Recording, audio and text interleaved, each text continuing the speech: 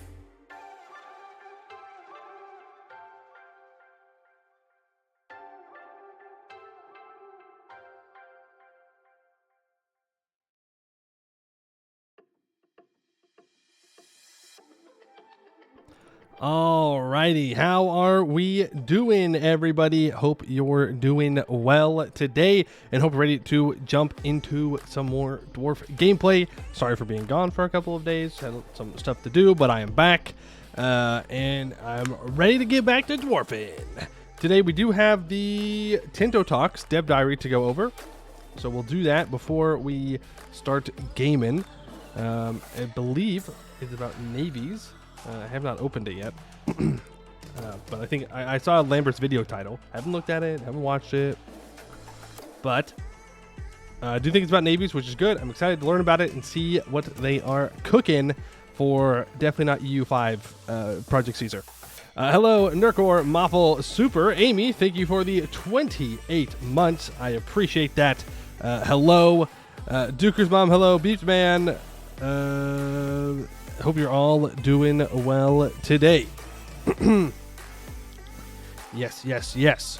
We get back to dwarfing. We get back to gaming, to Tinto talking, to all the great things. Great news. The women's soccer team has made it to the finals. So now all we need to do is beat Brazil. I believe in them. We will win. Also, the United States, up on top right now. How many gold medals do we have? 25. We have 25 gold medals, 33 silver, 32 bronze. We have 90 medals in total. Nobody else even comes close to the amount of medals that we have. And we're up by 1 for the gold medal total on China. So hopefully we can secure it. We can get the dub. It'd be great. Well, for us, if you're not from America, L. Sorry. Absolute L for you. But yeah, no. Everything is going well on that front. For sure. How have you all been over the past couple of days?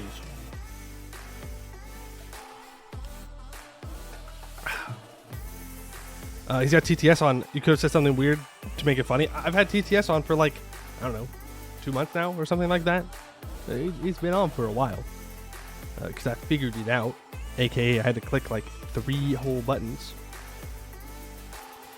You got COVID and flu shots and knocked you on your ass? Oof. Well, you know what? That's alright. Better in the long term, but yeah, that's a rough combo. rough combo. I mean, I don't know. I've never gotten knocked out by a flu shot, but the second COVID shot did hurt quite a bit. It made me very eepy. Very eepy. I mean, I'm very eepy right now, but in a different way. Where you kind of just lay there all day and you go, I can't move. I can't do anything. But better than getting COVID, because I also got COVID even after I got the vaccine. And that knocks me on my ass even harder. So, you know, considering that the vaccine made it much more bearable, I think I made a good trade-off. Hey, Modoxdad and Black God, how you doing? And Ikanaga, hello. Yes, we will be going over the Tinto Talk stuff. Absolutely. You got Chill Blaine, some sort of weird autoimmune swelling on your toes after a COVID booster. That is weird. And unfortunate. You never had COVID for real yet? Lucky you. I did. I mean, it was after like all the lockdowns were done, and then I went to a friend's house for a Halloween party, and I got there. L. Huge L for me, but it be like that sometimes. It be like that. But apparently cases are back on the rise again, which is unfortunate. So we'll see how that goes. Apparently there was some place in New York State specifically that just like outright banned wearing masks of any kind, which funny. Weird thing to spend time and money on. I'm going to be real with you. I feel like there's other things that your community might need, but hey, I don't live there. Maybe they really have nothing else to do. It's like, well, can you not wear a mask if you are like working outside, like weed eating or something? It's like, well, what are you supposed to do now? You just go without a mask? You're gonna just breathe in all that dust? L. What's a mask? A. What do you mean, what's a mask? What a dumb question. What a dumb question. Chili, when it's snowy, no balaclava for you. That's right. Simply suffer. Simply suffer. I don't know. I feel like that's when you know you're in a pretty alright community. It's if you have the time to ban masks. Well,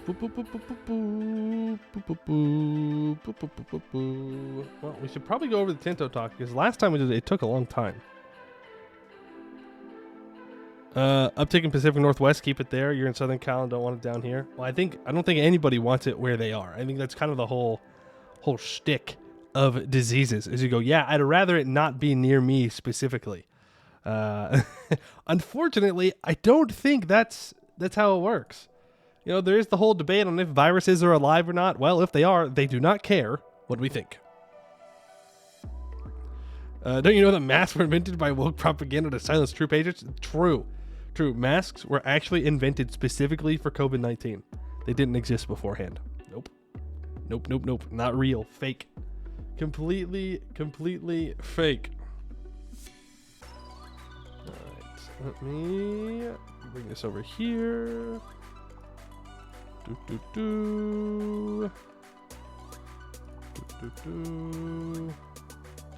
Are we gonna play the Schizophrenia Dwarves again? Yes, we will.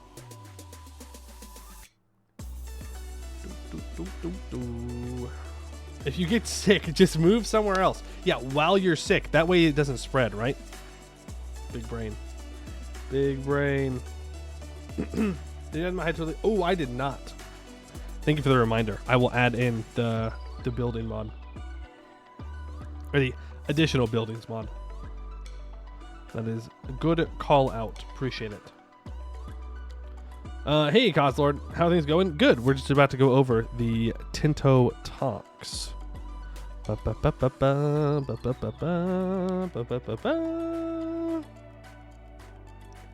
Global pandemic can't catch me. That's right. I'm pretty fast. I mean, I'm not as fast as those guys in the Olympics, but, you know, I'm pretty fast. I think I can outrun it.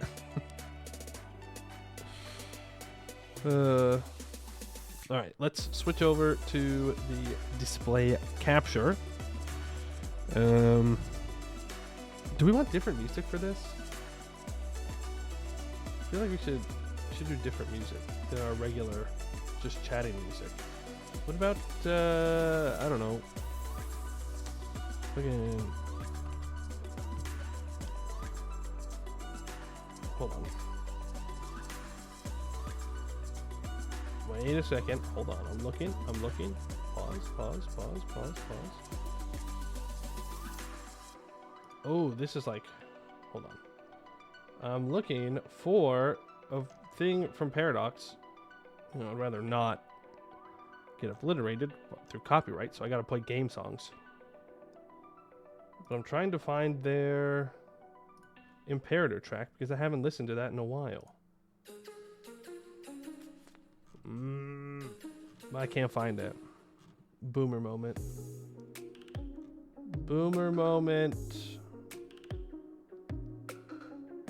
L. Alright, we'll just listen to this then. I'll be better prepared. Next week. Play some sea shanties.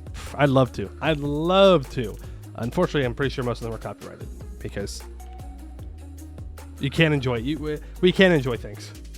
It's not allowed. It's illegal. Will anyone understand EU4 switch to EU5? I don't know. I would assume that they're going to finish EU4. We don't even know when EU5 is coming out. So,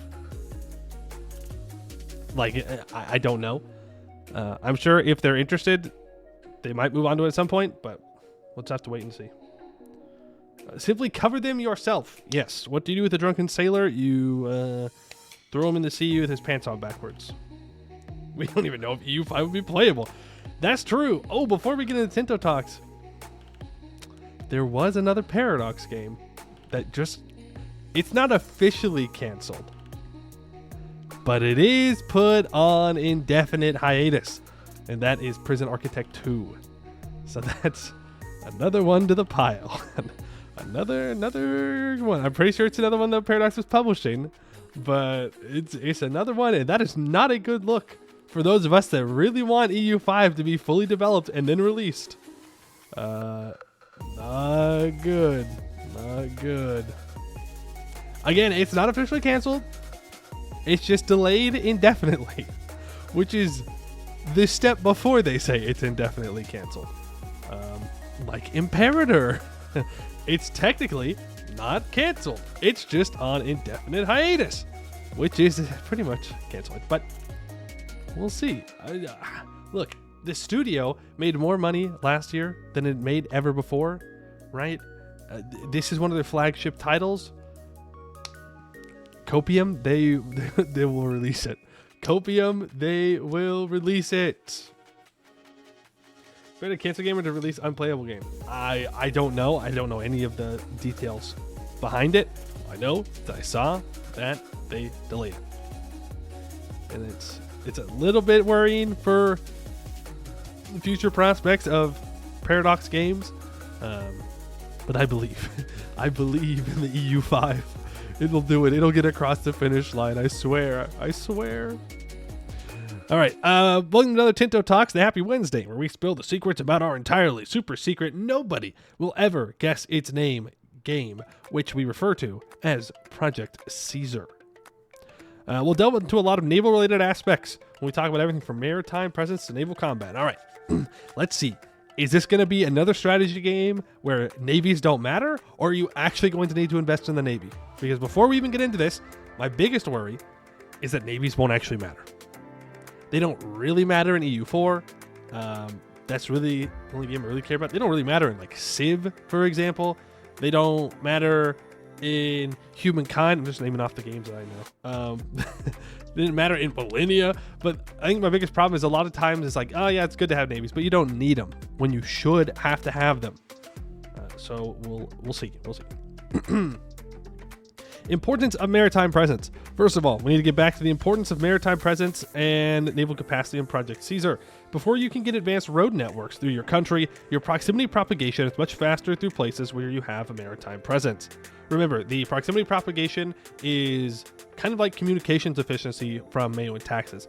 So it's how much control you have over a certain province inside your empire. Right, so think of it as a level of control, kind of like autonomy is, I think, the closest thing like EU4 it's related to. And the more better roads you have, and apparently the more maritime presence you have, the more connected it is, which means you get more benefits from those provinces. Any sea zone where you have no maritime presence or a location without any road network costs about 40 proximity to traverse through, which basically means you cannot propagate any control more than 3 locations away. Of course, there are things that impact your proximity cost per location, like topography, vegetation, development, and societal values as well. Okay, you cannot propagate any control more than 3 locations away. Okay, so I would assume it's like, it goes so 40, and then the next one's 40, which means it's at 80, and then obviously you max out at 100. I think this is really good for colonization. Right? Because it means that you can't just colonize into the interior immediately. I mean, I guess you can, but you're not going to get anything out of it. And we don't know how control actually affects colonization. If higher control for maritime presence means you can do colonization faster, we don't know. Yes, things reduce it, absolutely. But in general, it means that you can't just colonize into the interior without building and developing the infrastructure in order to further use it. Which is nice. I think it's good. Obviously, this is Sweden. The Heartland has some access, but the coasts are the most important to us. For a coastal sea zone, if you have 100% maritime presence, the base cost is 5 per location. If you have less than 100% maritime presence, it will scale the price accordingly. So at 33% maritime presence and you have no other modifiers, it will cost 0.33 times 5 plus 0.67 times 40, i.e. about 28.45. So this is the modifier. This is the modifier times the base. And then this is the lack of maritime presence times the maximum. And then you get 28.45. Quick maths. Lakes and major rivers are always considered to be 100% maritime presence sea zones for proximity calculations and market access calculations. Interesting. Okay. Always? I mean, River's OP, I suppose. I mean, that's true. River's OP, but I guess they really are OP. So building your empire down a river is a fantastic idea. Which, again, I mean, that makes sense. You know, that's kind of how it works.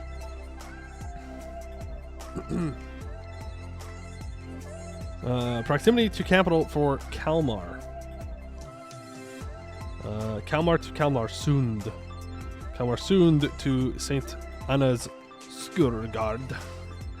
From St. Anna's Skurgard to Brovkin. I don't know if I'm saying them right. Okay. As you can see here, tracing proximity out from the Kalmar to the sea zone of Kalmarsund is a bit costly, as going from land to sea through a port has a higher base cost. Okay. This is severely reduced by the infrastructure and development you've built up in the location, as well as the natural harbor attributes that location has. Natural harbor attributes. Is this something they've... Okay. No, I was going to say, have they talked about it before? The answer is no. Natural harbors. This is something new for this game that we have not done before. With so many locations and such granularity, the mechanics emphasizing a deeper simulation, we had to start treating places differently, as there is a reason why certain places on the map are better suited as ports than others. This also explains why certain locations grew to be important places in history over others. The brighter the green, the better the harbor can be.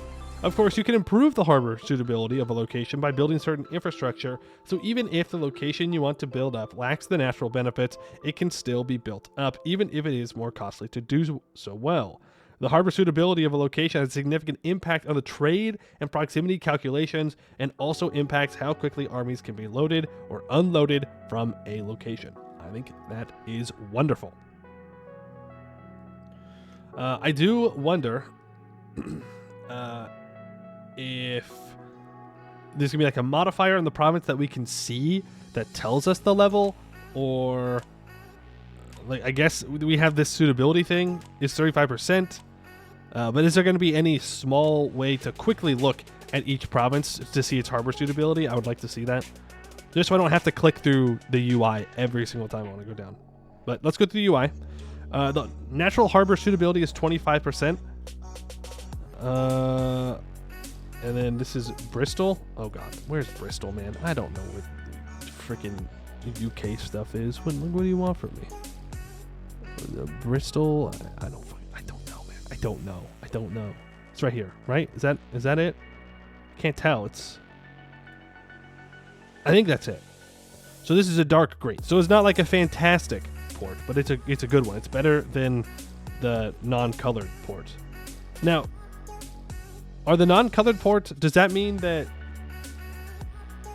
you can't have ports there, or that they're just not very good?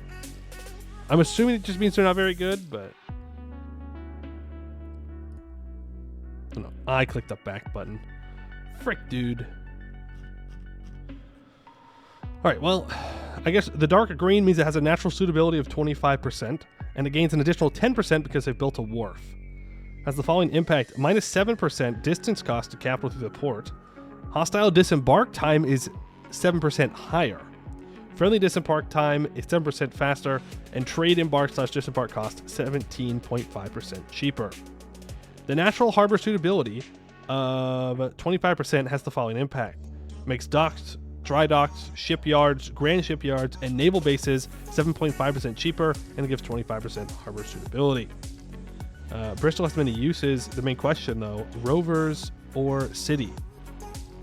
I don't know. I have no opinion on that. You have a port on every coast, but green has a bonus. Idea: make river barges a producible good to improve the benefits of rivers and lakes. Yeah, I mean,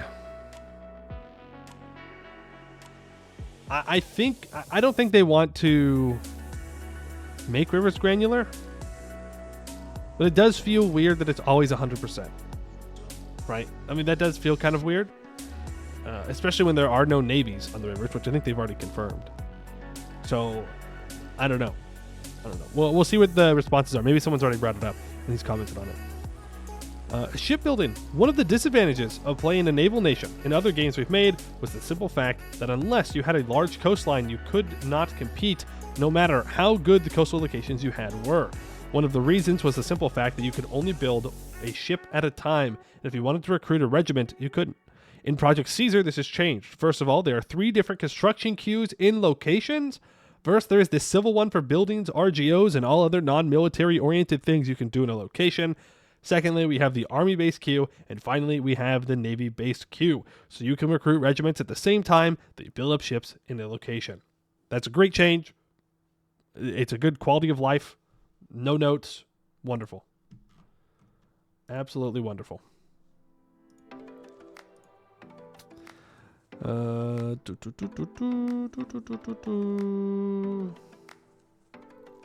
was I? There.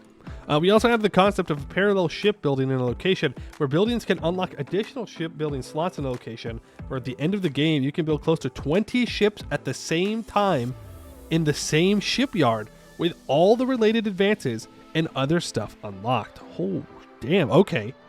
So you can build multiple ships at the same time? So you can actually have like a real naval base where it's not just like, yes, I will build one cog at a time, please. And of course, we have the Venetian Arsenal, which can be found in Venice. It gives the following benefits to the location: plus 200 monthly sailors, plus 4 shipbuilding capacity, and can build ships here. Yes. The required production method. So I guess this replaces the unique building of Venice in the capital that increases the parallel capacity of shipbuilding by 4.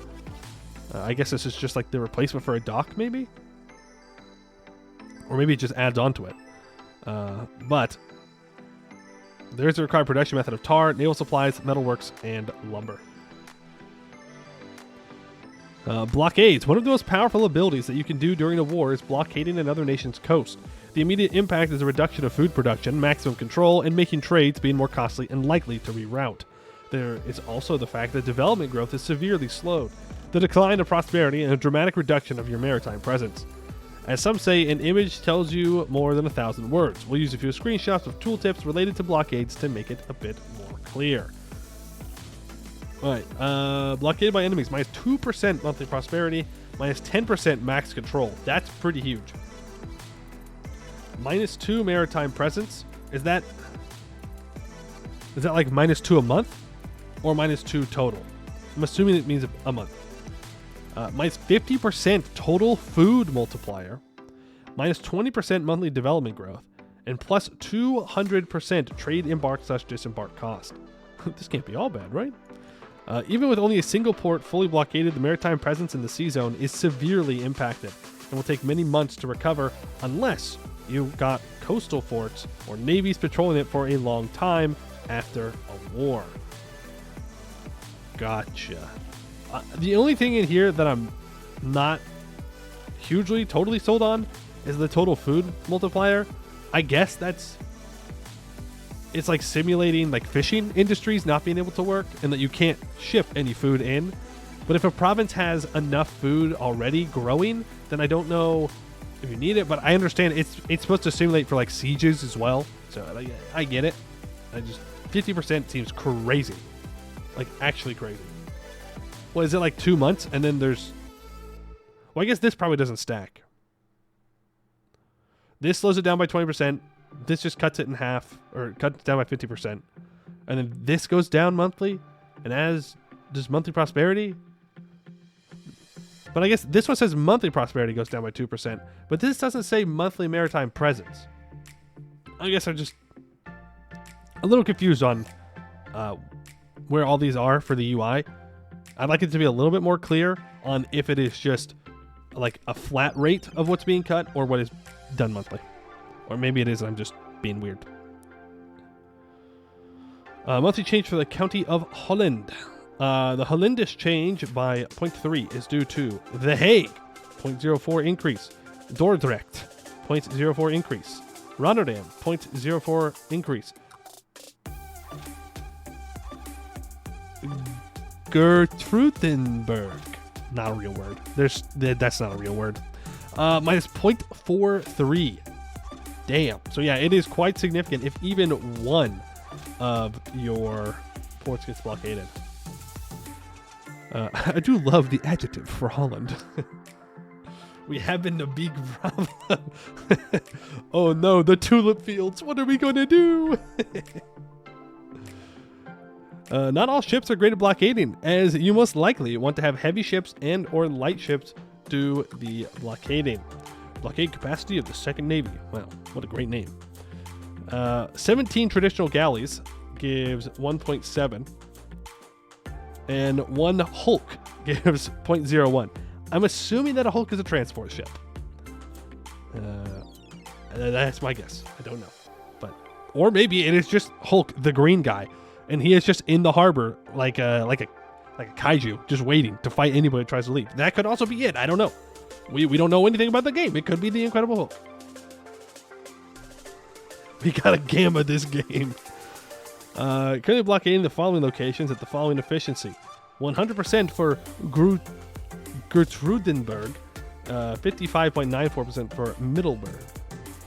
This type of Hulk doesn't smash. Alright, fair enough. If I get to make a Hulk joke, they get to make a Hulk joke, okay?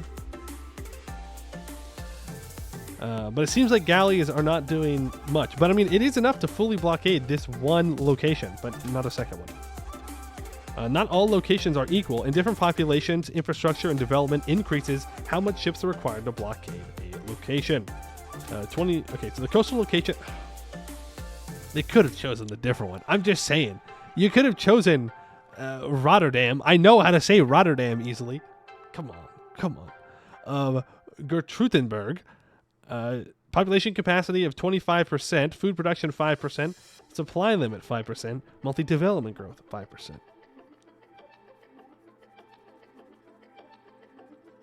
What is this showing us, though? Like, is this... Are these just, like, modifiers for the province in general? What's determining these things?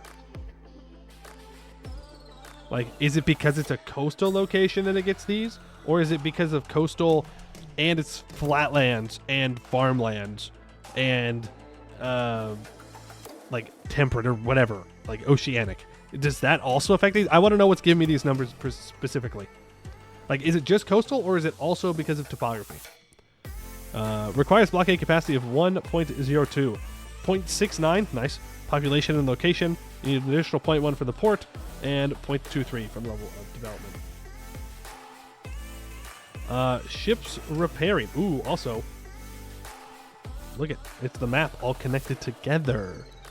I know that there's someone on the Reddit that's putting it all together, but this is the first time they've shown it like this. And boy, oh boy. You really get a feel for how tiny the province or the locations in the HRE are. You're looking and go, oh, damn, it gets kind of small in here. Ships repairing. Every month that a fleet is in a sea zone that is not adjacent to a friendly port, they will start taking attrition. That attrition is increased dramatically if the fleet is outside the naval range. This attrition creates a chance for ships to be damaged.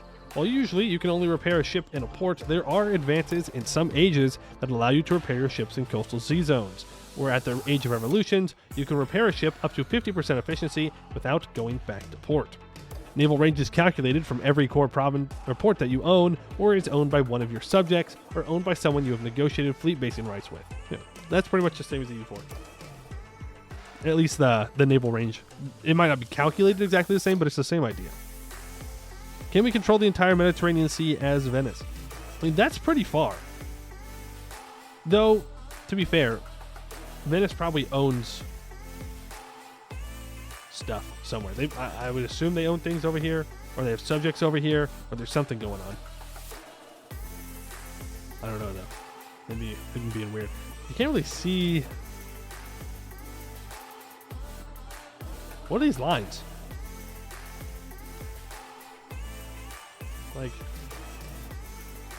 what are all these lines that we're seeing everywhere? Is it just like a visual bug, or does it actually represent something? Because it looks weird. I don't like it. I don't like it. I'm hoping it's just a UI bug, because it looks weird and you can't read anything around. I gotta admit, I'm not a huge fan of how this map mode looks. I don't know. Maybe it's because it looks like a a paper map behind it. It doesn't look like it fits, right? Maybe I'm being weird here. But it looks like it's been overlaid over the map instead of being a part of the map. Like, it looks like it's 3D. Like, the actual colored in is 3D. I don't know. There's something about it that's off-putting to me. Like, I wish it looked a little bit more flat, if that makes sense. Hey, Emmy Goodman, how you doing? Golden Horde be fun to crack, unless we bring back the Mongol Empire. Let's go. Transporting troops. Ships in Project Caesar all have the capacity to transport regiments. Thank you. The transport capacity of a ship is not measured in regiments, but in the amount of men it can carry. Usually, the transport ships are far better at carrying regiments, but other types of ships can carry some as well. We also have automated transportation similar to EU4 to make moving armies around the world less painful. All right, good to know. So in an emergency, you can load your ships onto your light ships, onto your galleys, onto your heavies, and Dunkirk them out of there. These are whether it's embossed or embedded. Yeah, I guess that's a good way to put it. It looks like it doesn't fit here. Like it's been overlaid on it. Like it's not, because we can see the lines. But I don't know. I don't like it. Don't like it. Makes it hard to look at. Makes it hard to see exactly what's going on. But combat. Okay, here's the next big thing. Naval combat. In a naval battle, there's no separate bombardment phase, as most ships have guns, and they tend to want to use them constantly. Otherwise, they work similar to land combat, in that you have different sections, but the individual ships you have will fire upon each other. When it comes to the actual combat algorithm, ships work a bit differently, as there is no combat power or amount of soldiers fighting to consider, but instead, ships have an amount of cannons and hull sizes. Cannons are the offensive value, hull size is the defensive. Okay. That's the same thing as EU4. Types of ships. There are 4 different categories of ships. Heavy ships, light ships, galleys, and transports. Okay. In each category, there are at least one ship in each age that can be researched, but there are also many unique ships that can be built.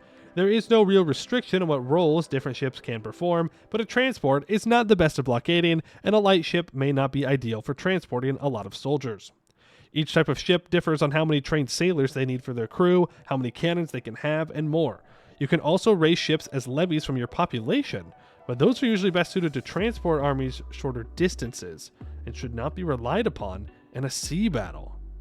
You can raise ships as levies from your population, usually best suited to transport armies shorter distances and should not be relied upon in a sea battle. Interesting. Okay. So work in progress UI, but here's a unique galley for Aragon, 2 more guns, 1 more hull, but need 30 more sailors. And there's also an early Iberian caravel, which all the Iberian countries may build. Stay tuned. Next week, we will talk about how colonization works. All right, it's a big one. It's another big one next week. Well, look at this. So the Catalan galley, 10 cannons. I can't click on it. 10 cannons and 7 hull size. For the Catalan galley, the traditional galley has 8 cannons, 6 hull size. So the Catalan galley is better, though it does cost twice as many sailors. Something to consider. The early Iberian caravel has 4 cannons and 4 hull. And the Hulk has 3 cannons and 9 hull. Costs 40 sailors. Now I'm seeing this gold next to them. Is that the build price for these ships?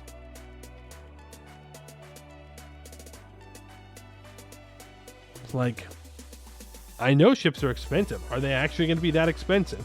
Is it going to cost me almost 400 ducats to build a transport ship? Because that's kind of crazy. That is kind of weird. It looks like the cost is probably a mix of... No, it looks like the cost is mostly based on hull size, which I guess makes sense. But the transport has a 9 hull size, 388. And the Catalan galley has a 7 hull size and is 301. But in total, with 10 cannons and 7 hull size, that's 17. That's 301. And then this one is only 12 with 3 cannons and 9 hull size, but it's 388. There might be more money. True. I guess we haven't really seen what your income looks like. Yeah, I'd like to know a little bit more about how this cost works. And I guess it also depends on the availability of resources that you have in your country. I don't know. 40 gold per hold size? All right. Let me go grab some more water, and then we'll go over the comments.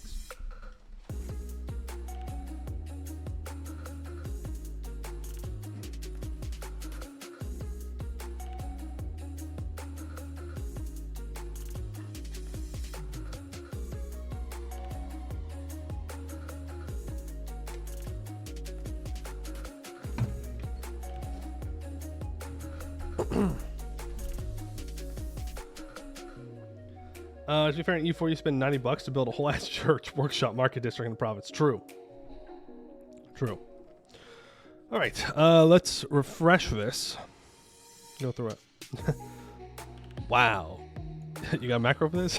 Okay. So there are still types of ships from EU4, heavy, light, galley transport. Will Project Caesar have flagships? Never liked the flagship stuff.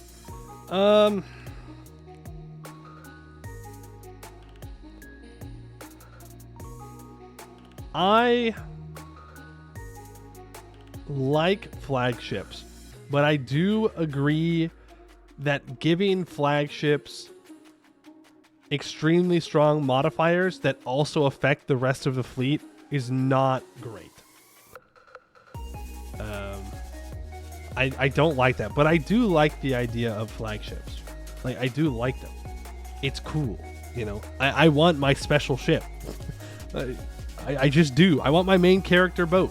But I don't know, like, what's the point of having a flagship if it doesn't give any bonuses? I don't know. I mean, maybe it could just be that that ship is stronger than all others. I think that's fine.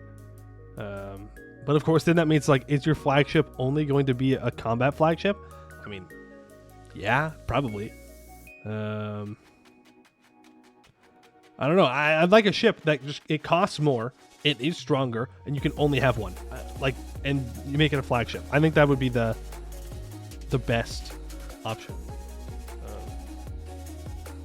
I don't have anything right now. I'm gonna come back to this one after stream and probably leave a comment. Will naval doctrines be a thing? That is a law. Okay. There will be Tinto maps feedback this week. Okay. When it's ready, there's your answer. I feel like I am going to be only ever building naval infrastructure in the best possible spots now, or just say screw it and dump all the money into a every province a port approach. No, so I mean, the closest thing that I can compare this to is it's Mayo and taxes, right? I mean, I've done a couple of playthroughs in it.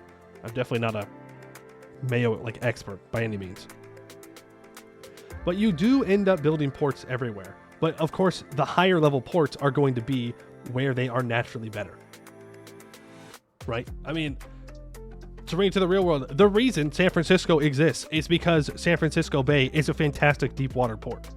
But that doesn't mean that the rest of the state of California doesn't have ports, right? Like, you're gonna have the main one, sure. And where the main one is probably where you want your market. But that doesn't mean that you're going to just all of a sudden have no ports anywhere else. And you're not going to want to invest in every port to the fullest extent because it's not worth the money. So it's a balancing act. But I don't think that's a good way to think about it. You need to invest where you're going to get some kind of, like, payback. LA's a massive port too. Yeah, LA, San Francisco, Seattle, and then Portland, surprisingly, also has a decent port. It actually goes up the Columbia River. 100% access, as we know. So, yes, there's a port in LA, a very large port.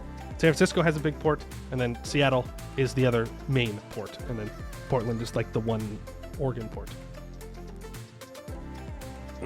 It's also an incentive to take over specific provinces. Right, exactly. So, like, are you going to want to max out a port in one of the like the black coastal provinces that don't have any bonuses? No, probably not. But you may if that's all that you own, right? Like, yeah, sure. If I own, if I own the best port in the world, yeah, of course I want to invest in that port. But that port doesn't really mean as much if I don't also have smaller ports elsewhere to get control over. I just think it's gonna be something we have to feel out. We'll see how it goes. Hey, Maxi Zone, we are reviewing the diary. Yes, we've gone over it. Now we're going through the comments. You're telling me a place named Portland has a nice port? I know, believe it or not. Believe it or not. Do rivers have separate tiles which subdivide them, so you have to pay multiple times if you want to connect your territory in the Switzerland with your territories in the Rhine estuary in the Netherlands, like sea zones? Yeah, that's a good question. I guess it was a follow-up question to a question. But are rivers subdivided? Are there different lengths of the river where you have to pay more to travel to? Or is it, I get on the Rhine and I get 100% access through the entirety of the Rhine? And then how does that work with estuaries? Like, well, I guess it wouldn't really matter, right? Because the estuaries probably aren't going to be counted in that, but is it one or is there different sections? Because I think they should probably have different sections, but again, like ships aren't going to go on them, so I don't know. I would like to see the answer to this.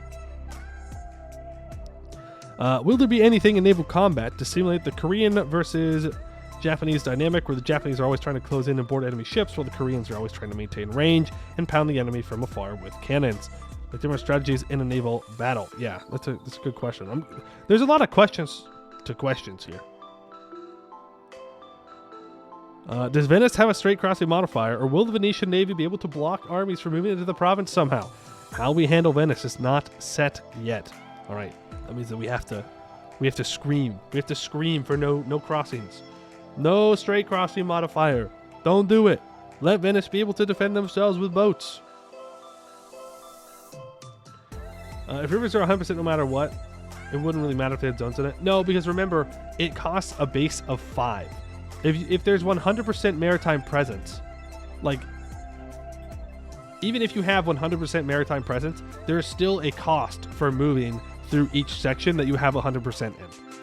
So if an entire river is only one section, then that means that you can go all the way down the Nile and there's no representation of moving down the Nile, because it's what's supposed to simulate is like the time and effort it takes to move areas and how safe it is. And so what, it's an entire river just like that's it? Like, you're telling me all of the Amazon is just I can just move through it easily? So I do think the idea of splitting it up is good. This has Mayo written all over it. Not play Mayo, but Alderon worked on it, and Gigao is one of the people I'm talking most to in the community, and all his team, of course. I've talked to PXCons, Mizell, and others. Yes, I mean, this is definitely, Maritime Presence is taking a lot of inspiration from communication efficiency, whether Johan knows that or not, which I think is one of the best parts about mailing taxes, is communication efficiency. Before you can get advanced good road networks through your country, your proximity propagation much faster through places where you have maritime presence. Will there be a difference in how this calculation works for control versus markets? A well-maintained and fully staffed post road can deliver important messages very quickly, competitive with sea travel, but this pace isn't viable for bulk goods, and even if it was shipping, is vastly cheaper than a wagon train. Goods is greater than all, as goods equals taxes. Ooh, I do love taxes. I do love the people paying me taxes. Home Navy tradition will matter a lot and be hard to get and maintain, so a landlocked country can't just conquer a port, build 50 heavy ship doom stacks, and be lord of the seas. It's hard, he says. All right. Will automatic transportation be adequate, unlike EU4, where it's completely dysfunctional? What's the problem with EU4? I definitely wouldn't say it's dysfunctional.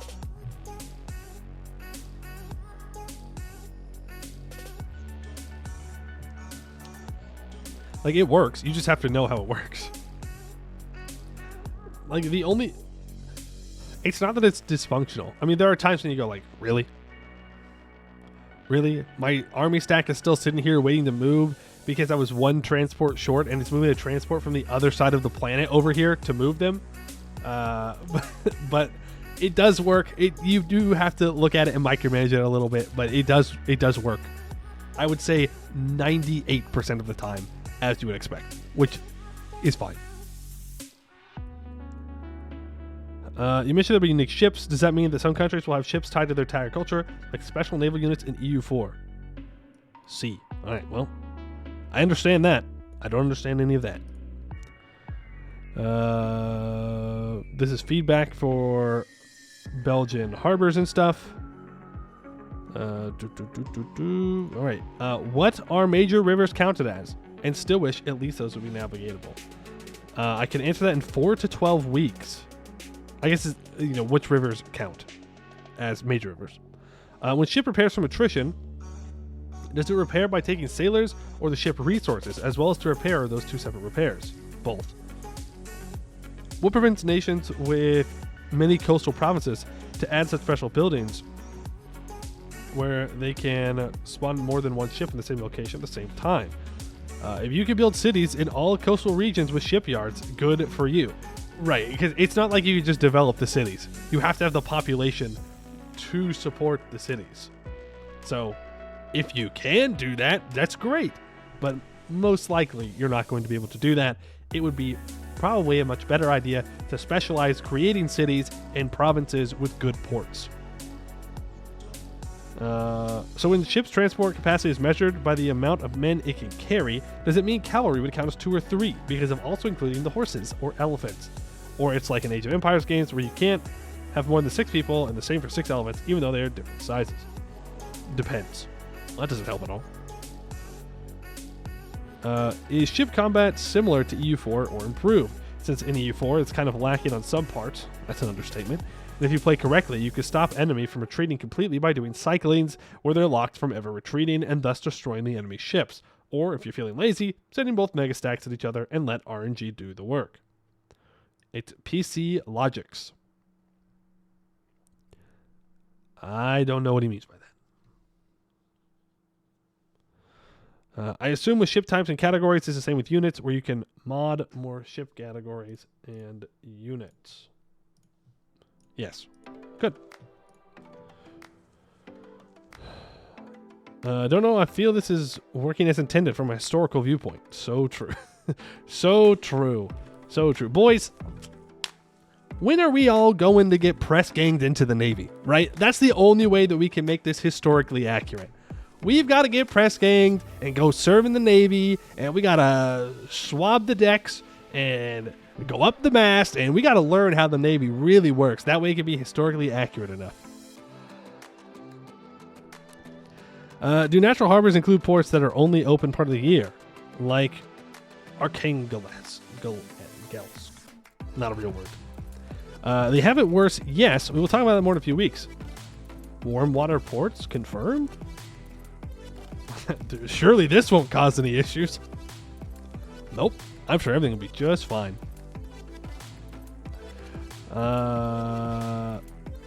Cool, we can't wait to commit some. Whoa. We call it he-hooing. Peaceful colonization and integration of natives. By the way, you add a button in EU4 to clean the entire province of natives. Please let it return. No. Wow. Great take. The fact that you can click a button and all of a sudden everybody's gone.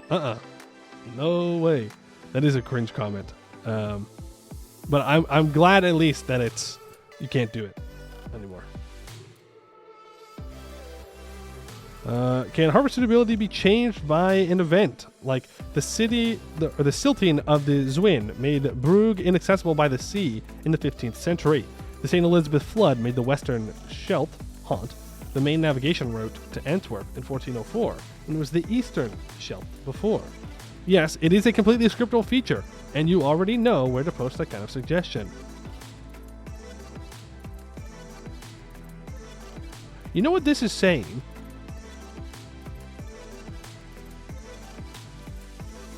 I think this lends more credence to the idea that we might possibly be able to change the topography of locations.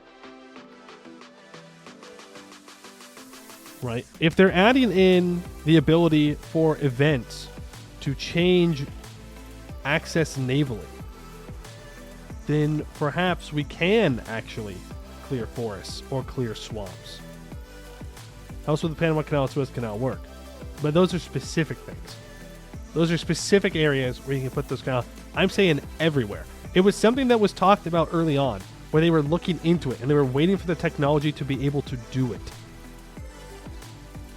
But like this makes Brugge inaccessible by the sea in the 15th century. That means it's changing. Either they just... so the two options are either they slap on a modifier that says, no, you can't have a port here, or it changes from a coastal province. It's no longer coastal. So I don't know. We'll see. But I do like the idea of like representing deforestation of the countries went through, right? I mean, that's why people had to keep colonizing. They had these large navies and they were running out of old growth forests. And so they went and they took it from other places, brought it back home, and, you know, kept building more ships. I think it would add a lot to the dynamic parts of the game. We go to Brazil. We take the wood. When we waiting for technology, that's what they said. They were waiting to see if they were going to have the technology for the code to be able to represent that. That's all I know. Like that's what was said.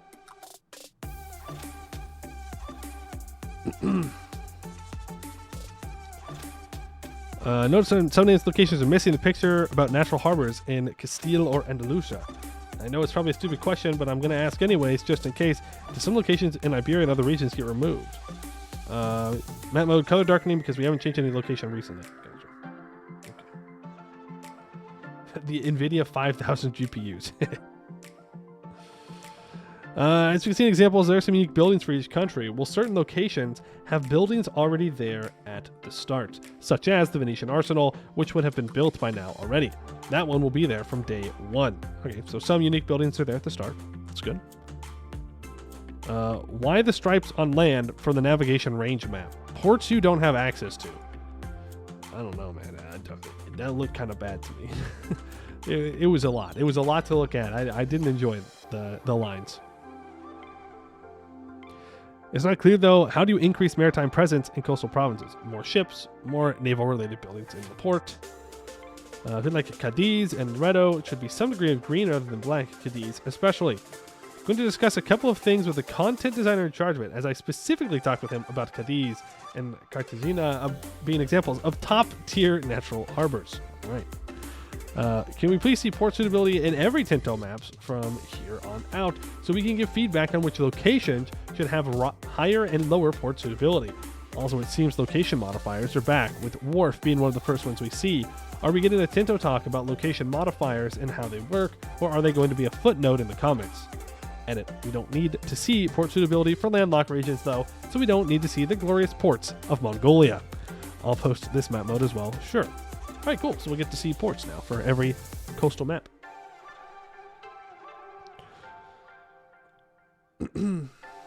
Cartagena is being a major strategic port since Carthage to this moment. Oh, wow. All right. Image one place being blocked while the others were not. Can you explain better how that works? Are those different sea zones or different ports? If they're different ports, how do you blockade them? Blockade one, but not the other, same sea zone. A fleet pick them on what we can block at the same time logic. I guess it's just saying that, like, if you're in the same sea tile, why are you not blockading somewhere else? Because I guess maybe you focus on blockading one port before another port, even if they are in the same sea zone. Is that what they're asking? Because that would be good.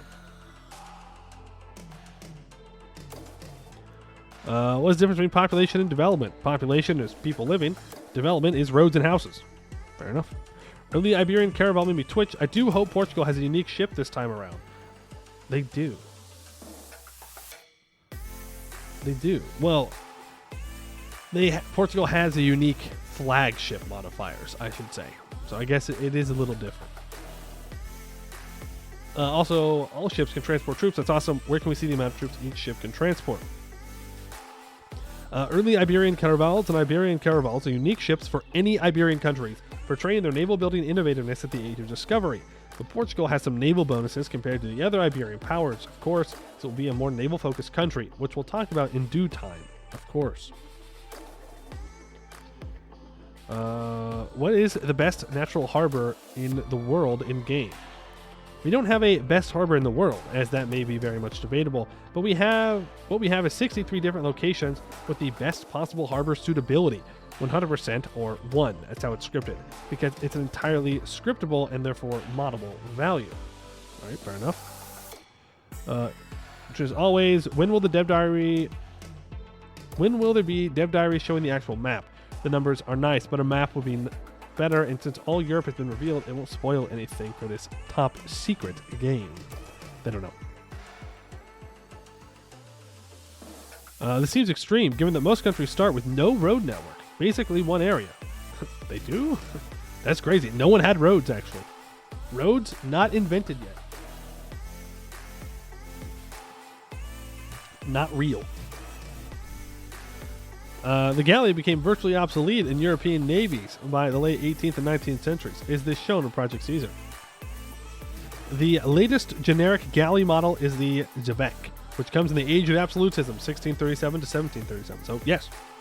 Galleys do, in fact, fall off, as they should. All what leads to Rome? All the sea lanes lead to Rome. Does location size have any direct or indirect impact on how much proximity it costs to traverse? Or to put it another way, would a high location density be a detriment to asserting control and low density a boon? High density has no direct impact, no. How can that be true, though? Like, if every location you move through costs a certain amount of proximity, then the logic would follow that it would be a detriment to have a bunch of small small locations for the purposes of proximity. Right? Like, am I missing something here? Am I reading this wrong? If each one costs, 5 to go through, then having two larger provinces or locations next to each other only costs 10 to move through, but if there's 3 of them, they cost 15. I don't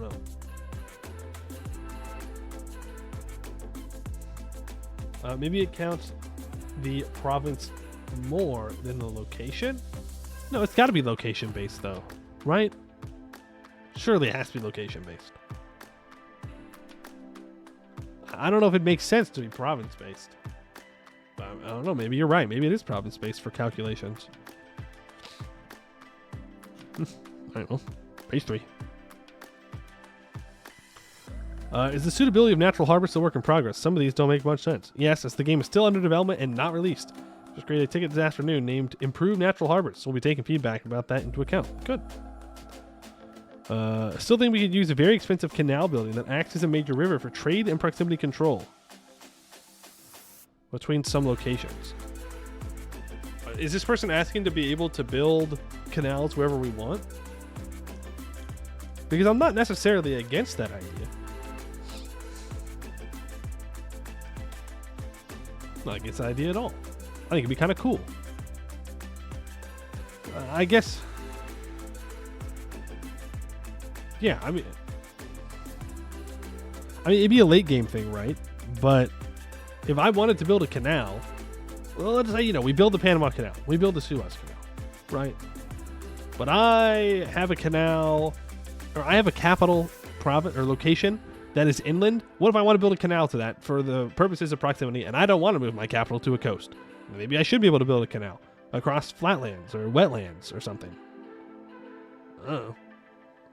Maybe.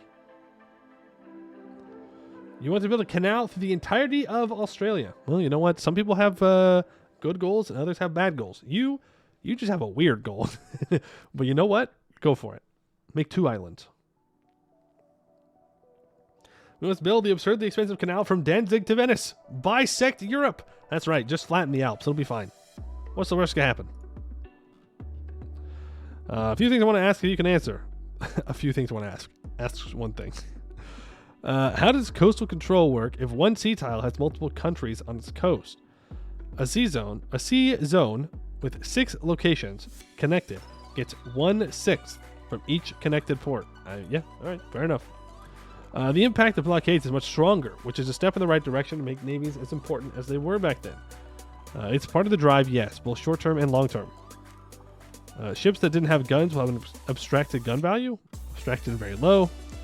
Seeing the map changes, will places such as Puerto Rico have enough granularity in the province to demonstrate the importance of its harbor and forts? I think they mean location. We haven't seen the New World yet, but I'm curious on what the approach would be in the Caribbean in the game's timeline. There's more than one location in Puerto Rico, and at least one of those has very good harbor suitability. Okay, I take it back. Maybe it is a province. Maybe it is multiple. Interesting. I mean, that's good. I mean, Puerto Rico's not that big of an island. So the fact that it has multiple, I would assume 2, but I don't know, maybe it's 3, means that we may get some granularity in the New World, which is good. I mean, I was a little worried, and I guess I still am, that it's very much going to be just like it is in EU4, where every province is massive and huge and just takes up so much space, except in like Mexico, where it's a little bit more granular. So yeah, that'll be good. That'll be good.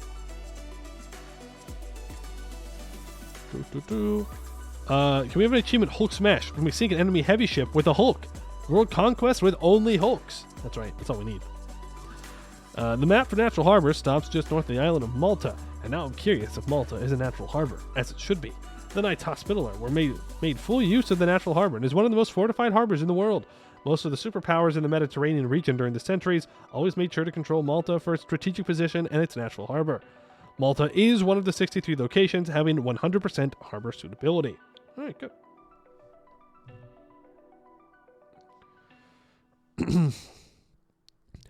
Can natural harbor change over time, for example, to simulate the decline of Antwerp and the rise of Amsterdam afterwards?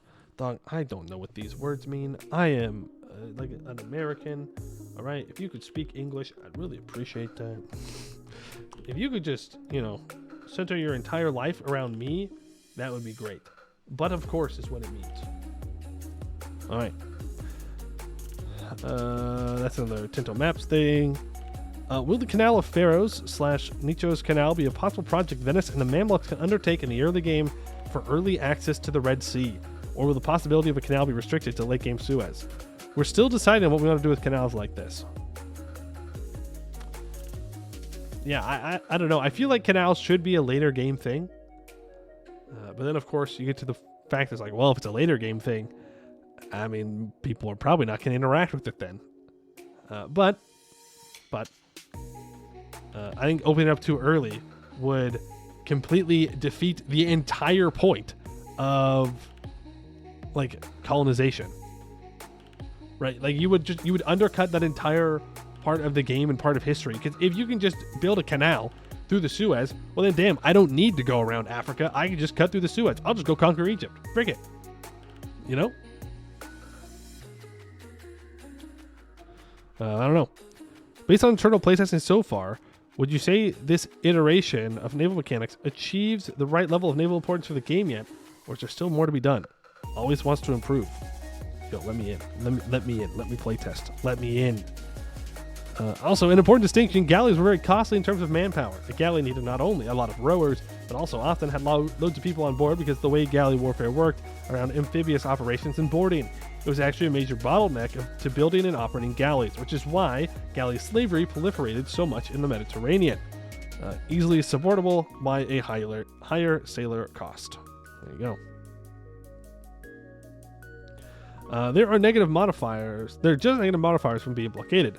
I somehow assumed that a blockade would actually blockade/stop movement of goods to that area. Like for instance, why would food be affected in an area that is self-sufficient on food production?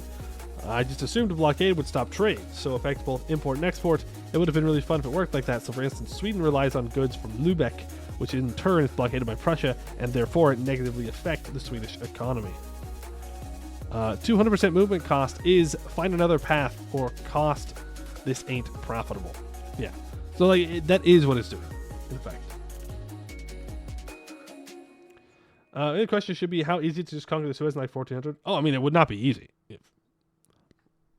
It would not be easy at all. Like, you know, you have to go take it still, but it would be easier to, you know, make a deal with whoever owns it, unless they're hostile to you, right? Then it still pushes you around. But I feel like adding in the canals too early would feel weird.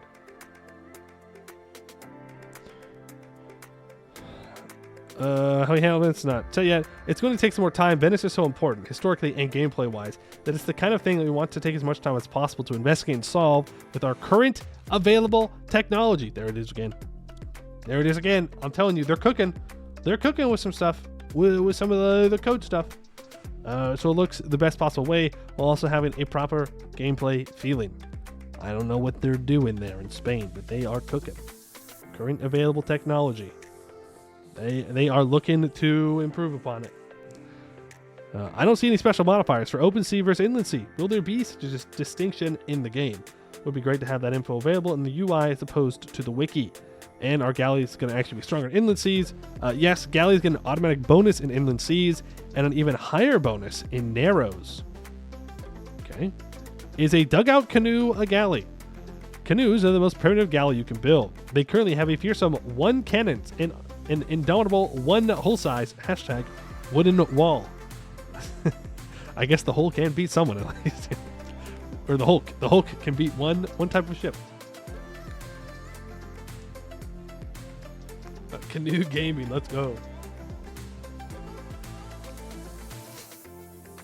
Do you see a mechanical difference between joining actual large navigable rivers with canals and joining actual oceans and seas with them? Yeah, I mean, it will help you with your control propagation, right? If you don't have to go through provinces, if you can, you know, if rivers are always 100% maritime presence, so you always have the best control there that you could possibly have, then if you can build a canal that connects the ocean to that river, and then that river can have a canal to connect to another sea tile, then you can have your control spread all the way down much faster and more effectively.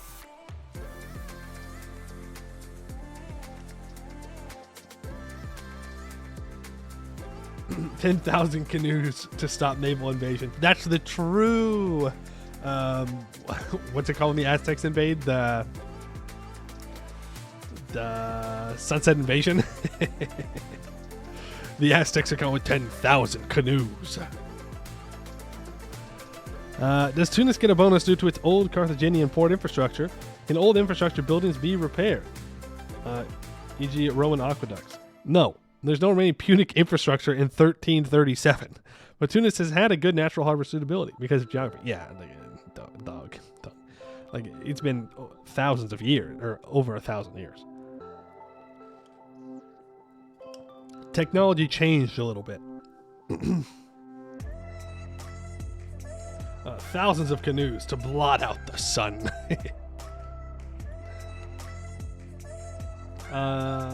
One thing you'd like to see late game is the development of inland ports like Detroit and Wuhan. Right, it's gonna be canals, right? Canals are gonna make that possible. Great Lake canals for Detroit. I don't know enough about Wuhan. I'm assuming that if it's inland, then it's got to have a canal somewhere to something. But yes, absolutely. I would love to see that happen later in the game, is that you have new places where cities can start to rise up and you can start to invest in them.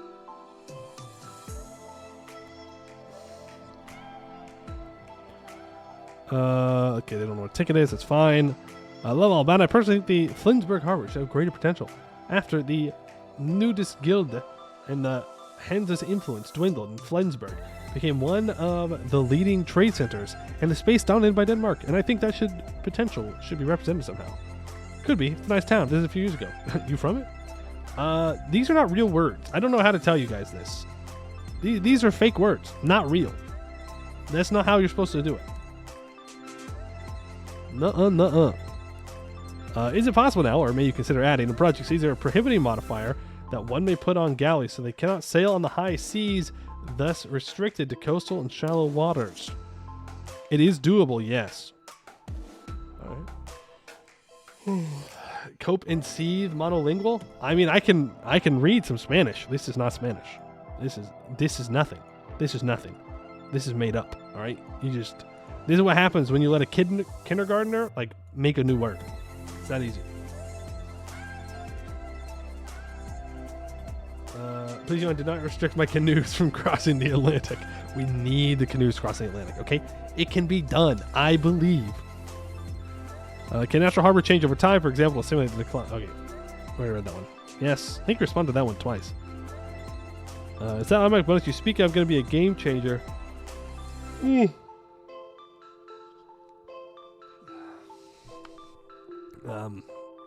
The automatic bonus you speak of is going to be a game changer to the point it's going to make galleys overall better in a fight than lighter heavy ships until like the mid 17th century, which is a small negligible effect. It's currently 25% in the inland sea, 50% in narrows. Galleys are naturally weaker than other warships of the same age, but they will likely win in a one-on-one fight against light ships with those modifiers. Nothing can beat a heavy ship in one-on-one, but having those modifiers in your favor will certainly give you a fighting chance if you have several galleys. Heavy ship supremacy. That's right. Get out of here with your stupid galleys. What are we, Romans? No. We are big boys around here. We have sails, we have big guns, and we win. I don't care about galleys. Get out of here. Boo. L. Terrible. I spit upon galleys. No flagships and separate mechanics. Good, but will admirals be ghostly commanders, ever present on all ships? Or will there be a designated flagship, which when sunk in combat has a chance of killing the admiral? I think personally for the ghostly commander. The admiral is a ghost, yes. I mean, I don't know. Like, if you're gonna have that, you need leaders for your armies, right? You do need them. I don't know why your combat navy should not also need leaders, like there on the ships with them. It kind of feels like one of the things where it's like, well, navies aren't actually as important because you don't have to commit leaders to them. Again, it might just be that they want to avoid leader bloat. They don't want to have too many leaders in the game. But I don't know. Building ships uses lumber. Yes. Crazy. Crazy. Seeing Brittany, my homeland, with such good ports, who can even compete with Constantinople, makes me happy. Brittany is one of my favorite starts to try. Also, for some reason, it always makes me hate the English and the French. Yeah, I wonder why. Starting as Brittany in 1337 will make you hate both the English and the French. Weird. I believe the correct term in English is Hollandic, not Hollandish. Oh, but love that you changed it from Dutch, which is a massive improvement. We'll see if we used well done. Okay. Population and location increases the amount of ships needed for blockading. What's the situation in China going to be like? You need more ships. Wow, crazy. Can harbor suitability be changed by event? Yes. Alright, look at that one. Will there be piracy in the game? Raiding, pirate republics. Also, we need someone to build ships. No. Yes and yes. Okay. So there are going to be pirate republics. There is going to be raiding. Is raiding going to work like it does in EU4? Please no. Please no. Or at least let me automate it or something.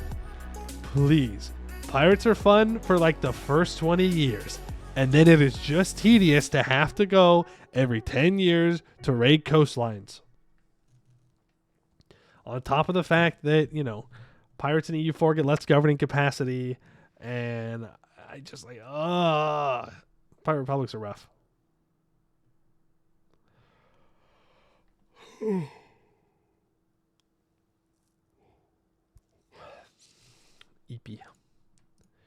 EP, bro. EP.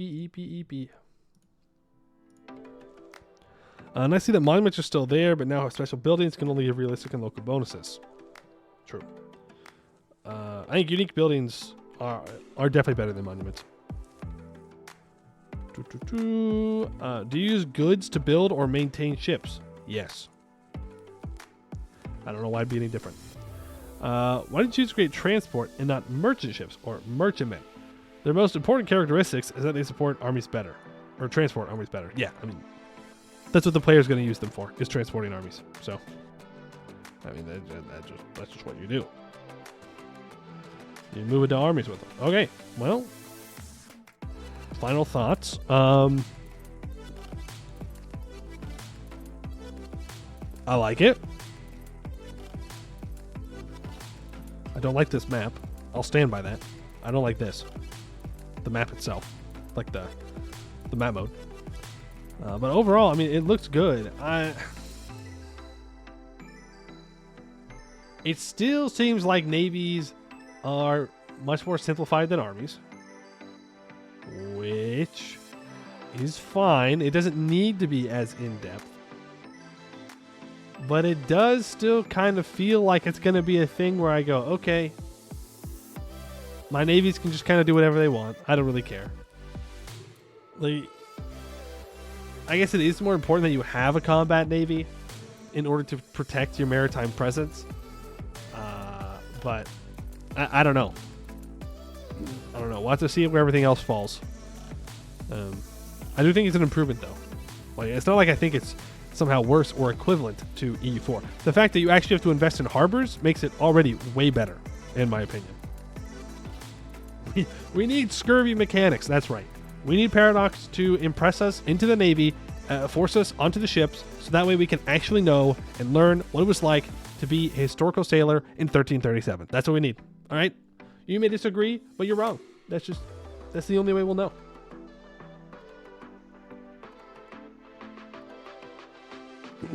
Final thoughts. Lake boats for dwarves. Yeah, I'm down with that. I'm always down for more lake boats. This new game a hybrid between EU4 and CK3. No, it's the evolution of EU4. It's EU5. They say they don't know what it is. We know what it is. It's EU5. Like we know. We know what it is. It does bring in aspects from other Paradox games, which is great. It's something that I wish they did with other games. The idea that you should not use good ideas from your other games because you don't want to like cross too many wires with them, I think is very foolish. If something works, why not use it? But yeah, it's EU5. For sure. I hope it doesn't bring in stuff from other games, like getting canceled. True. Hopefully they leave that part of it somewhere else. That would be perhaps not so great, in my opinion.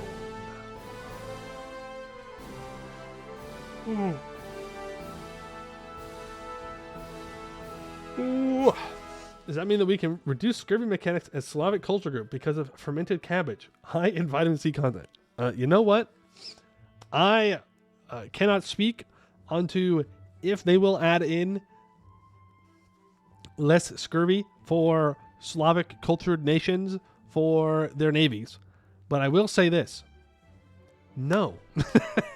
I don't think they're going to do that. Tired already? I woke up tired. I go to bed tired, wake up tired. I'm always tired. Always. Oh.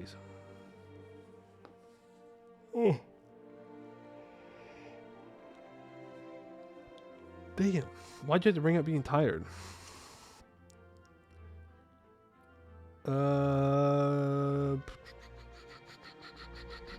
Want something like Hoi 4 navies. I have heard good things about Hoi 4 navies. I don't know how they work. Again, I've never played Hoi 4. But I have heard good things about it. Maybe. Checking you added and loaded the building UI mod. No, I didn't. No, I did not. Even after being reminded.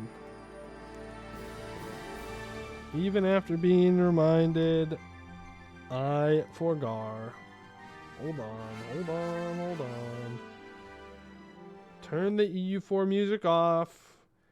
Cancel. Okay.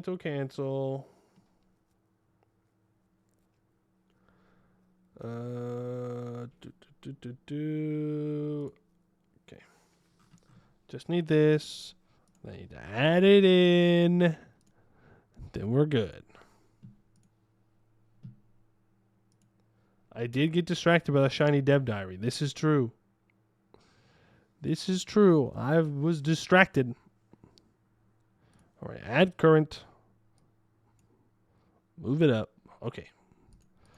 We should be good, and it shouldn't break anything. And if it does, well, then I will take a nap. I'll go take a little eepy nap. In Project Caesar, boats will cost pops, right? Raiding should add sailors. Maybe. Yeah, if you want to press gang people, I suppose that works. Or press them into service.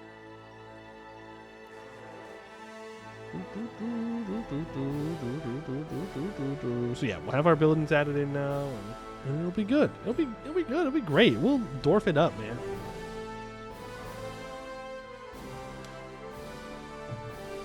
If you weren't here for the last Dawi stream, we got through the religious disaster, so we flipped to Dwarven Pantheon, and we have gotten through the Horde Curse. So we're good to go on that front. We were only like 5,000 ducats in debt. We're still getting some of our monopolies back from the estates for pre-Horde Curse, but we are doing all right now, and now we can actually focus on, well, honestly, probably into just going into another disaster. We're going to be honest. But we can hopefully start to expand our economy more and actually start making money, because we were not building manufactories or anything because we wanted to save up for the Horde Curse.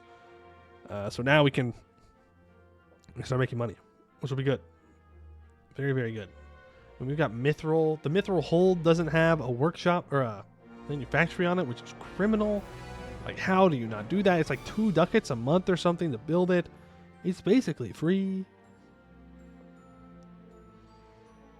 Special features mod pack. We have access to every Dwarven mission tree, and we also have the Dwarven Knowledge submod, which just adds more content for dwarves.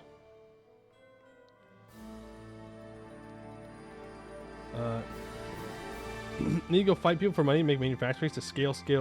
Yeah, I mean, we could do that. Was the impressment of Americans by the British one of the main reasons for the USA joining the war? Yes. Did not appreciate that one very much. Did not appreciate our people being stolen like that. Ironic, considering what the United States was doing at the time in 1812. A little bit hypocritical, but didn't appreciate it very much.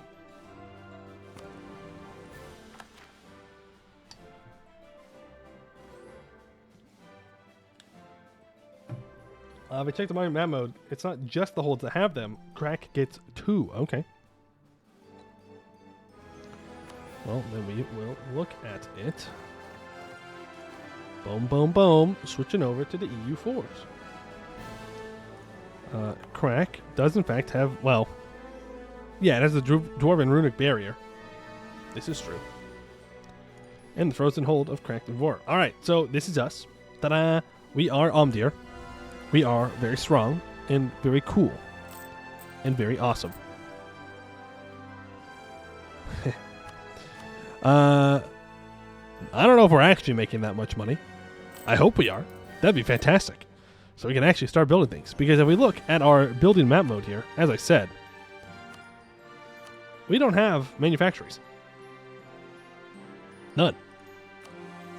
0. Nada. Zilcho. If we look by trade good, $283 a month. But yeah, we are good. We have 5,000 ducats of loans. We could go for the 2% loans, the cheaper merchant ones. So we will probably end up doing that. But I don't want to do that until we get some of our monopolies back. We still don't have our monopoly on textiles and glass back. I do want to see, where do I have textiles and glass?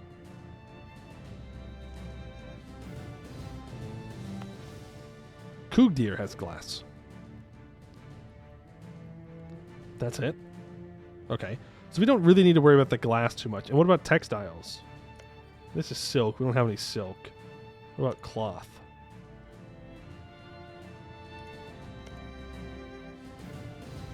Don't have any cloth either. Oh, I do. I have one cloth province where the dam is.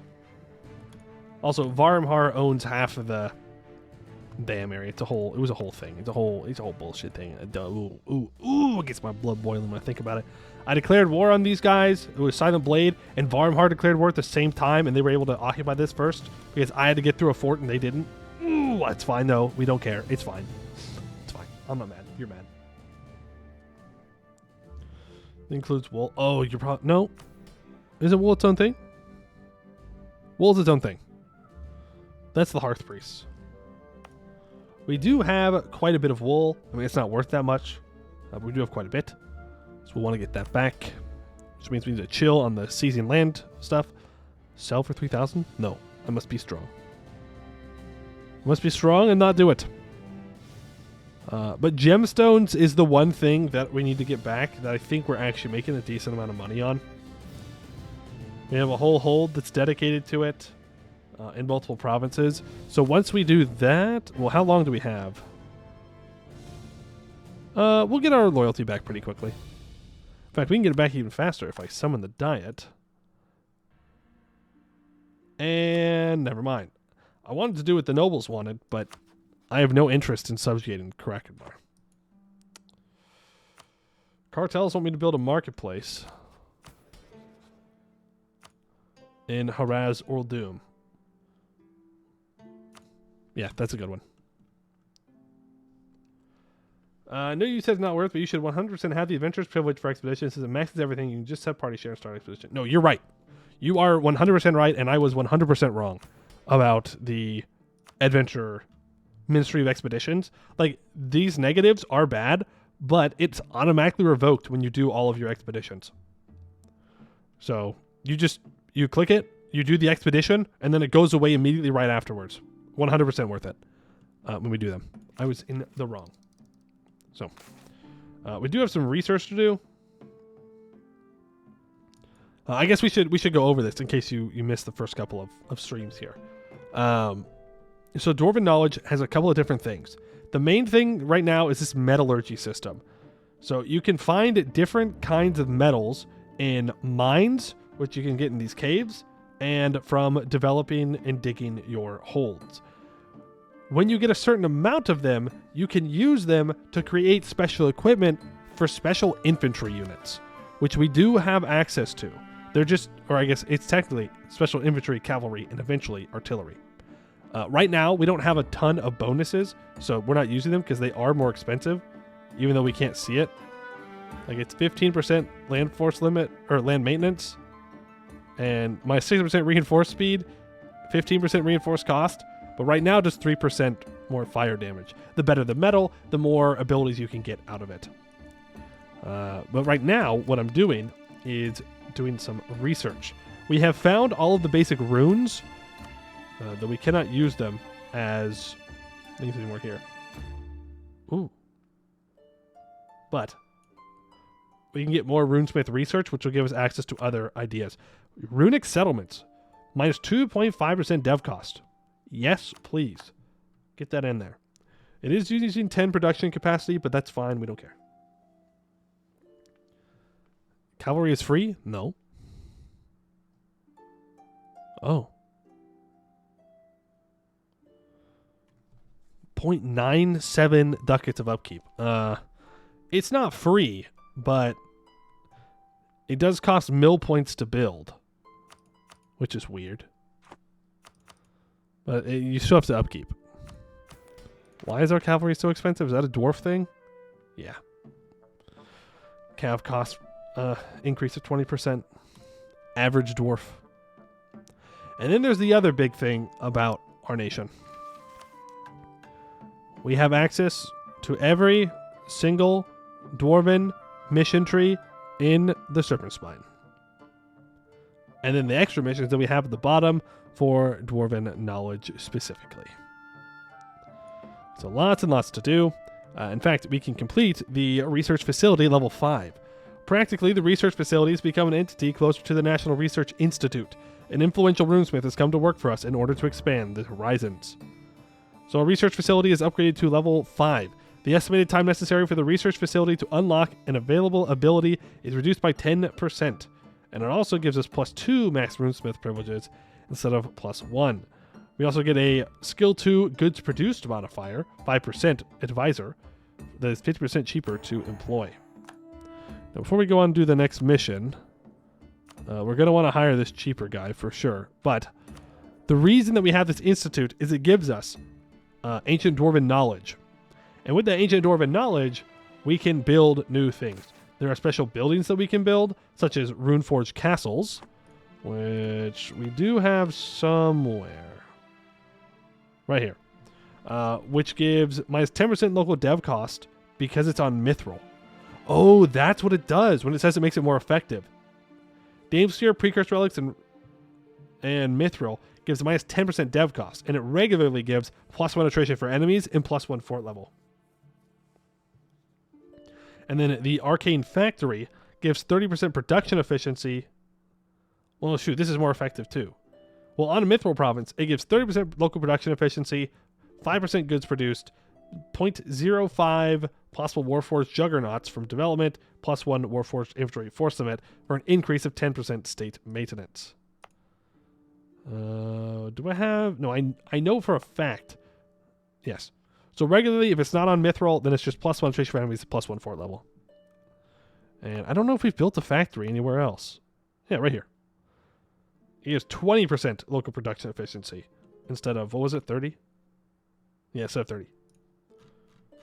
So, it is good. That's why we have the more buildings mod, because we have lots of special buildings. But yeah, we need the monies. We need the monies, we need the buildings, we need the stuff. We are also completing propaganda ideas. That's another submod that we have, which is Homebrew, which does make buildings a little bit more expensive, but it also gives us access to a ton of new idea groups. And I chose the same ones pretty much that we do every time that we play with this mod because they're just good. Oopsies. But we will try and complete propaganda ideas here. +1 yearly absolutism is fine. Less AE is great. Cost of reducing war exhaustions, whatever. But 15% national manpower is going to be fantastic. Do love to see that.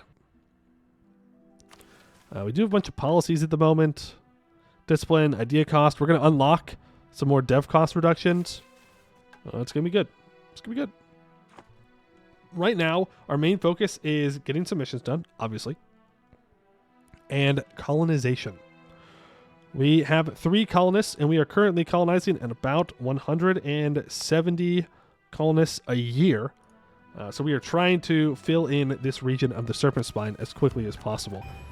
This is increasing our governing capacity usage. We are an empire, but we are running out very quickly, and we'll start to have to invest into making that a little bit better. With that, though, we can unpause, I think. Ooh, Marhold is no longer allied to Essel.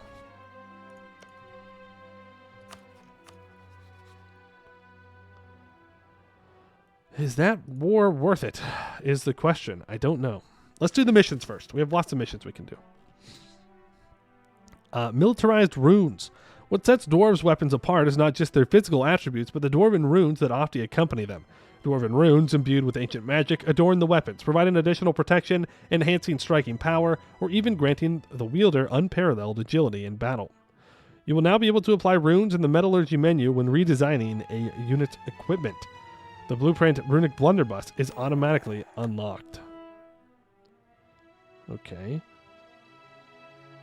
Now we need to have no active runesmith privilege using production points. Oops.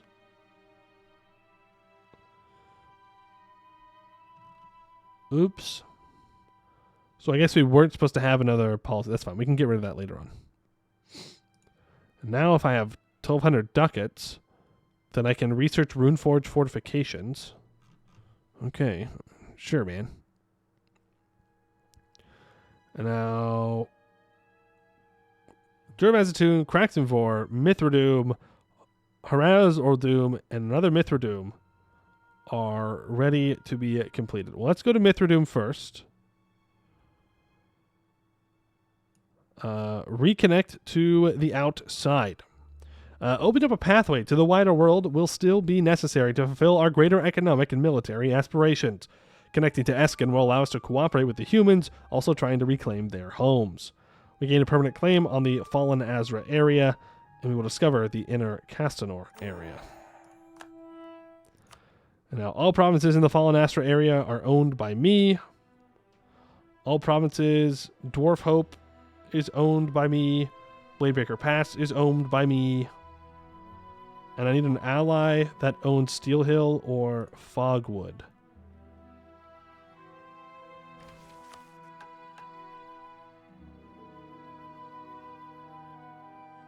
Any ally owns Steel Hill. Oh, one of the following. Either I need a homie to own these two, or I need to fort up these two provinces, which we have done. Securing our pathway to the outside world will allow foreign merchants and dignitaries more confidence that they can exist or visit our holds without running afoul of vermin and less civilized dwarves, and ensure a proper barrier between Eskin and the Dwarvar is maintained. Gain a bunch of development in those provinces. And now I need to be renting Condottieri to a non-monstrous Escani nation at war and have 75% war score. Till the end of the game, it will give me plus 50% possible Condottieri, and I will discover regions I've already seen. Secure the Dagrites. We own Ernet Vir and the areas around them. The hold of the Dagrite dwarves is but one more casualty of our people's decline. The resurgent light of Mithradoom will bring glory, restoration, and true ancestral veneration to the hold. In doing so, it may once again be a center of wealth for our people. For 25 years, Ernet Vir gets minus 0.05 monthly autonomy change and minus 0.1 monthly devastation. Ernet Vir gains 3 development. This True Forge Hall mission, we're waiting for modifiers to expire from the provinces. So there's nothing that we can do to help that. And we just need to keep colonizing to complete this mission. So there's nothing that we can do about that either. So where are we going next? So Harazor Doom, the mission's going to convert the provinces in Omdir to Platinum Dwarf culture instead of our current culture. So I'm not a huge fan of that. Even though it's an accepted culture, it still feels kind of weird. We have Cracked and Roar, and we have Dur-Vazatun left. Our gateway. Dur-Vazatun is owned by us, has 20 development, a 4 building. Is there a reason I wasn't clicking this? I think it was because of the prestige, right? Yeah, that was what it was. It was that we didn't need the prestige for Cracked and Roar. So we can wait. It doesn't really matter. Like we already own everything. The one that I was waiting for was Dur-Vazatun's. Well, what does Kook do you want me to do? Diplomat of at least skill 1. Yeah, I can do that. And the owner of Rubyhold and the owner of Anvilrite have 100 opinion of me. Well, we can work on that too. 666 powerful mage dwarf? King Granmar? Sounds a little bit like Grombar to me. Secret orc confirmed? I think so. Sus, that's right. Very sus. Just saying. Sounds like Grombar.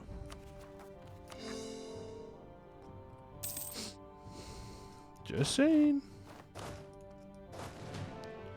Okay, let's get our 2 troop stacks drilling here. And let's build up to force limit. 3 cannons on that stack.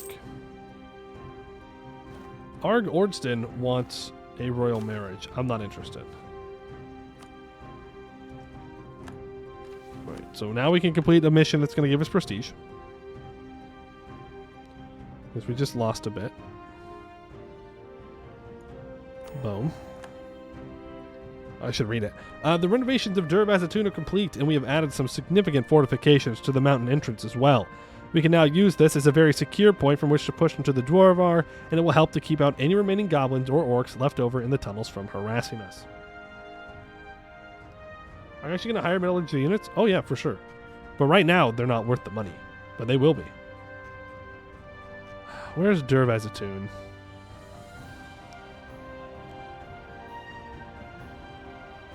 Higher? Higher? Actually, we should check out the Airnet beer ones. We need 3 copper provinces to have manufacturing. And I need 10 development in these 2 highlighted provinces. Alright. I mean, we can do a little bit of that. Do a little bit of mill dev in them. Just get a little closer. I need a bunch of roads to have forts on them. We need to own all provinces in the Daggerrod line and restore the rails to them. Well, we have a bit till we can do that. Alright, well, I guess it's time for Dwarves. Now, my only reason that I haven't clicked this yet is because I think it starts the disaster for Dwarves.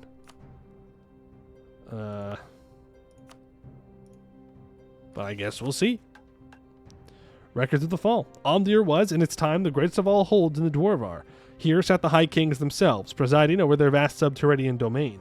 While it is far away from the light of the night sky, there the dwarves of yore had their libraries, their large archives, and maybe there we will find a glimpse into what had happened all those centuries ago. The truth is what we seek. Hopefully, we'll find it. The event, the fall of Dwarves happens. I'm not reading all that, because my voice is going to die. And we've played Dwarves before. But we have a permanent claim on the Copperwood area, the Hidden Respite area, and the Lonely Mountains area. We have 5% more Diplotech costs for 5 years, and you can always pause and look at this. Is that related to the unique mechanics? Maybe. Maybe I'm just being too cautious. It's definitely possible. And now the Kness Swamp and North Vale need to have forts on them. Okay. Ooh, that's going to complicate this because it's going to make these forts worse. Because in Homebrew, forts that are next to each other have decreased defensiveness. But I can build it and then just delete it immediately. Or I can just have North Vale be the fort instead of Verkle Hull. I don't know, it doesn't really matter at the end of the day. Yeah, we can just delete it.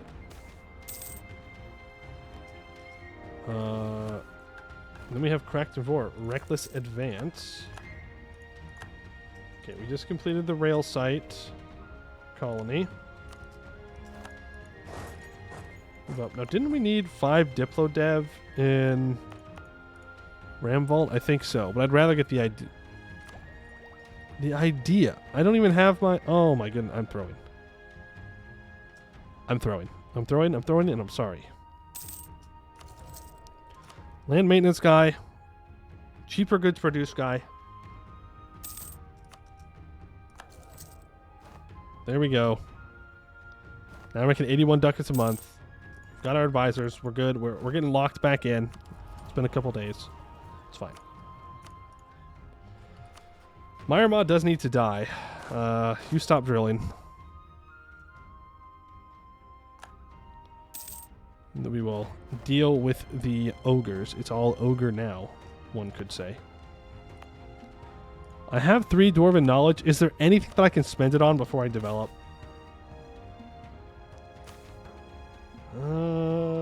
Nope. Well, yes. I think so. We can, yeah. We can build forts.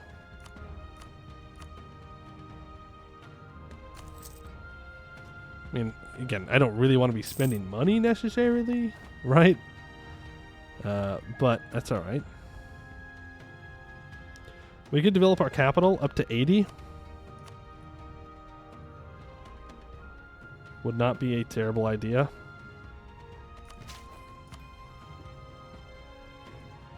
I know. It's not good that we spent our stuff, but it's okay. I can't build a mill here yet. I don't need to build any of these. Start digging. It'll take 11 years, so be it. Theory, alternating runes. After years of research, we have finally managed to apply the alternating runes theory. It is now possible to have a different part of one rune be used simultaneously by itself and an adjacent rune, This allows us to theoretically create a small device with many different runes inside it. Each one of it retains at least its original power, and sometimes can create an even bigger effect with the aid of intersected menus. Okay. Someone's sleeping with my wife. Classic. Classic Durin Shalebeard move. I don't care. I don't care.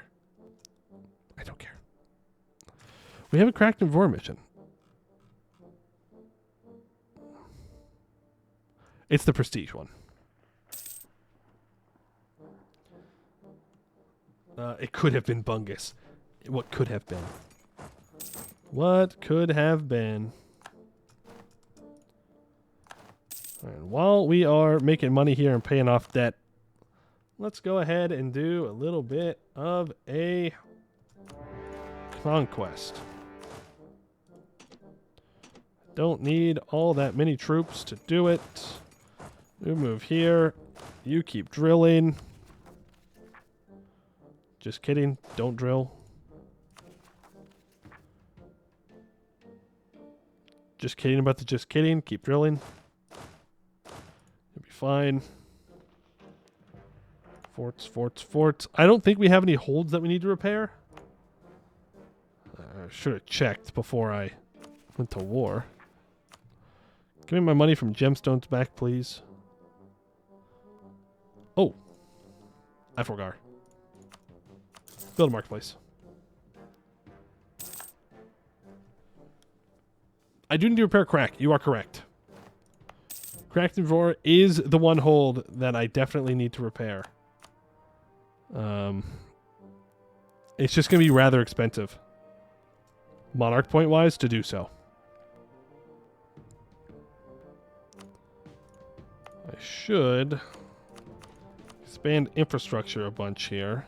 It goes from 896 crowns in 10.48 years to 7.28 years, 642 crowns. Still costs 255 each monarch point though.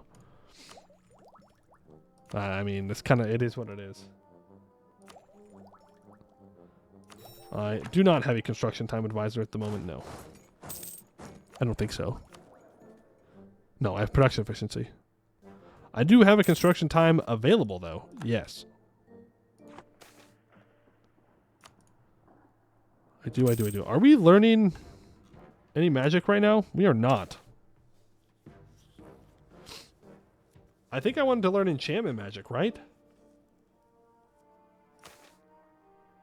Right. In this timeline, we never started studying.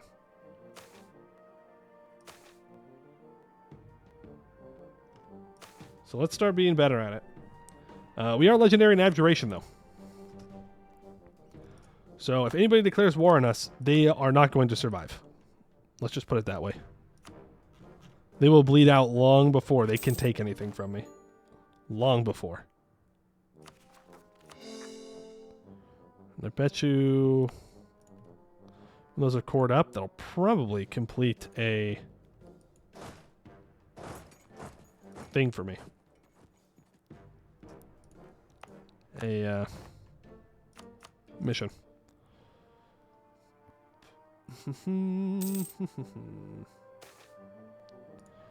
Research shortcut. Yeah, take the shortcut. The last time I didn't take the shortcut, I got screwed over. Give me back my monopoly on textiles.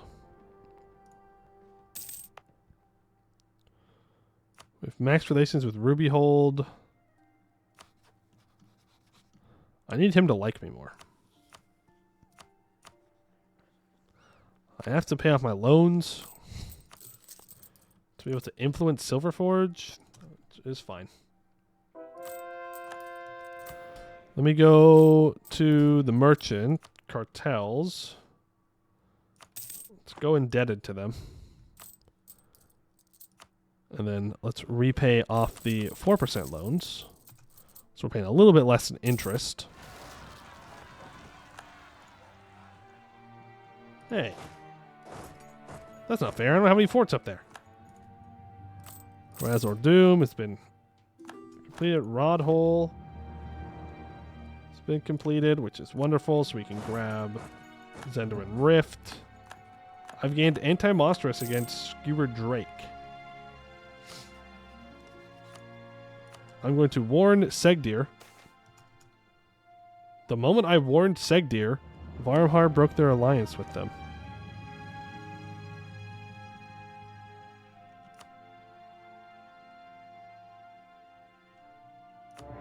We go.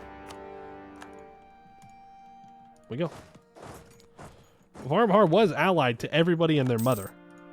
They were allied to Irlian, they were allied to Jad, they were allied to Segdir, they were allied to the Tungis, they were allied to everybody.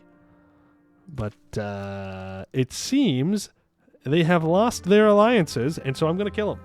And by kill, I mean take 2 provinces. I can get Inno for taking the tech. But technically, I don't need to because I can wait for the year tick, so I'm going to wait. I'm going to build more cannons. They are at war with Raj Nedhaga. This is true. I believe Jad's attacking them. Nope, just kidding. I don't know, Raj Nedhaga. I'm just saying, maybe you should focus on the Dragonborn before you start picking up. No! 1444. We have to restart. We've entered the cursed timeline. Cursed timeline of Abdel Khanzad allying the command, who, by the way, has been coalitioned. El Command. Abdel Khanzad are traitors to Dwarven kind. We do not respect them. That's going in the book. Okay? We'll never consider them our brethren ever again. How dare they? What are they doing? What are they thinking? I'm also at my governing capacity now. And we can celebrate a festival. Mistress of Justice.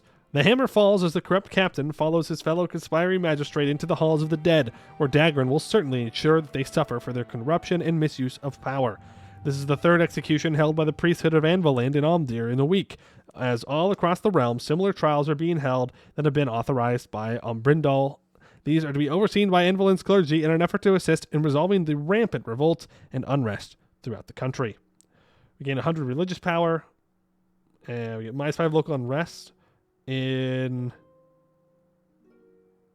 Glowing Embers, and we get a skill 2 theologian that's 25% cheaper to employ. I want that goods produced. No, I want the missionary strength. I want to be able to keep converting things. Lukmas Abyss is completed. Let's move up here. Again, our main focus, we don't have these colonists forever. It's trying to... Let me have one of them forever, to be fair. Colonize as much inside as possible, then we'll worry about going outside. And we have to take out Spider Rex at some point for being, goblins. Flawed approach. We lose all research progress. L. Bozo. There ain't no way. There ain't no way. You're in 3 wars, and you're like, nah, actually, I'm going to go fight Pony. That's crazy, because I know that I am not the weakest. I know that I am not the weakest. You are crazy. Get your stupid, ugly cannon out of here. Your Highness, the chief researcher keeps on annoying the Minister of Finances. He wants additional funding. Sure. Maybe it'll work. Who knows?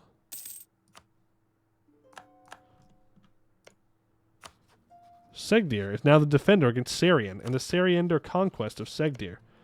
Well, that's not exactly what I want. Shadow plane touched. That's not allowed.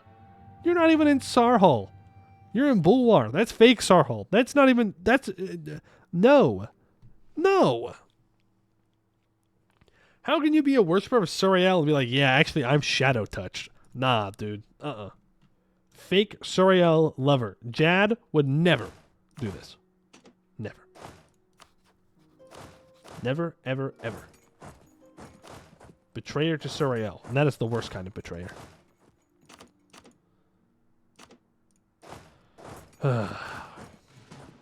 Unfortunate. Little bro is going through his emo phase. Alright, you didn't have to do him dirty like that. Come on. Come on. Have a little mercy on the guy. He's just having a rough time with it. You know, his parents hate him. And the world hates him. He really needs to make sure everybody knows how he's fighting back. Yeah, you move up here. I'll take that money. I'll pay off a loan. Couldn't be me. There we go. We'll hopefully get through this as quickly as possible. I don't need the Inno. But I am glad that event popped up to remind me that I am going to need to pause here and take the tech. Alright, that's Tech 13. That gets us access to large cast iron cannons. I can take propaganda ideas. Complete that. Gives us a bunch more policies that we can play around with. We have the dev cost one for when we do dev cost. We can get rid of this attrition for enemies policy right now. That doesn't really do much for us since we're not in an important war. Though they do have this war wizard. I like to grab this merchant, preferably. And we can start pulling more trade. Pulling here, we're pulling here. I think we're going to pull down from the northern pass to our capital little area. I'm going to barrage that because I'm a little bit worried about this war wizard. Look.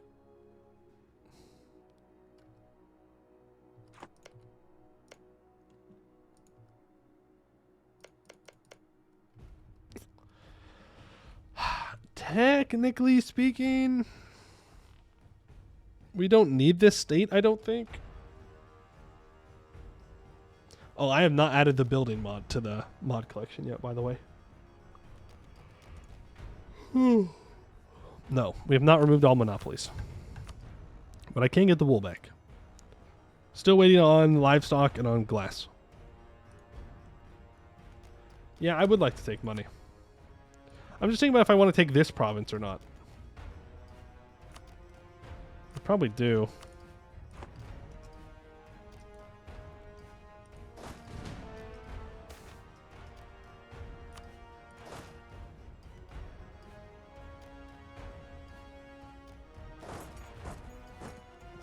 Do you think I'm blind? Like, I'm just sitting here.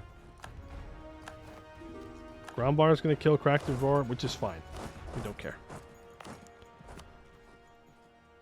Turn off the edict. Both of them. We do need to save up some monarch points. For sure. Money. We still need to spend money to make money. Still haven't quite gotten there yet. But we're paying off the debt. Irlium wipes out 10,000 troops. Irlium has also taken... Oh, are you a vassal? No, you're an ally to Varumhar. What the heck? What are you doing? Why are you allied? What the heck is Varumhar offering you? I mean, I guess they do surround you, so maybe you just don't want to get rolled. But I don't know. Oh, he's merking up. He's a coward. He's a coward.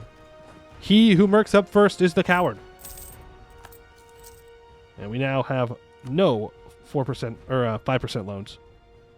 Only our cheaper loans. But those are going to be easier to pay off. They don't cost as much. And then we'll be home free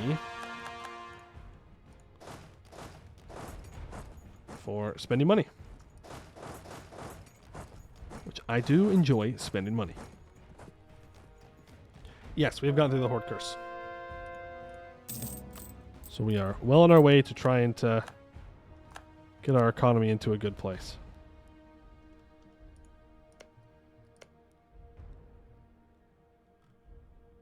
Where'd this guy come from? Was he always here? Who did I just get anti-monstrous on?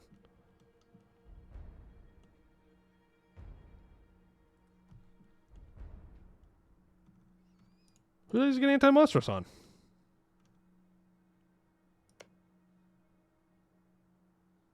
Was it Silver Tusk?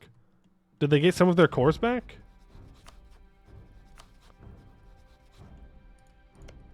Oh, wow. Look at that. Russian Hog took a lot of land. Hey! You watch yourself. Don't take too much in Bulwar, okay?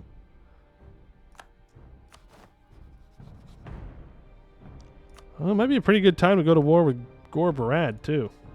To be fair. No. No. No. Mm-mm. Bad.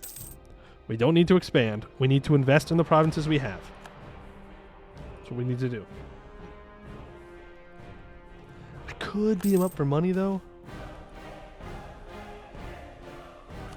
I could beat him up for money. He has no forts. It would be easy.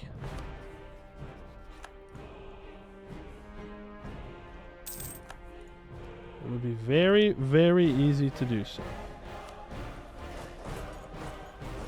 Why are you selling one corruption? It's going down. We bribed a judge. Am I rooting it out? I'm not rooting it out. No. If it really bothers you, we can root it out more, but like, I don't know. I think we're doing fine. Not a big deal. We have natural corruption reduction. It'll go down. Alright, let's go to war with Gore Barad. Even if it is just take his money. Whoa. What are we doing? What are we doing? You're throwing. Gore Barad. Gore Barad's throwing. They're out here fighting around. I guess they are sending 14,000 back. The High King. Our capital was once the capital of the entire Dwarf, the greatest Dwarven empire ever existing. The act of sitting on that throne was once a symbol of the greatest authority in the entire Serpent Spine. Our country is small compared to the ancient glory, but our cause is just, because Anbennar will return to its former glory, and we will unify the whole Serpent Spine as that is our calling. Long live the High King. A prosperous time is approaching, my dear subjects. Plus 10 max absolutism, 25% max effect of absolutism. Well, it's a little early to start celebrating about absolutism, but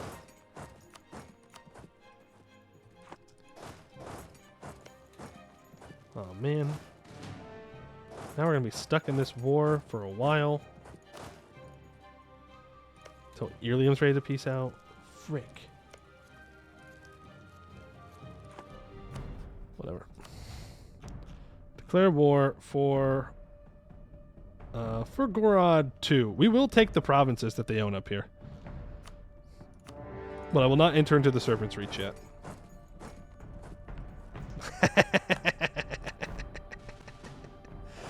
L. L for Gore Barad on that one. They got... That's unfortunate. Unlucky timing for them. If that was a player, safe scum.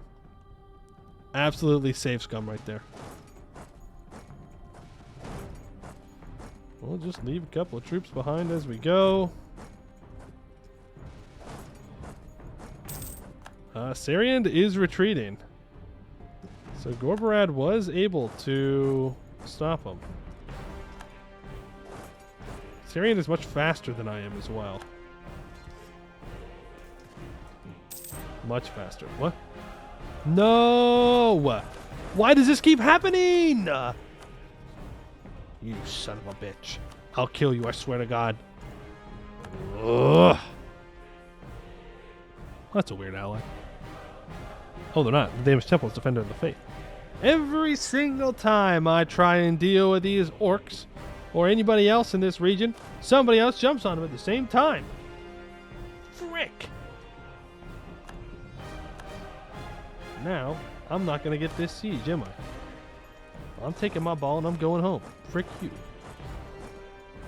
I'm not going to sit here and help you siege down Gorbarat. Forget it. I do need to stick around, though, because I am going to need to take their capital. At some point. Oh, man, these guys are getting rolled in a rough spot. In a rough spot, in a tough spot. No! No! You jerks. Ooh, research facility breakthrough. 5 ancient dwarven knowledge. Pretty good. Westham has been elected again. I don't know. Westham's dying really often. I'm not sure how they keep getting re-elected. Ooh. Securing the Vale. Flooded Vale. We can do those. Der Vazatoon. Securing the Vale. We have built forts on all of the entrances into and out of the Vale here. Which is great. We've already done this one. 25% defensiveness till the end of the game. In Verkal Vaskron, Hall of Ancestors, Kness Swamp, and North Vale. Not too shabby. Then Omdir. Flooded Vale. All provinces in the Serpent's Vale region is a core of ours. We gain 3 development in Omdir and 10 prestige. Okay. And those ones we're not doing yet. Weston is clearly abdicating for more authority. True. They're cheating. Ooh. They have Pearl's Edge as a junior partner in Vern Contested. Okay. All right. Okay. That's fine. I see you.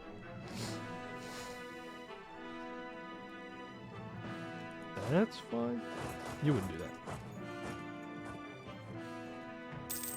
You wouldn't attack my troops, because that would be rude. Very, very rude. Well, now I'm kind of stuck in these wars. Well, I'm almost done with the Varmhar War, at least.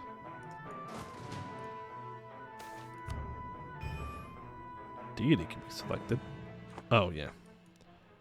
Omdir holds specialization. We can go for Metropolis or military. I can't remember.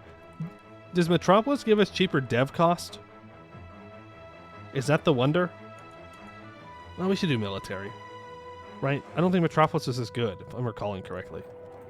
To be fair, though, I haven't had it in a while, but that means that it's probably not good if I didn't ever choose it. Even though it does make more sense for Omdir to be Metropolis infrastructure.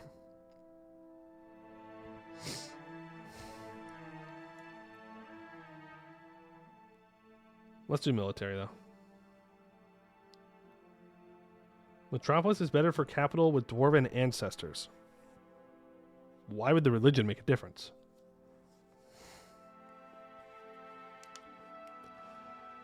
Save up money for centralizing hole digging. Yeah, I mean, yeah, but we need to increase our economy to do that. Metropolis is better for capital with Dwarven knowledge. All right, well, we'll choose Metropolis. Well, we'll do something different.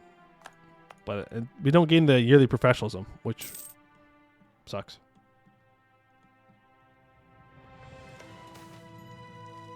Research results. The investment we made in research some years ago has finally produced substantial results. The chief researcher is quite proud of himself while he goes on and on about how great the results of the research are. The Minister of Finances in particular seems a bit displeased, but he understands the importance of the work, so he remains silent. The problem is the chief researcher. He just goes on and says how great he is and how well he used those additional fundings. Conscious of the fact that the Minister of Finances is holding himself back from killing him right there, you dismiss the chief researcher. Good work. You can return to the research facility. Gain 10 ancient Dwarven knowledge. great.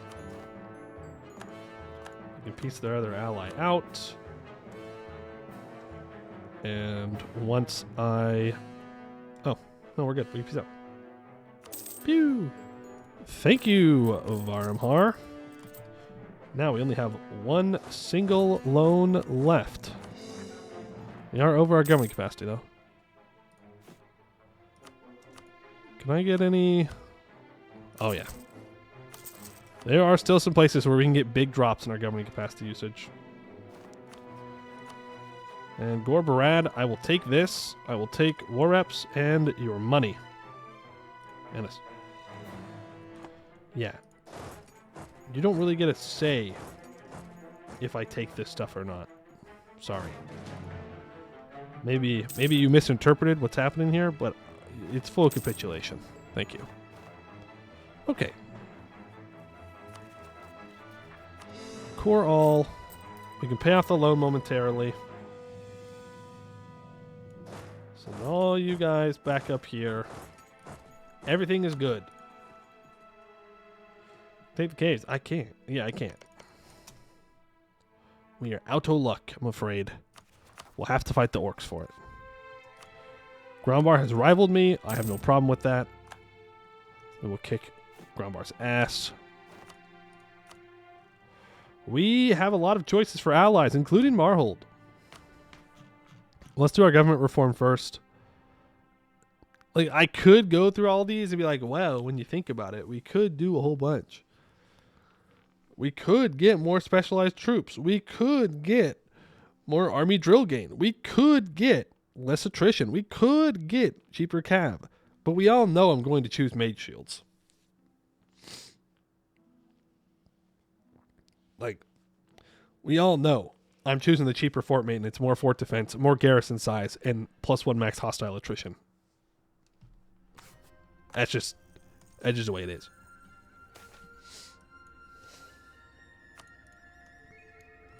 And we are debt free.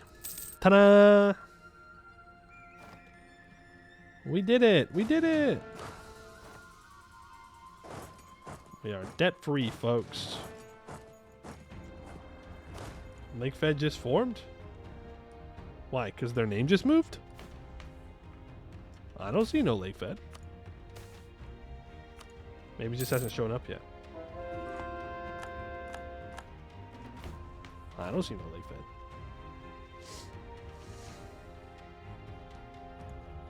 Hello, Centaur of the Forbidden Plains. You can do your thing, crush Lake Fed. No, they're going to sit there. Hello, Karen, you leg. No, there's no Lake Fed yet. Because Val Ralhadi is still alive.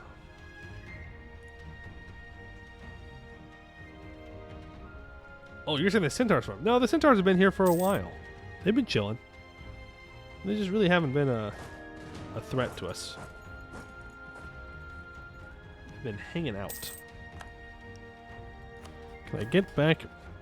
Yes, I can get back my glass monopoly. And we're almost able to get our livestock monopoly back. Woohoo! Yippee, bro! Yay! We love that. Oh. Religious leagues are forming. We need allies. Tempted by Earlium for an alliance.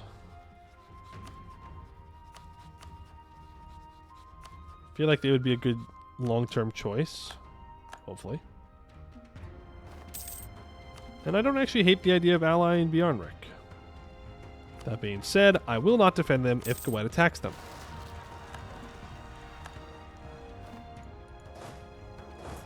You need to get up here.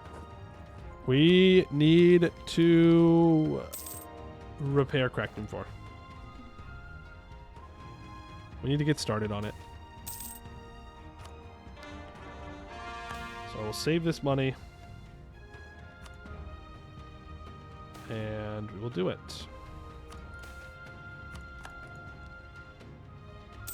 Win conduct the area to an Eskin nation and win war 75% or more. You are correct.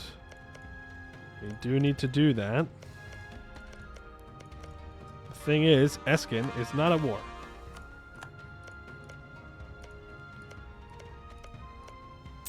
That is a lot of adventurers wanted. Goblin skulkers, wandering wyverns, carrion stalkers, and hedonistic troublemakers. Society. Message sender. Every settlement hold one of these massive message senders, which let us relay information across vast distances. These devices enable swift and secure communication, confident that no other nation will be able to capture the meaning of our messages. This network of message senders facilitates efficient coordination and response to various events in our underground realm.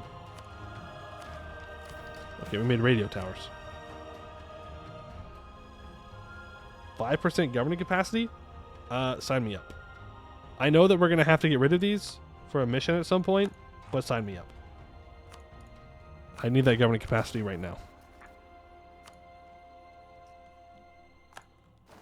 And let's go ahead and do the repairing of the hold. You can be brought back down to the capital. You can deal with the mithril armed cartels.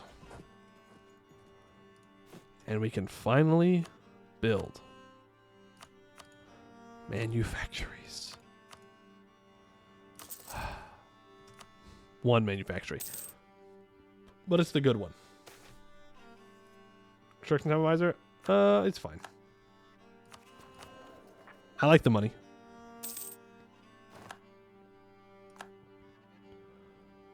I like the monies.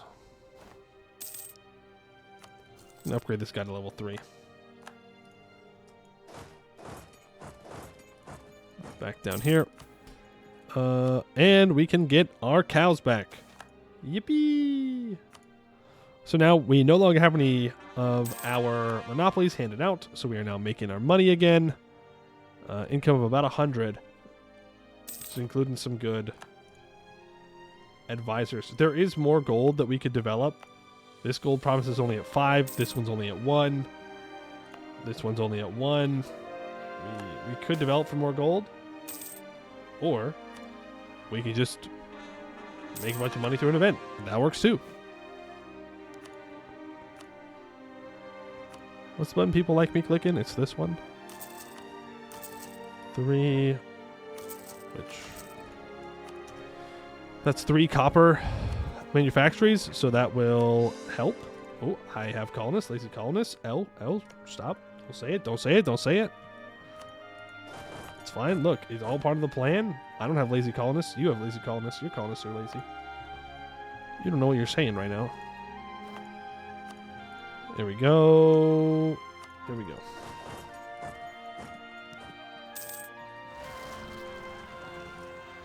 We need a holding. Yeah, I know, but I wanna scale up our income before we save up for that.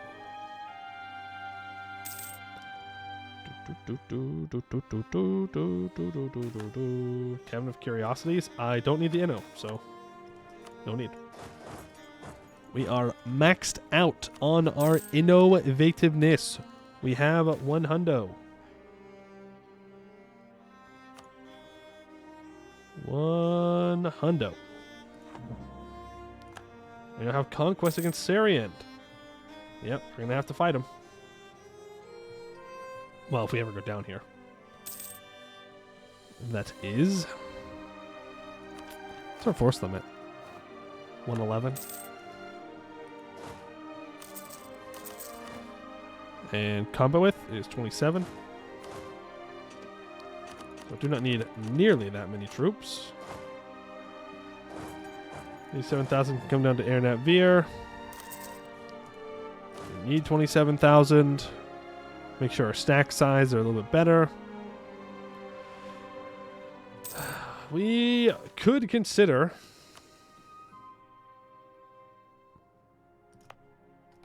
first of all, delete that temple. What? Delete the workshop. Build the fort. We should be considering a war with Grombar.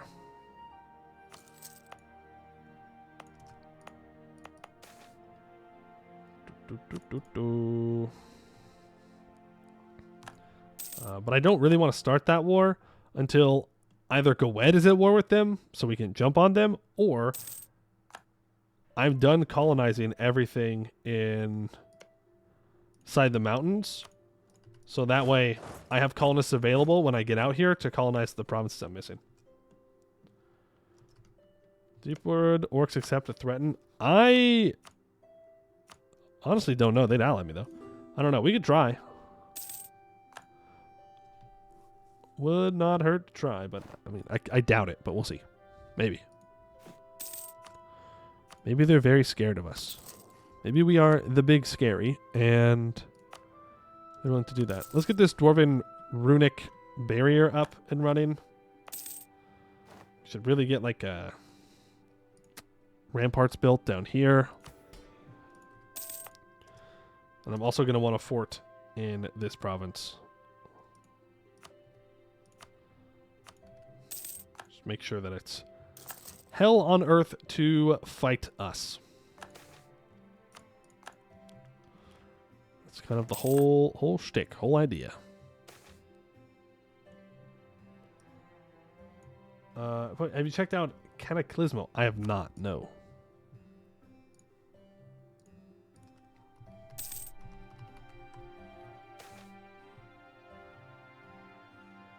Oh, no. I have not. I have not. Real-time strategy tower defense video game. No. Is it good? Warren Eskin, you're so right. Hey, do you want Condottieri?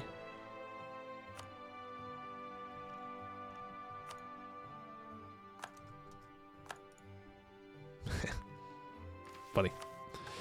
Mithradoom. I rent out one troop. They're like, yeah, good enough. They're helping. Mithradoom. Where are you?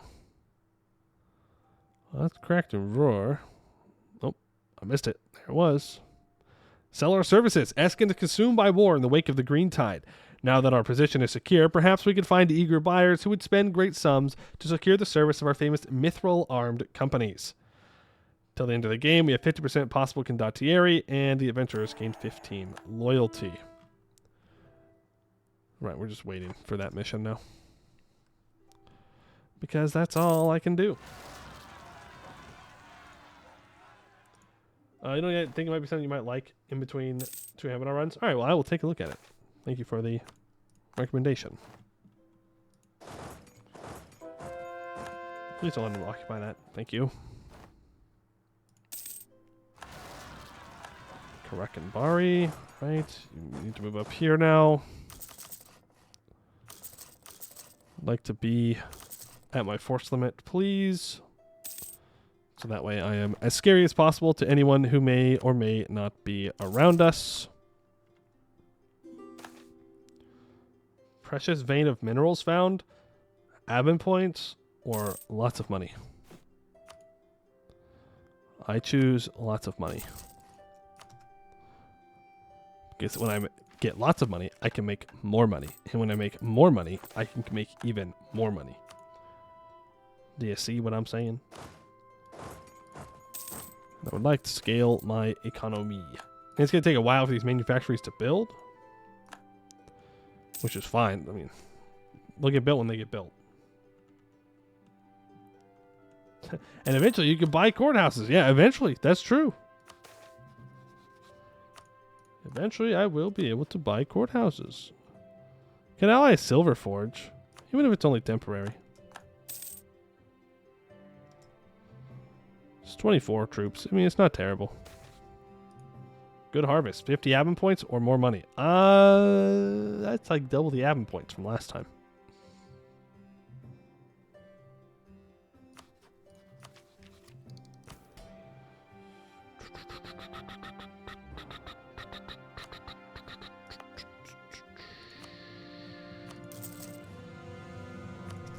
Give me the points.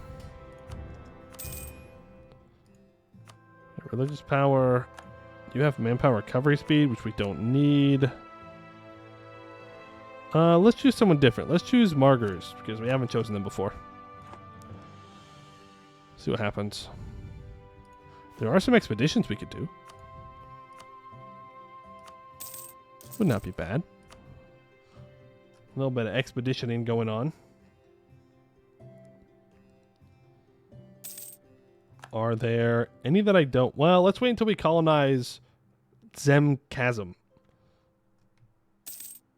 Because that will give us another expedition. There are also 2 over here, but it's whatever. Yeah, we'll do the ministry when we do it. An entire courthouse complete with juries and judges and executioners. The whole thing. Are we still in this war? No. I can revoke it in 3 months. Not that it matters. Ooh, I don't have printing press. It says 70% in my capital, though.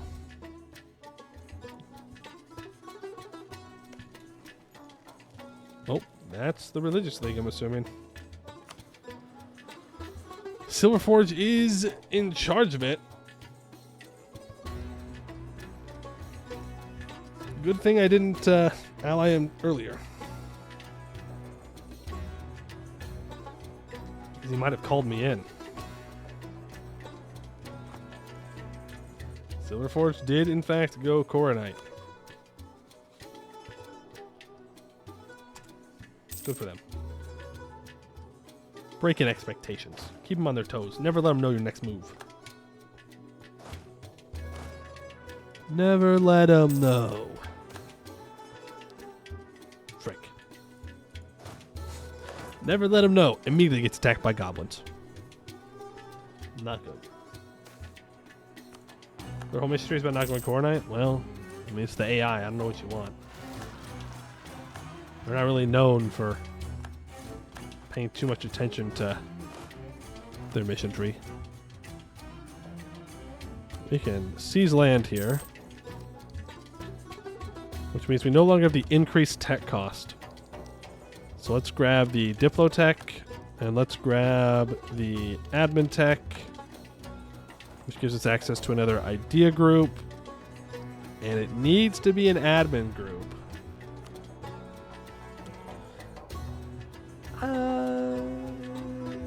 Gotta be something with governing capacity, right? I think my plan was to go centralism, though.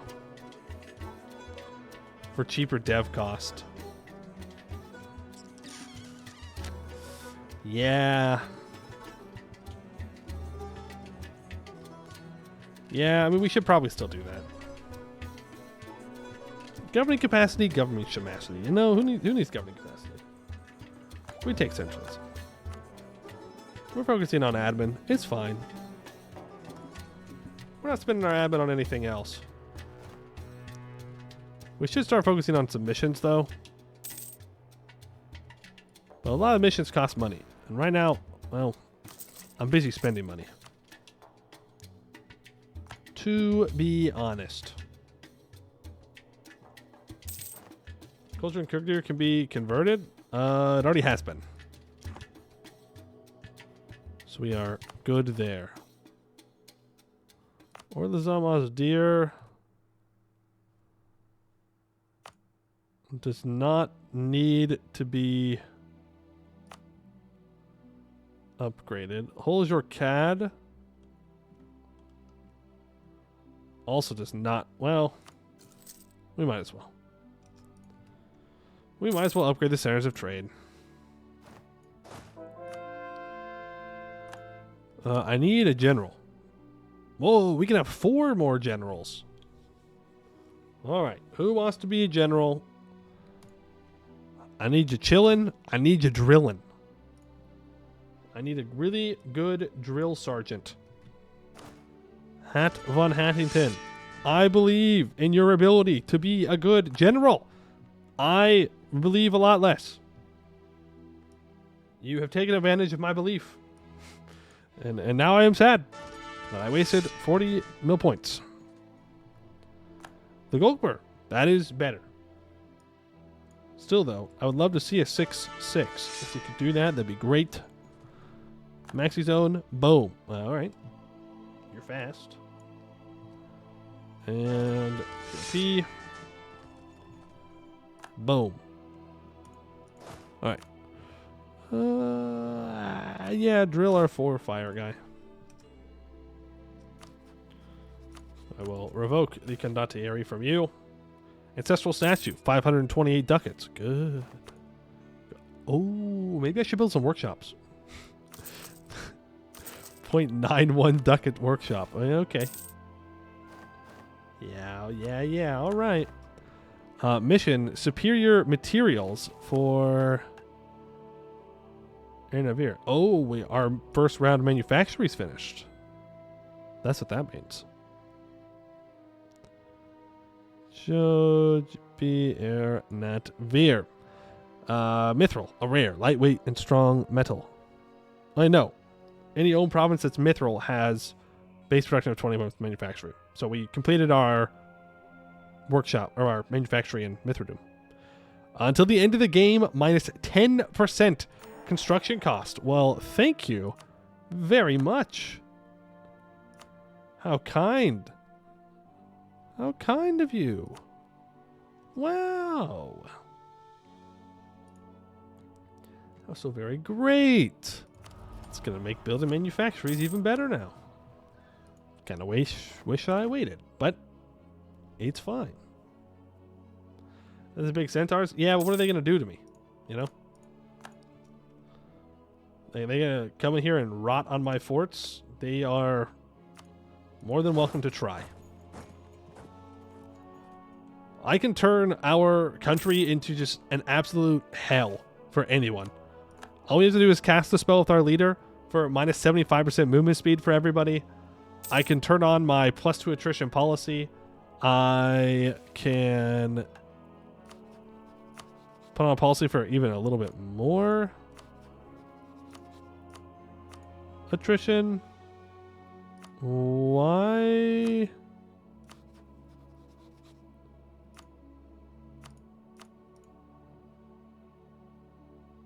Oh, I still have +2 from insulting a rival. Let's issue an embargo on them. Allied to Corintar and allied to Ancardia. Who's going to attack you? No one. But if they did, hypothetically, like if the centaurs somehow attacked me, then I wouldn't have to worry about it.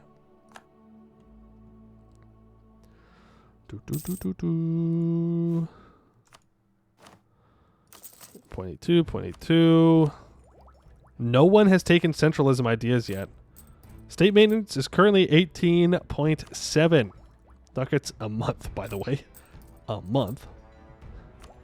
I get minus 25% state maintenance for meritocratic rule. Goes down to 14.78, so that's 4 ducats saved a month. Not too shabby. Pretty good. Apparently I can build some great projects. That's great, but I want to keep building stuff. Oh, and our income's now up to 123 a month. It's increased by 20 here pretty quickly. Hammerhome is dying. Useless. Useless allies. What's new? We'll choose Thrifting Golden Hands, because I haven't chosen that one yet. True Forge Hall. If I build a manufactory in True Forge Hall, it's telling me that I can get 25% local goods produced there for 15 years. I would, but it's going to get changed over to Mithril at some point. So my concern is that it would destroy the manufactory, and that would be very sad.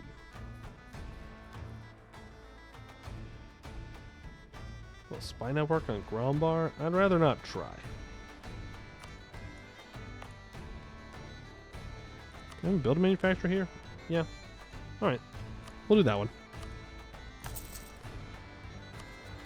That's fine. We're up what we can. Forgot to even claim this. Influence. Threaten war. Close. Very close. If I can make another ally, then we may be so back. Do we ally the Tungis? We'll ally the Tungis. Yeah, we're one over our Diplo relation limit. That's fine. What about now, Silver Tusk? What do you mean, no?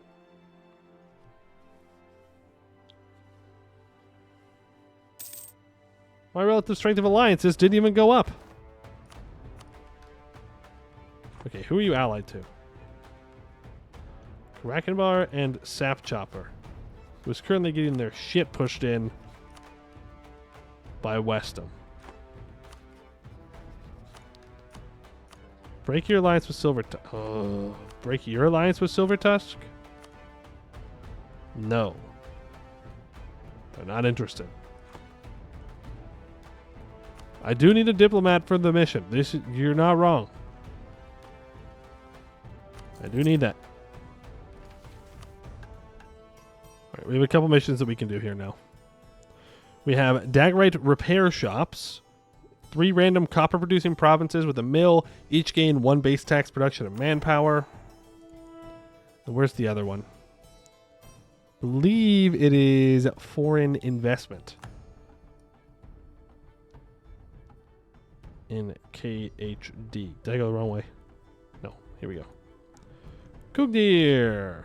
Kugdir lies at the border between the Serpent Spine and Canor and has had a monopoly on trade between the 2 continents ever since the Marhold Connector, the only other way into the mountains, caved in. Because of this position, many foreigners are interested in us. These connections will give us an upper hand in most diplomatic forays, and, more importantly, will keep Canor investing in us. The time has come to send out delegations to Canor and secure aid. We discover Canor again, but we gain 50 diplo points. Now, any ally was a Serpent Spine adventurer band. Ooh. Ooh. I wouldn't hold your breath on that one. Like, we could ally Gorbarad for 50 diplo points and 5% morale of armies. I mean, we could do that. We're not going to, though. But we could. We could. Now I need the owner of Rubyhold to like me more. And I'll get even more global settler increase. Rubyhold. I would like to... Wait a second. Can't afford 12 months of their income? 456? Damn, they're making money.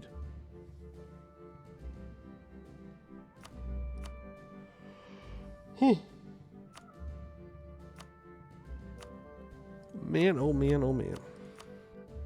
I think I just need to wait. Well, I can insult their ally, I guess. Or their rival. Hey, Lysaean.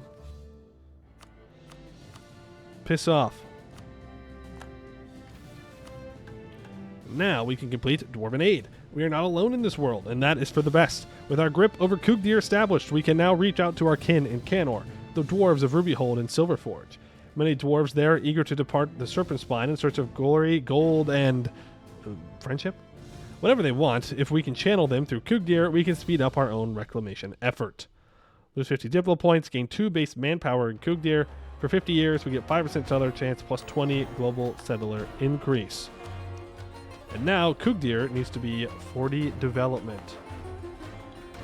I mean, we could get it to 40 development pretty easily, considering the ancient Dwarven knowledge that we have.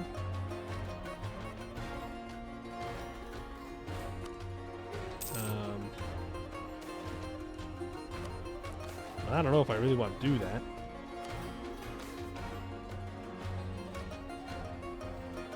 Have ancient runes grafted on your body. 5 ancient Dwarven knowledge, 100 gold. Do it. Even if this process is not dangerous, it is still quite painful. So I will ask once again, are you sure, Your Highness? Asks the chief researcher. I will not change my mind. Proceed with a grafting operation on my body. Even if it is not much, the power that this operation can give me will help bring victory and prosperity to the country. There's 100 crowns. The process costs 5 ancient Dwarven knowledge. The High King goes to the research facility. We increase magical study experience by 200. That's it?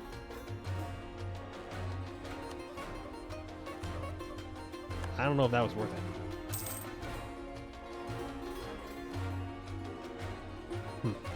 Alright. Whatever. What happens at this mission tree if there's no valid targets? Yeah. Bad luck. Make a target somewhere. Unless there's a bypass. Because there could just be a bypass for missions change, right? That would still happen.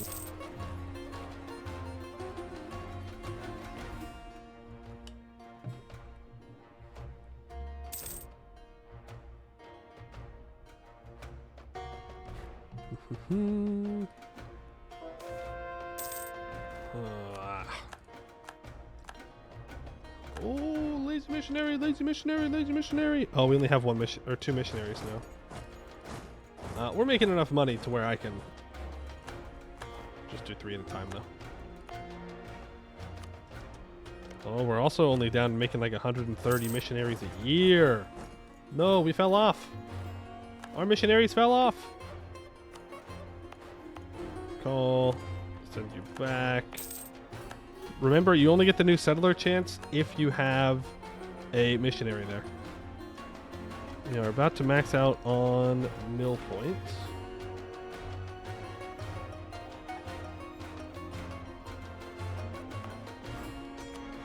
Well, let's get this to 10.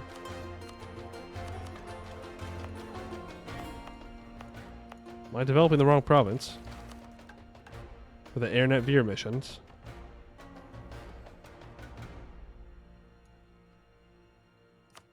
Yep, I sure did. I developed this province earlier, but this is the one I actually need to develop. Oops.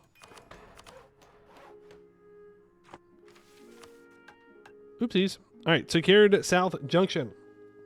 To our south lies AirNet Veer's connection to the Dwarf Rod. We gain 3 development Omdir, and for 25 years, we get minus 10% construction cost and development cost in our capital area.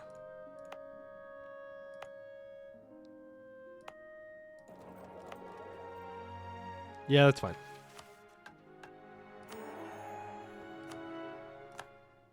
Oh, now they want me to... I forgot how crazy the AirNet Veer mission tree is. They're like caves. Or roads. Only roads. Own all the roads. All the roads must be yours. Roads, roads, roads, roads, roads. Can I ally you?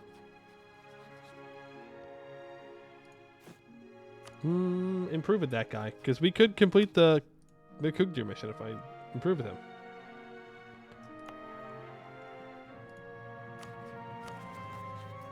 We are just about over our governing capacity at this point. I think it's time that we build more governing capacity buildings. And we should also consider state houses. I think before we dig our capital to the next level, we should build a state house here. It's paper, it'll make this whole state cheaper. Which is going to be kind of important for us. Marhold is getting rolled. None of them would join. They're allied to Gorbarad, though, so we can always break Marhold's alliances. Is this Estel? It is. I mean, it's a pretty big... It's an okay-sized religious war. It's not the biggest one I've seen. I mean, we might be able to get free money out of them. We have to get a CB, though. Hey, are you willing to give me my province yet?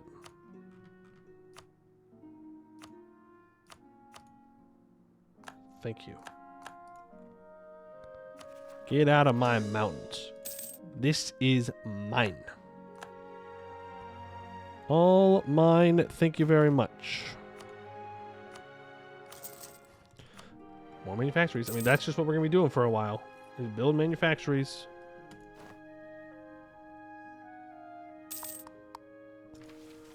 Let's take a look, though, at what we need to do for Mithridoom. Because remember, we're focusing on Mithridoom and...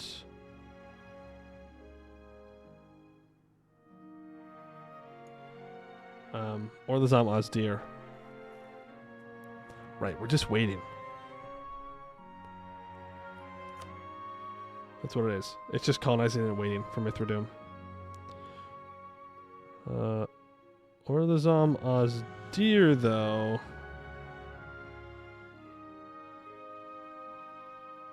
Did I miss it? Did I skip it? That's Abdel Ludum. That's Abdel Kanzad. OGV? Oh, Arg Ordston. Oh, AD? That's what we're looking for. Oh, AD. Ram Vault needs 5 Diplo Dev. They need a level 7 hold. Okay. Chill. Logs Reg needs 10 development. And it will give me plus 25 global settler increase for 10 years. The Lamb Hills need 10 Diplo Dev and have a farm estate. Or the Zama's Deer has at least 20 Diplo Dev. But a lot of these are already done. The military engineer. Okay. Well, this is Ram Vault. So we just got to work on the development side of things. We don't really care about Diplotech all that much.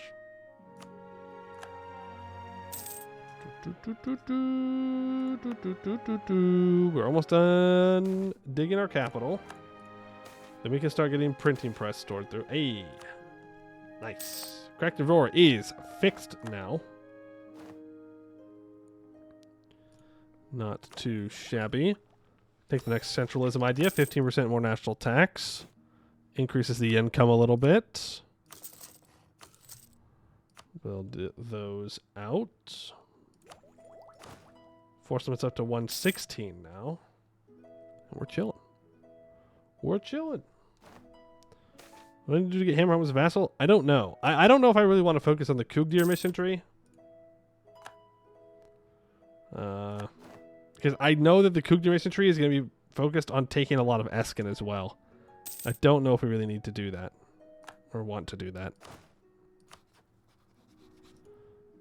Not sure. Yeah, we'll rival Gowed back.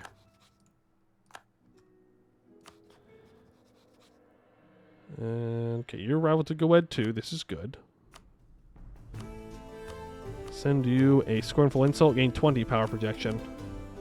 Make sure we're getting those monarch points.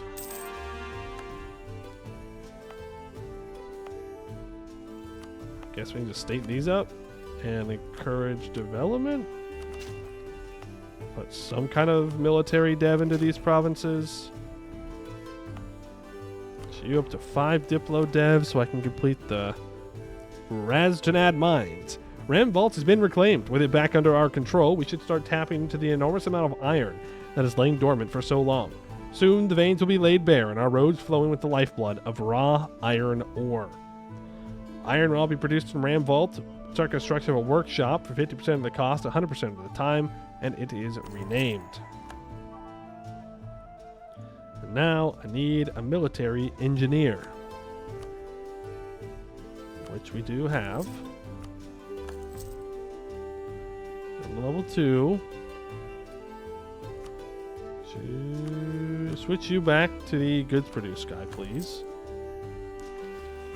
And we can complete ram steel weapons research. Now that we've rediscovered the secrets of ram steel production, we must take advantage of the surplus for our army. Let us pour resources into researching how best to take advantage of this durable and hard steel alloy, from cannons to pikes to belt buckles. For 20 years, we're at minus 10% regiment cost. All iron-producing provinces get ram steel weapons research for 20 years, giving 10% local goods produced. Permanent claims on some areas that we already own. Deal with the Frozen Forge. The only remnant to remain in the Western Dwarf War after the Green Tide, the Court's dwarves have stayed secure in their splendid isolation. Their experience in operating their Frozen Forge is second to none, and their expertise could be useful to our growing nation. It is time for them to rejoin their dwarven brethren in the rest of the world, whether by force or diplomacy. If rivaled, or if allied with, we get a whole bunch of stuff. But if we own Crackdoom Vor, we get Crackdoom Vor brought to heel for 20 years, minus 10% regiment cost. More mines and quarries. With control of the old dwarven roads comes control of the massive caverns and outlets into the rest of the Serpent Spine. These caverns contain natural resources unexploited by the dwarves of old, but no longer. The ever-hungry Ramsteel industry demands more iron for the forges, and we must provide it. For 10 years, we get plus 25 global settler increase. Permanent claim on a bunch of areas that I already own. State monopoly. We have at least 5 provinces with iron with lower autonomy than 10. For too long have we allowed the individual squabbling dwarven clans and guilds to control our iron mines. We must take full control of our mines and forges to eliminate inefficiencies and to better serve our interests. All iron-producing provinces get state control of mines until the end of the game, giving 10% local production efficiency. We will seize 5% of estate land for our country. I love that. That is very good. And we already have completed new mining techniques. 5 iron provinces with a workshop and 5 diplodev. Let us implement new advanced blast mining techniques to increase the efficiency of outputs of our mines. For 20 years, 10% production efficiency, 3 random iron producing provinces will gain 1 base production. And a Ramsteel alternative. We own Mithridum. Mithril remains the most sought after metal in the world due to its strength and lightness. With its new availability, now that the Dwarvar is the domain of the dwarves again, we should take this chance to corner the market for it as a supplement to our steel industry. For 20 years, we get 5% morale of armies. Ramp up Mithril production. Any owned province is Mithril with 10 diplodev and a workshop. If we are to find a use for Mithril in our armies, we must produce enough to do our own testing and experimentation with. For 20 years, 10% production efficiency. Oh man, that's as far as we can go. Now we just need to develop Orlazam Ozdir a whole bunch. That's what it wants. Alright, I mean, fair enough, I guess. Well, we got a couple missions done there at least. That brings our income up to 152. Think these dwarves like iron? Yeah, they might like it. We're a free thinker, so we can gain 100 magical study experience for 10 of each monarch point. And rams. Yeah, and rams. They definitely like their sheepies. Oh, and there's more we can do.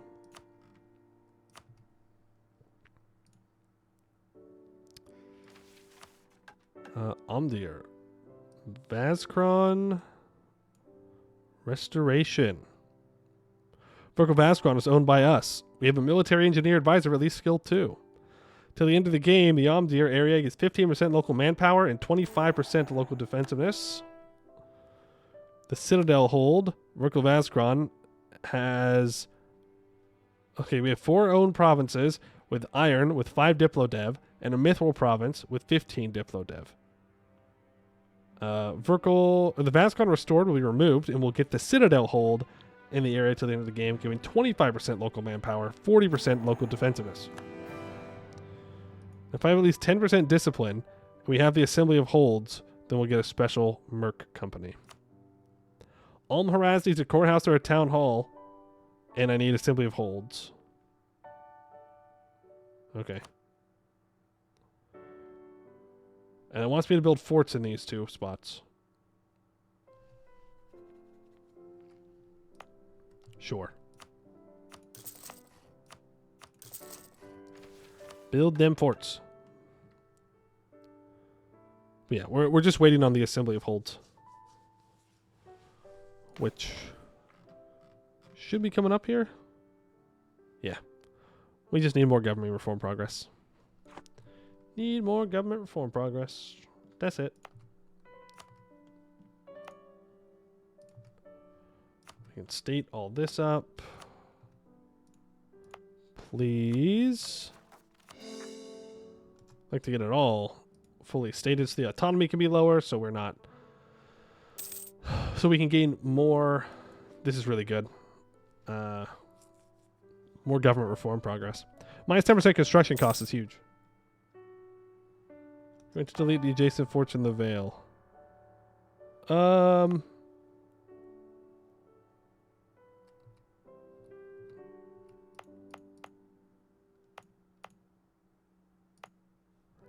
Well, this one has a hell of a lot more defense than this one does, so yeah. We can do that. Absolutely. All right, the Core Knights were victorious. Lisa of Sagamber has won, and we did not make the claim in time. Oops. That is a lot of allies. Including my ally. And Omdir has been dug to the next level. Let's get this state house built first. It'll take 49 months.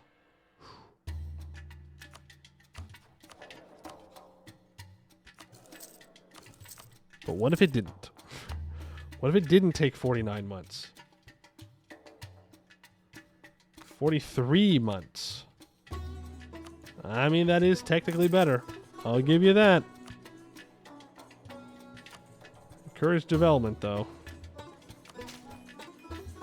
There we go. We got printing press in our capital, which is what is important. Cancel that building because we expanded infrastructure, so it should be even faster now. 40 months. Perfect. And I guess we save up 3,000 ducats now.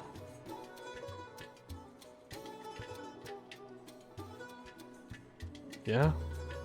We save 3,000 ducats and we improve the capital metropolis infrastructure. Could swap wildcard to construction. We could, but I'd rather get this colonization done. Faster gets done, the better. That way we can just not have to worry about it.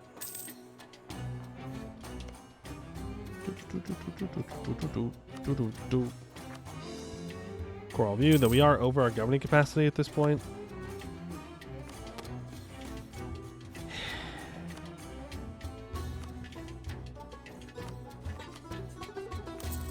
Well, let's fix that problem. Again, it will take a while for those to build, but when they're done, we'll have the governing capacity that we need. So that way we're not going to be over by a whole bunch. 27 infantry. Get 5 cannons. And this will allow us to get the rest of the colonization done. Now we own every province that is inside the Western Serpent Spine, except for the little parts down here in the spider area. But that's okay, because we only need 1 colonist for the spider area. 1 line. That's it. Ooh, the goblin's gonna get 2 whole provinces? Wow. Expeditions for money using privileges. Yeah, we could do that. Absolutely. It's not a bad idea. Adventurers, you can have the Ministry of Expeditions.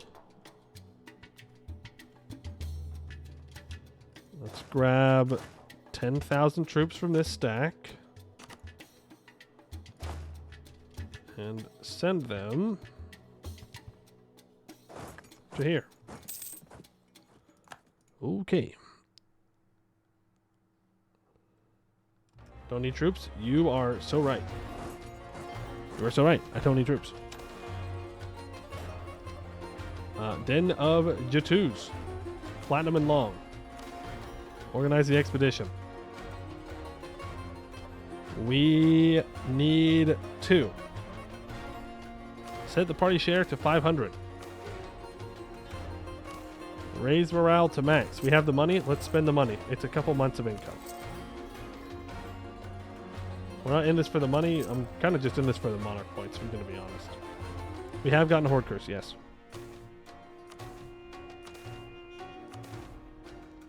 %160%? No, it's platinum and long. We're maxing out. Whoa. Whoa, whoa, whoa.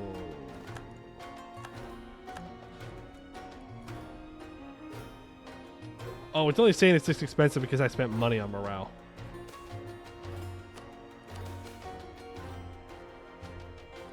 That's why.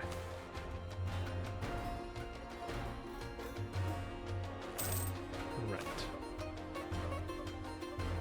Oh, I forgot that when you reset it like that, you have to buy the supplies. I think it also puts the troops back out, doesn't it? Yeah, I want to just delete those. It also doesn't give us the organization buff. Damn it. You can't full reset like that. Shoot. Less than stellar. Less than stellar. Draft plans. Raise morale. Do some payment up front. Despite the diligent efforts of our researchers, progress in the current field of study has come to an impasse. The challenges and complexities of the research have proven insurmountable at this time, leading some scholars to advocate for abandoning the current course of study in favor of redirecting resources, focus more on promising avenues of research. Because we have at least a skill 2 hold restore, my personal advisor may help. So instead of restarting, we just lose 6 research progress, which is great. Purchase some love. Set party share to 500. Please, oh please, oh please. Let me raise morale. Just one more time. Please, I'm not asking for much. Increase our tolerance of harpies. There we go. Send them off. Good luck. Don't need the ammo. And we are no longer indulgent? Purifier of the body. Oberndal sniffs the concoction offered by High Priests of Margers. The scent of alcohol masks the worst offending smells, but Oberndal still retches at the odor. Are you sure, they ask, that I need to consume this? The High Priest nods. It is an essential part of the ritual. You must consume it, then count backwards from 100. The High King reluctantly takes the concoction and starts doing so, falling unconscious by 93. Excellent, cries the High Priest as he turns to a nearby acolyte. You fetch me the saw. We have 9 hours, according to the text, before he wakes up. A day later, despite having a splitting headache and a shaved head, Oberndal says that they have never felt better. Though why do I smell burnt bread? We are no longer indulgent. Okay, we gain 20 of each monarch point and 10 legitimacy. I mean, that's pretty good, depending on what we get.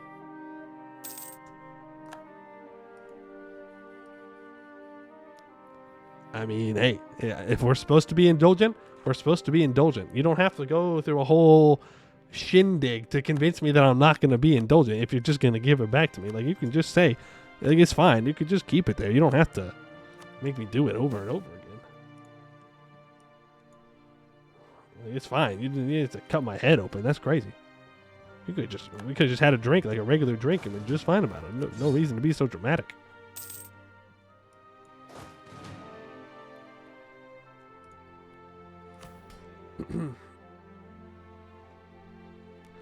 Indulgent is basically drunkard EU4, so of course you're gonna get it. I mean, every good dwarf's a drunkard, right? I'm gonna sell C's here. I'm gonna pay off a loan that I apparently have. And build these workshops. Build these manufactories. Just more money. More money, more money, more money. Okay, now we'll save up the 3,000 ducats. I probably should have just spent it there. Mithradoom gets down to a level 4 hold. We've discovered Grimthar Woodcarver. When the first trees emerged, it was Grimthar who peered from the mountain halls and saw their worth. He traversed the newly emerging forest, teaching himself to shape and carve them into intricate forms and learning their uses. He even taught Margers which parts of the trees could be turned into alcohol and created barrels for him to better ferment and impart new and interesting flavors to his creations. Due to Margers' petition and his own skill, Grimthar was awarded divinity and became close friends with Margers. Today, many of our brewers keep a small shrine dedicated to him in their brew halls to instill a spirit of camaraderie in their distilling. Hew the oak to brew the oat. Okay. I mean, that's just... Dwarves be bored saying that.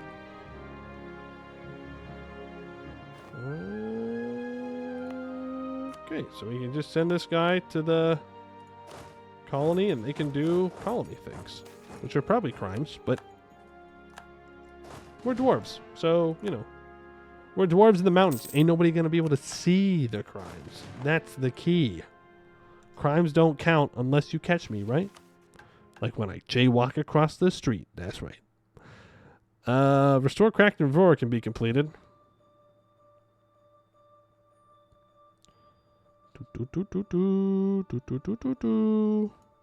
There it is. Cracked and Roar has at least development of 50. And that gives us production efficiency and national tax for 20 years in the event Midjurder Kralt happens. The ancient fortress of Midjurder Kralt, upon whose foundations the hold of Cracked and Roar was built, still sits proudly. Its strong walls rest firm but unused in the center of our oldest district. We should refurbish the old stronghold and find a use for it once again. We've had many proposals for its refurbishment over the years, restoring its garrison, using it as a government building. Some even propose tearing it down and building something else. Minus 5% local development cost for national stab cost. I don't really think that's worth it. Well, actually,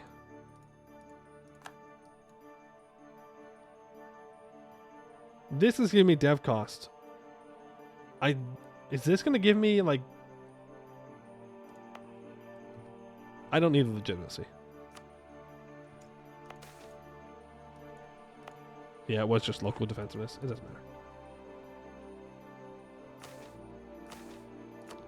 Okay, we're not reading through those. And we can relight the forges. Missions available to you because you were playing as Omdir. Oh, well, that's good. That's good. The ice steel forges were once the pride and joy of our hold, and the ice steel tools and equipment they produce were the envy of the Dwarvar. Till the end of the game, Cracked and Roar gets +1 local goods produced.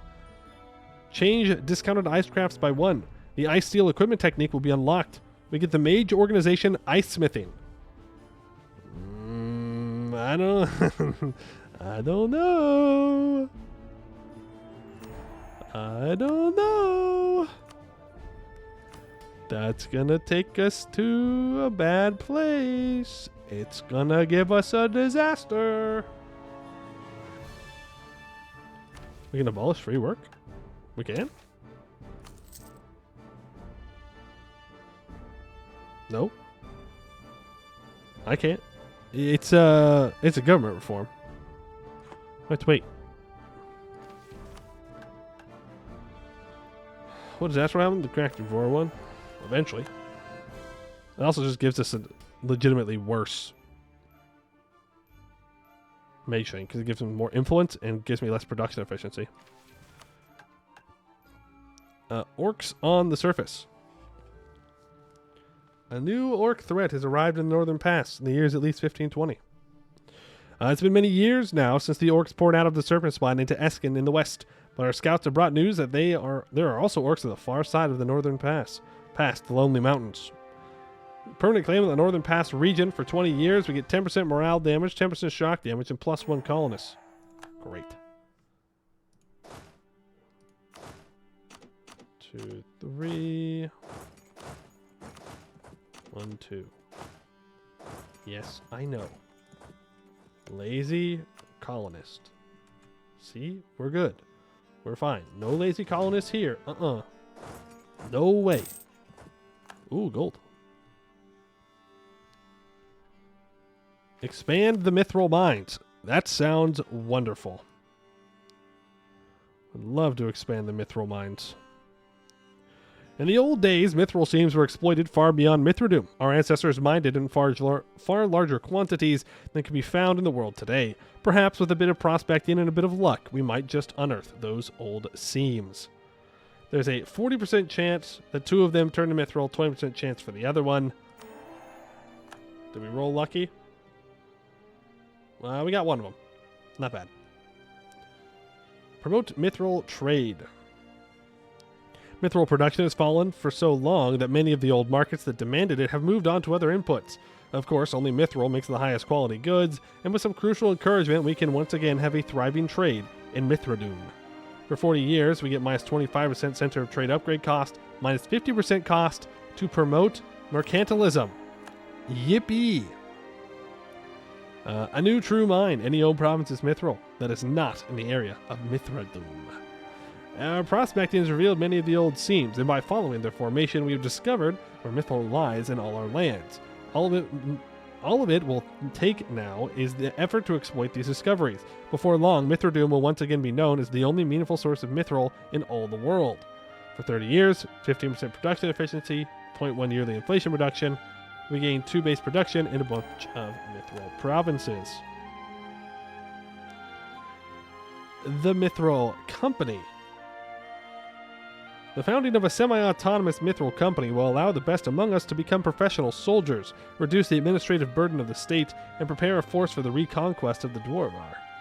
This unique mercenary company, Mithril Company, will become available to other, non-rival dwarf nations with a capital in the West Dwarvar or Serpent Reach regions. We will profit from it being hired and will discover nations that hire it. Okay. And now, Mithradum needs to be level 4, which it is. It needs a barracks and a regimental camp. Well, once that state house is built, then we can address that.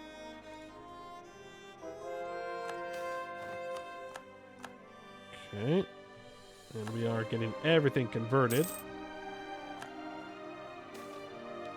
Which is good. Oof. Oof. That's a lot of Coronite. That's a lot of believers in Corin. Can't say I'm a huge fan. Never trust a Corin lover. Oh, we can do hold exploration of Mithradum. We have found a rare metal vein. Ooh. Okay. What are we going to get?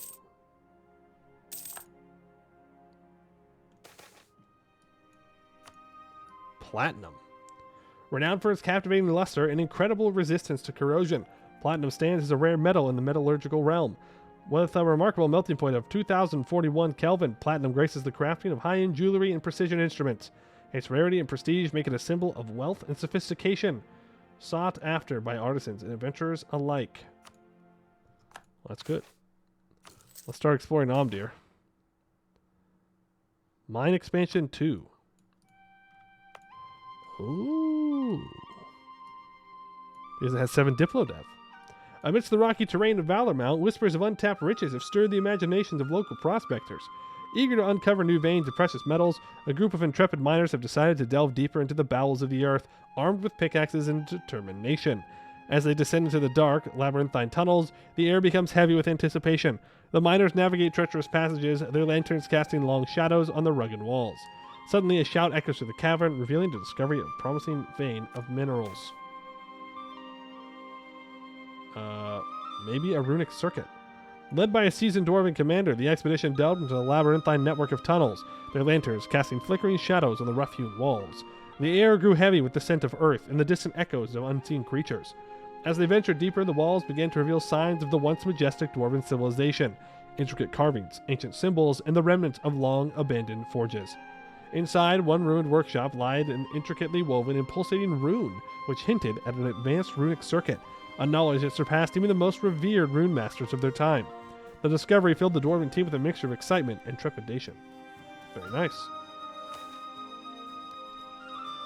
Life rune. Adaptation. Text required. Conceptual magic, life. Medicine 3. Alchemy 3. Arcane arts 3. Okay. I don't know what any of all that means, but okay. Nothing. After excavating for several days, we still have to find another noteworthy metal. The workers have lost all their spirit, and we can now be sure there's no useful metal at the current mine's depth. Some suggest to try excavating deeper, but the current infrastructure let us go this far at most. Oh man. Scammed. I blame the elves. They stole something. I can't prove it, but I've got a feeling. Working workshop. Exploration team has found a fully functioning workshop in the depth of our hold. Good. 32% chance of gaining a development. Ooh, nice.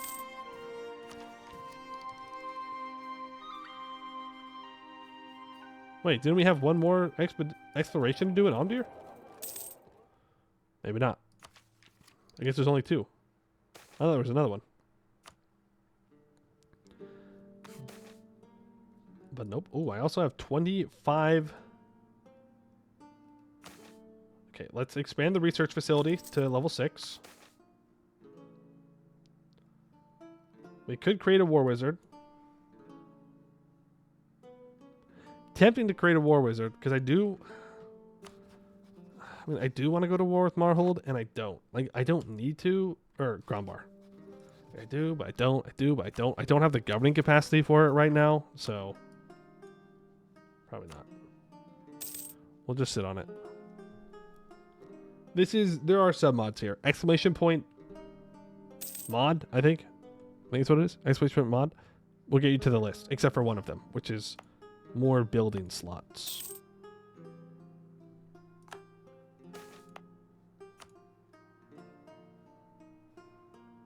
Which I have not added into it yet. Right, Orc speech has been completed. Yay! Yippee! Problem solved. Look at that. Oh, we have lots and lots of missions that we can do. Well, actually, let's get these to 10 development real quick for more missions. Turn that off. And OAD. That's the first one we're going to do. Well, actually,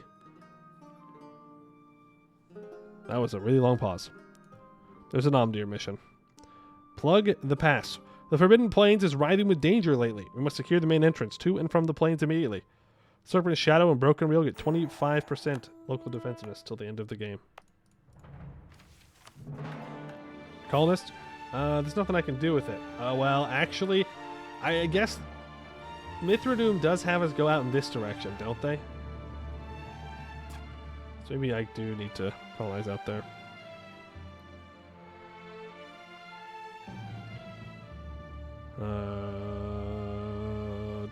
Yeah, it's just OAD and then stuff at the bottom.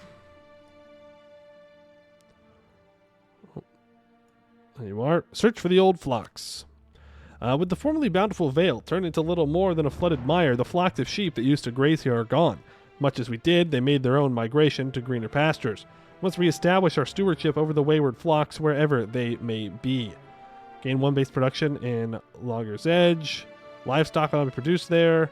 For 10 years, we get plus 25 global settler increase and a bunch of permanent claims on lands that I do not own. Believe it or not. They'll give us cheaper cav. That's good. That's very, very good. Let's do those missions at the bottom.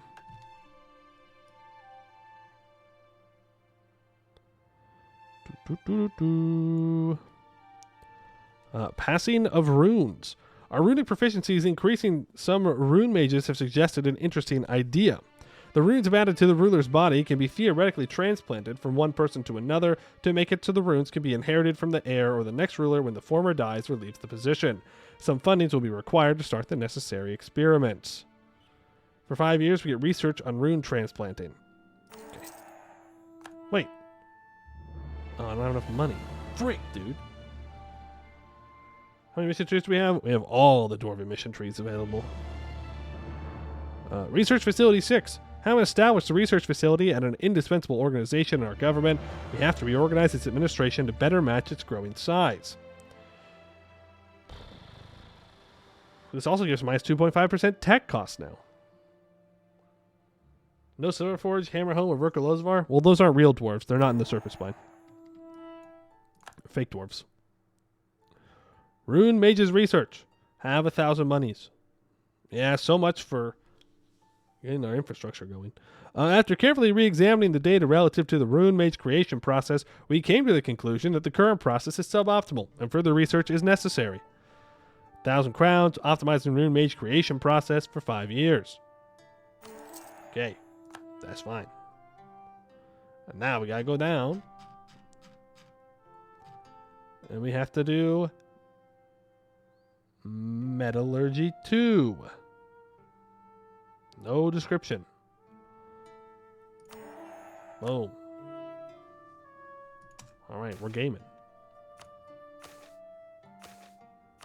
We're gaming.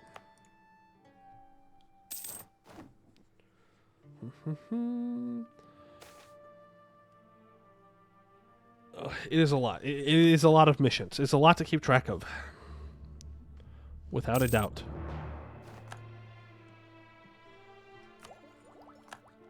We can do another centralism idea, though.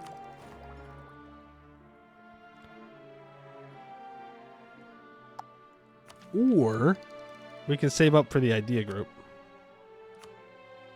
Or for tech. We should probably save for tech.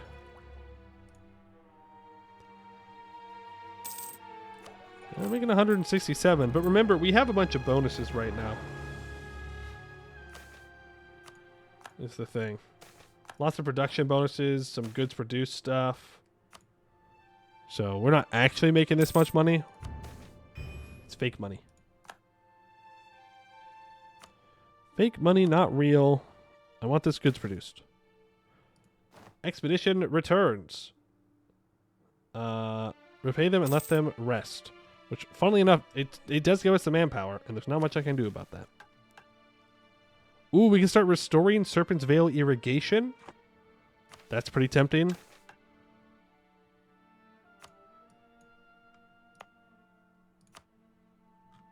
Huh. Dwarf is here in the Azmat Quarry.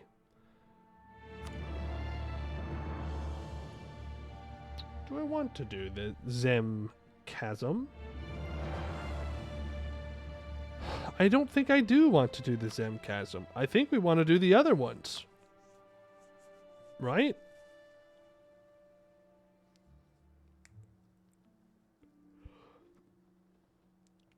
Can you use the mission to reassimilate capital just for it to stop blinking? That's so many monarch points to redo it, though. Like, it's just... I'd rather just leave it up there, to be honest with you. I'd rather just have it sit there. We'll just do the Zem Cavern. We can't reset anything. No resetting allowed. Okay, I can reset individual things. Oh, it just does an upfront payment. It just makes it... It clicks like the upfront payment button once. Okay. Console? That sounds like cheating. I would never cheat. Would never cheat. One time ever. No shot. Party share needs to be... I'm gonna go 500. Be free, little dwarves. Good luck. Good luck, little dwarves. Do not fail. Okay, now I'm actually going to save up the money. We're not going to complete this mission because the mission costs money. I want to start the process of getting our whole infrastructure thing.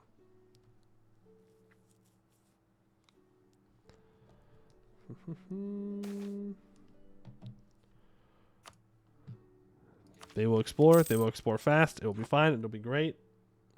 Institution. We're going to do the thing first. No. Infrastructure first. Then we save up money to embrace institution. Okay? That is the plan. Bro, we found another bugbear den. I'll take the supplies. Wild card. Thank you. Yes. What do we want to do with our wild card?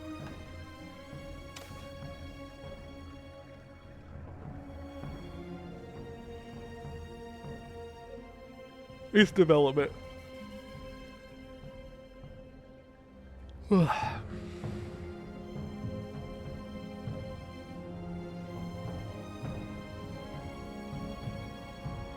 Was there a construction cost one? Was that a thing? Or ship cost? I didn't see a construction cost. Probably just missed it.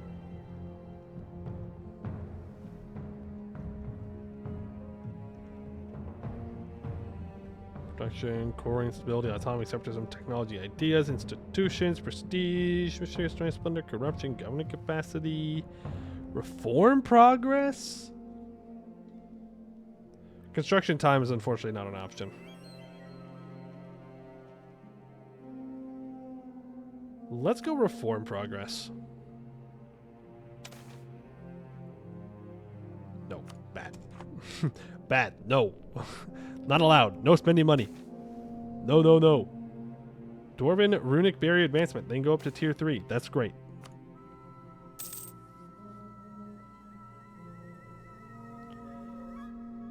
I need 3,000 ducats.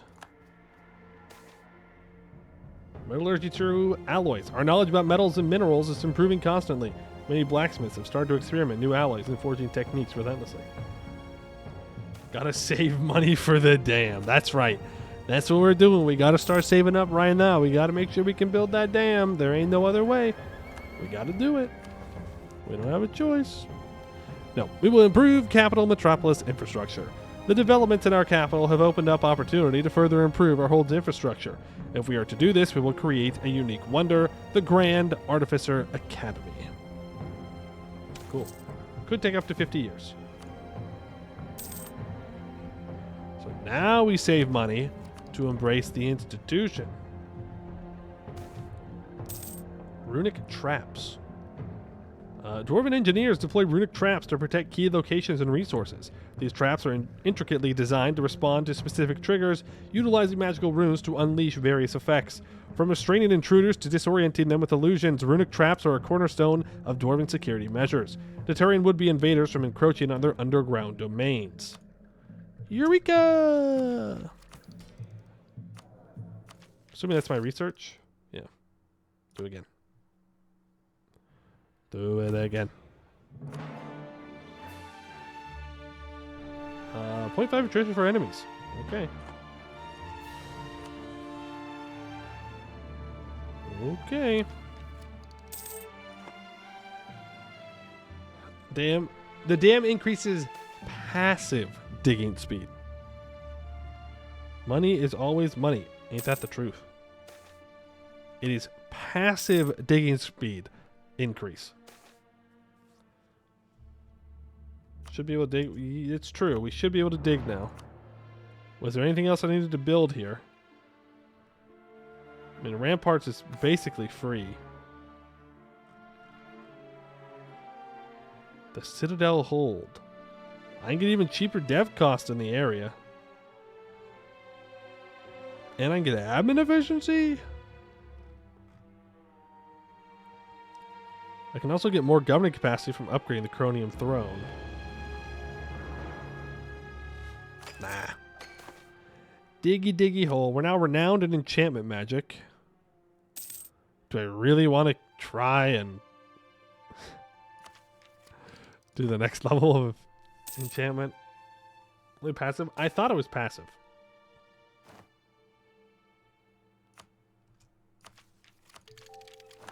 Alright, well, now we have some even more stuff to spend money on.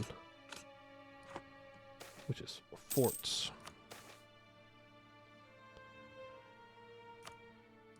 But yeah, Kugdir does need to be at 40 development.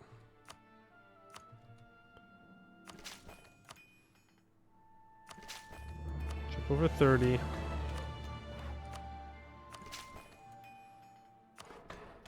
There we go. Now it's a 41. That should complete.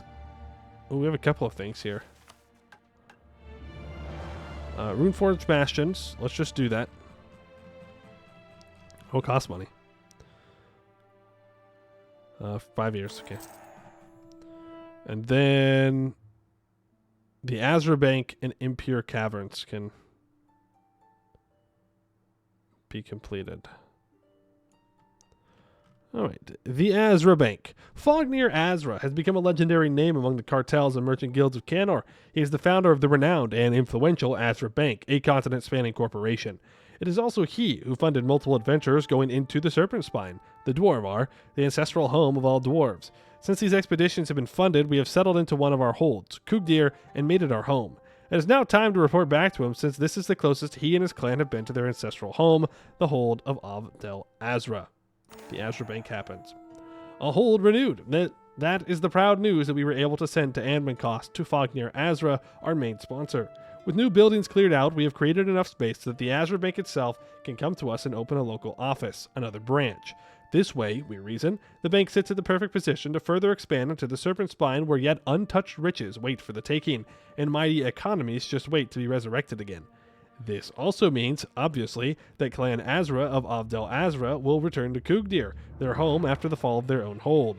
Fognir has long left once Kugdir was devastated in 1424, giving way to the green tide that destroyed Eskin, but now he is free to return to his ancestral but still old home. Till the end of the game, we get plus 12 yearly tax income. Yippee. And minus 10% reduced inflation cost. Funding the Reconquest. Cartels, 60 loyalty, and at least 50 influence.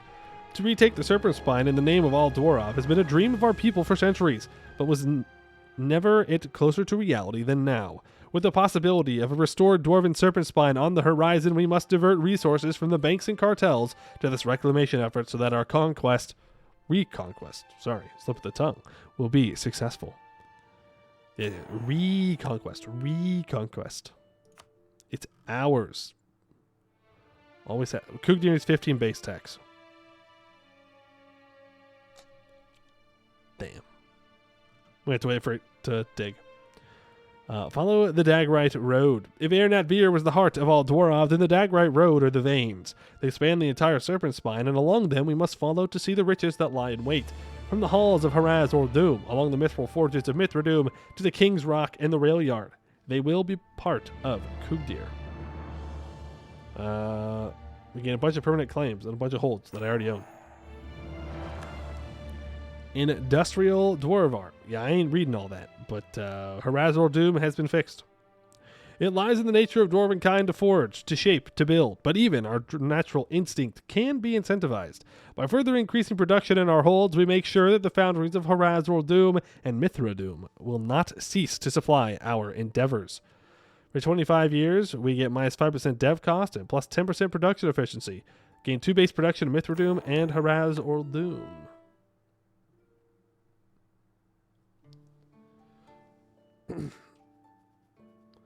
You have to get opinion with Kenorians for Kugdir mission? Again? Yep, again. But only after I developed Kugdir to 15. Again, I don't really expect...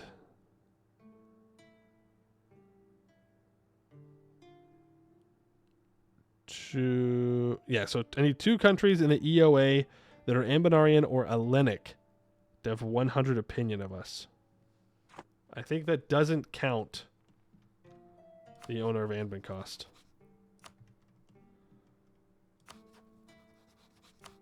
And they do have to be Humies. Prove religions with you. Okay, well, frick you, Coronite lovers. Wait, why does the Stalin hate me less? Minus 5 for different religion. I guess maybe they have a higher tolerance of... There it is, he's tolerant. That would be why. He does not hate us as much. Anben Coast, sorry, Coast. Anben Coast. Not cost, coast. Well, I guess we just go north. Start taking all this for ourselves. That's what I want coast to. I thought it was, we just needed 100 opinion.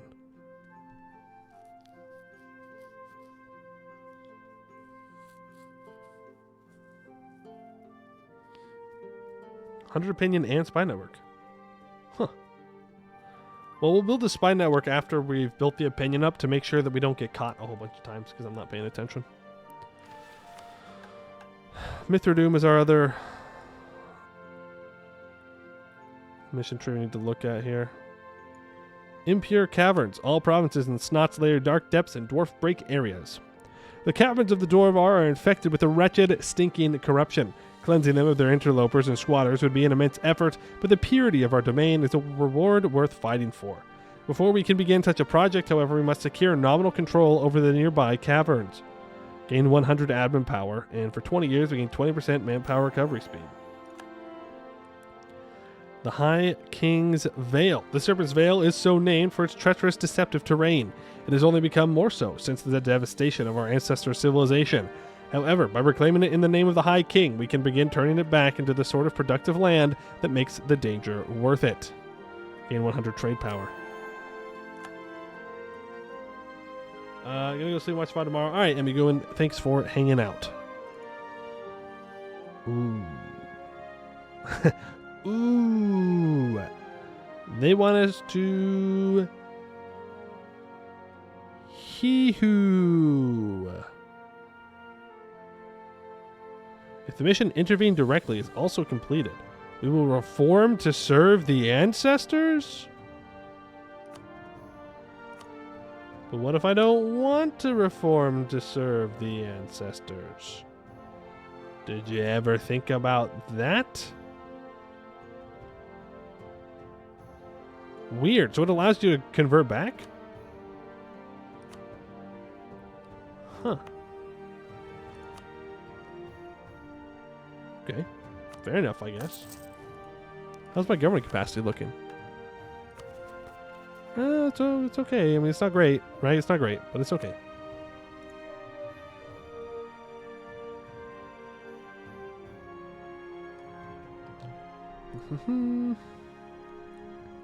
We don't need to do that mission yet. I can select a deity, and I want... Nah, I've got to choose the admin.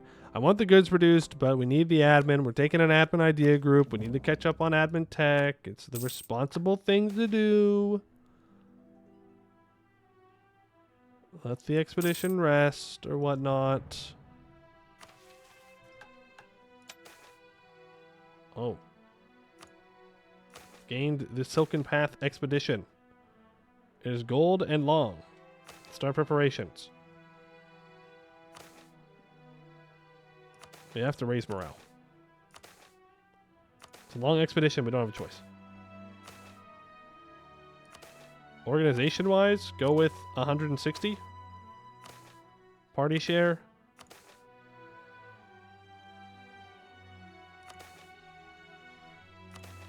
$500. No, 300. Surely that'll be good. Start it. Good luck, boys. We've completed Metallurgy 2.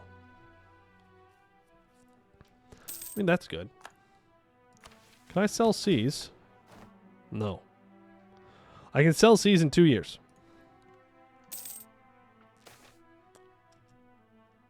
So, we will, in fact, be doing that. We are digging. Don't think we're going to get here in time. Rip. Rippy dippy that colony. Oh, expedition camp. Go ahead and set that up.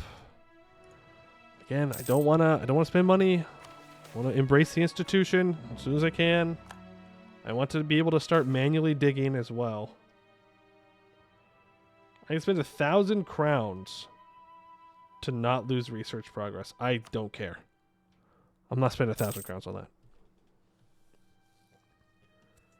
Conquer the goblins for the... Nah, that's fine. He's not doing anything to me. He ain't gonna do nothing. Nothing, I say. Mostly because I'll just warn him. It might be too big, though. Now that I think about it. Okay, maybe you're right.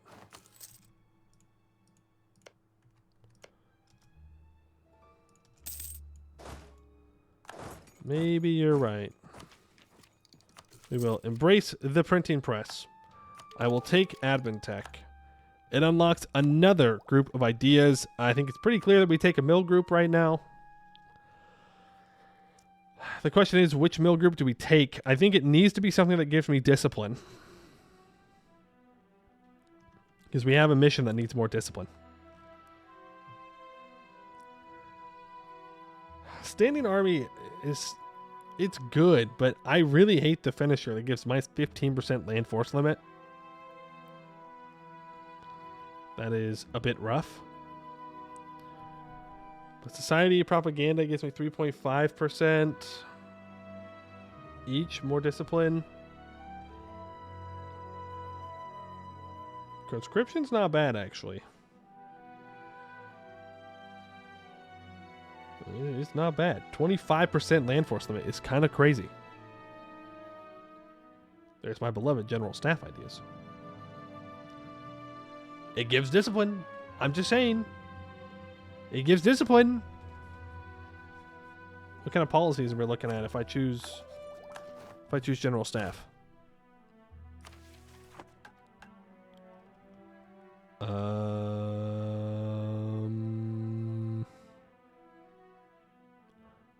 Land maintenance.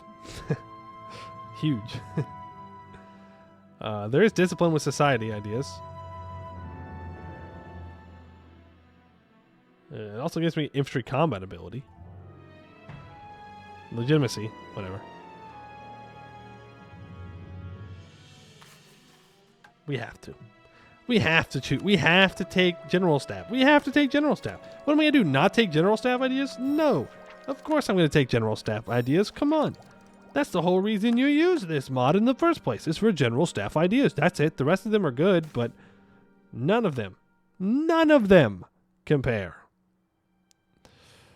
A base for the company. Mithradoom.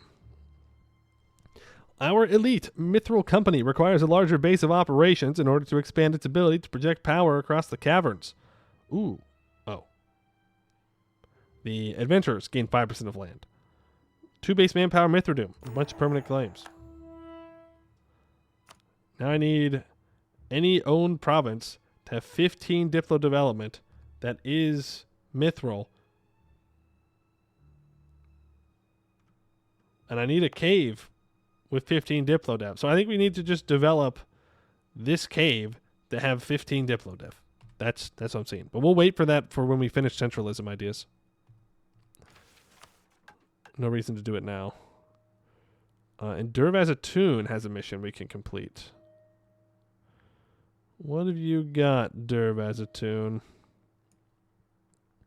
Oh, one of the top ones. Repairing the Setzun Kupa. The great lens of Setzun Kupa, the greatest observatory from Laurent to Ganshin, was spared the ravages of the orcs, who in plundering the deepest depths never reached the highest peaks. However, exposure to the elements has warped and scratched it over the millennia. The lens must be repaired, along with the great elevator that conveyed the astronomers to the peak, burned in the madness that consumed the hold in its final hours. I'm not going to read that. But that does enable astral knowledge and astral terror. Improving the lens. This gives us 20% observation efficiency. Clearing the home. Or our home. Gives us a bunch of claims. Dagger and Rod 10 apparently needs a forts. Build that. I do need to upgrade all my forts. And Records of the Refugees. I need to own Cracked 4.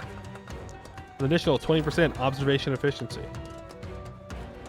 Dervazatoon needs to be dig level 3. Now I have to remember this. Oh, I have to remember how this works.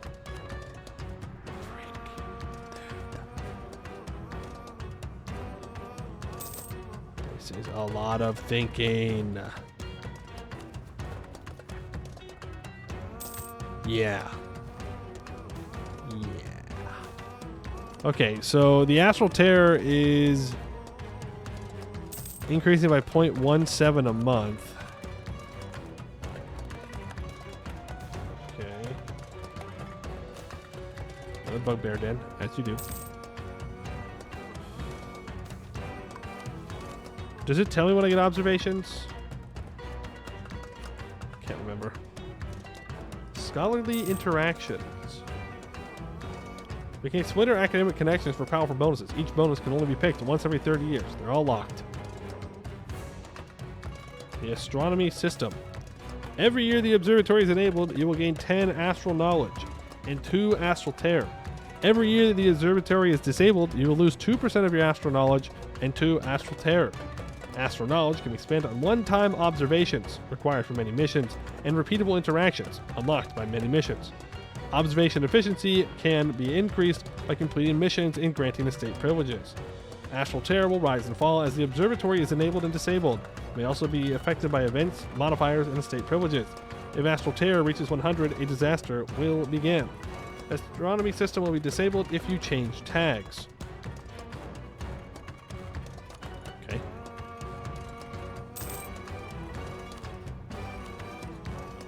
Oh, these guys are not monstrous anymore?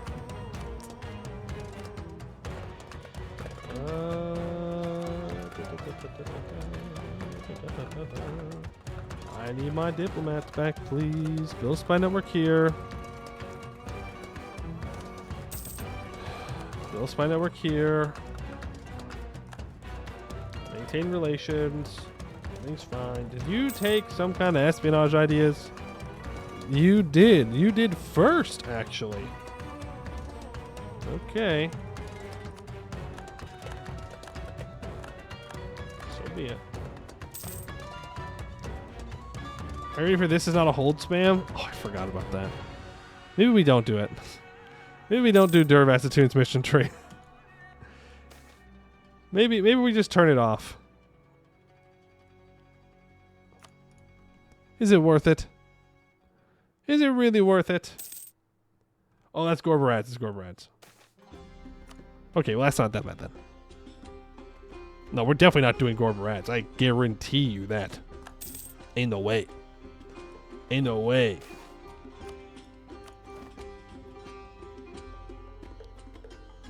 Do, do, do, do. 50 free admin points. You love to see it. Central or general staff idea. Centralism idea. Good. Wonderful. No notes. Give me all of my ideas, please. We'll get minus 7.5% dev cost from centralism. And then we will get an additional minus 2.5% dev cost modifier, which is very strong. We will also get +1 admin and Diplo free policies, which is great. Will allow me to put in some more dev. Oh, turn on that idea cost, please. Throwy Mew. We're taking 2 ideas at the same time. Make our ideas cheaper. Let me put in like this fort defense or improve relations or something with our Diplo. Not too shabby. That doesn't mean I can't really do any development right now, though.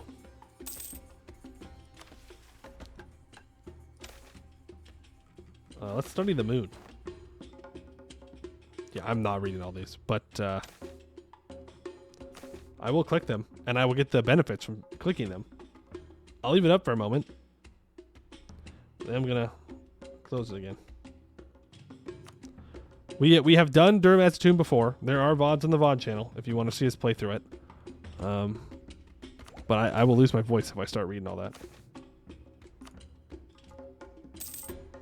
Central planning. Expanding infrastructure grants goods produced +5% and manpower +10%. The bonus is halved for Dwarven holds. Expanding infrastructure in your capital area will be refunded 50 admin power once per province.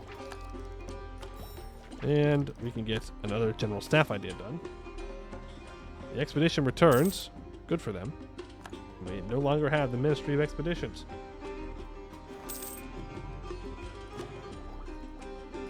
How much are these? 172? Not bad. 172, not bad. We're going to finish general staff before we finish centralism. Funny.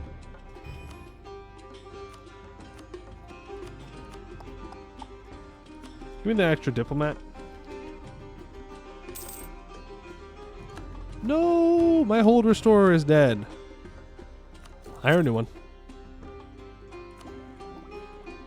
And there we go. General staff ideas is completed. Bada bing, bada boom.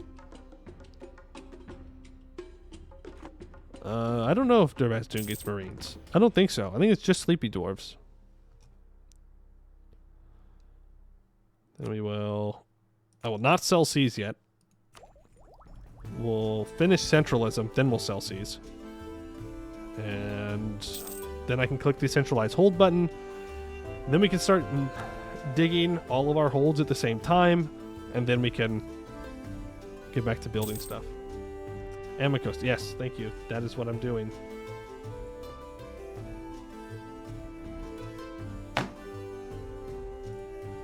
That's how I feel. That's how I feel. That's how I feel about that. That's how I fucking feel about that. You son of a bitch. I'm gonna dismantle the empire. I'm gonna dismantle it now. That's it. I'm coming for all of you. I'm gonna full annex Canor. I'm gonna do it. I'm not. But I'm gonna tell him I am. I'm gonna scare him.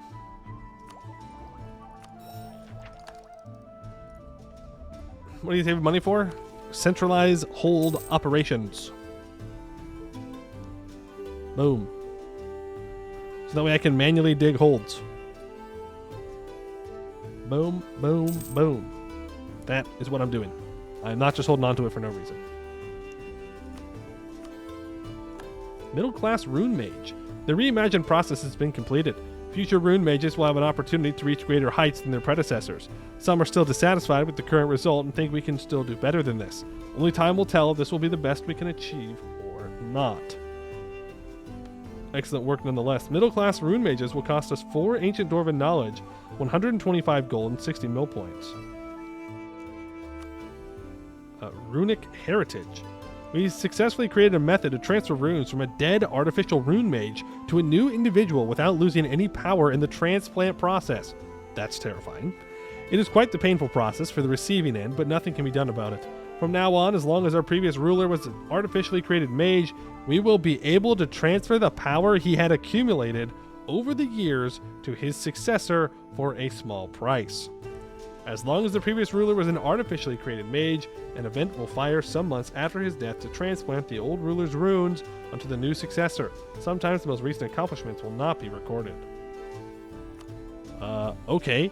Well, in that case, keep studying.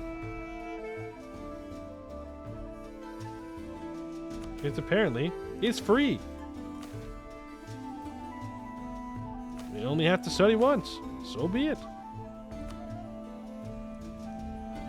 How are those observations going? Not there yet. Initialize central planning. Click the button. That way it actually applies. We are the #1 great power. Command has more development than we do. Go figure. So much for that coalition. I blame Abdo Kanzan.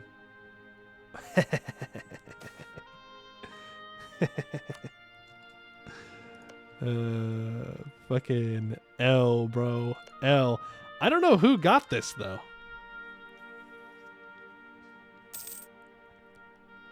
Because Abdo Kanzan is still alive. I mean, look at this, though. I guess it was just Rajan Haga.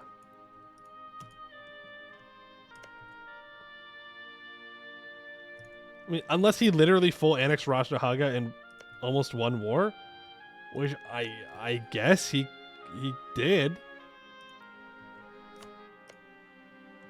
But he has like basically no aggressive expansion. So I don't know. That's a weird one. That's a weird one.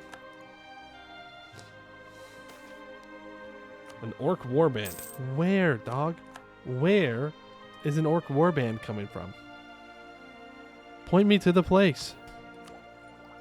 Where are they coming from? Everything I have is fully colonized. The only place I can think of is down here because this colony isn't finished yet. I don't know where else.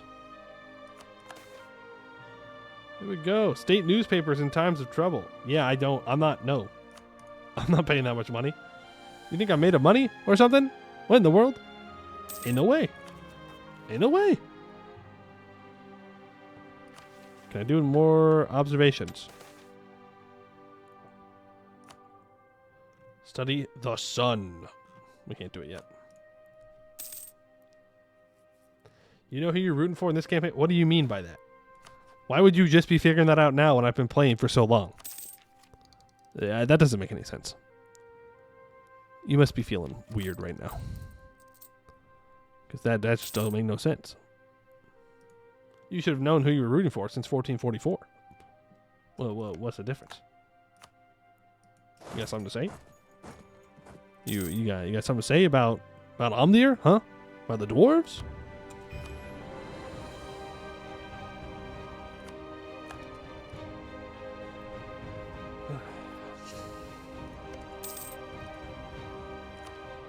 Continue moving.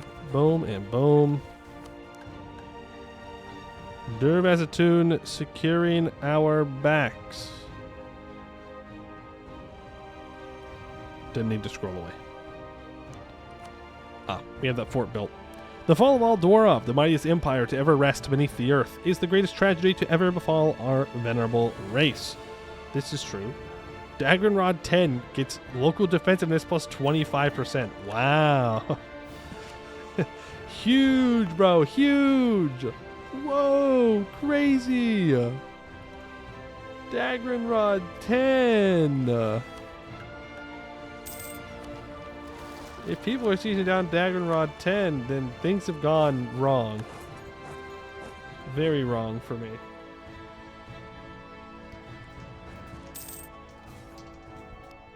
Move here. And our advanced metropolis infrastructure is complete.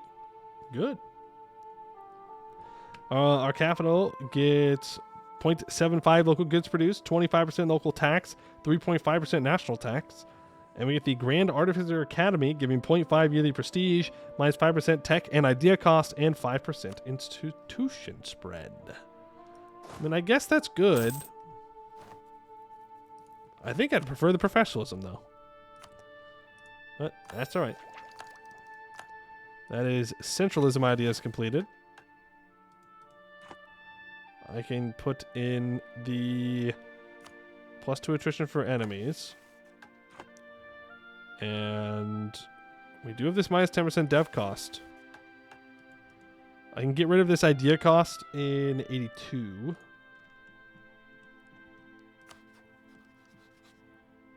Damage temple. Let me go ahead and influence you. Shoot, I didn't build a spy network. That's how I feel. Celsius. Centralized hold operations. This allows us to manually dig everything. Oh, yeah. Oh, yeah. It's all coming together. Go to the mages. I say, hey. I want to select the regular spell. Actually, I kind of want to look at their special spells. Ice Steel Equipment. For 150 mil points, for 10 years, I can get 5% land, fire, and shock damage for more reinforced cost. No, I want 8 constructions. 2,000 ducats, minus 20% construction cost and time. Send it. We send it. We go whole digging operations. We go Kugdir. Next level. We go Haraz or Doom. Next level. We go Ernadvir. Next level. We go Hall of Ancestors. Next level. Crackton 4. Next level. Koznad. Next level. And then this money can be spent on government capacity. It's what we need. There is a dev cost policy, yes. Rooting for the Tungies? Alright, I guess that's valid. You can root for the Tungies. We are going to Diggy. Diggy. Diggy. Hole. That's the goal.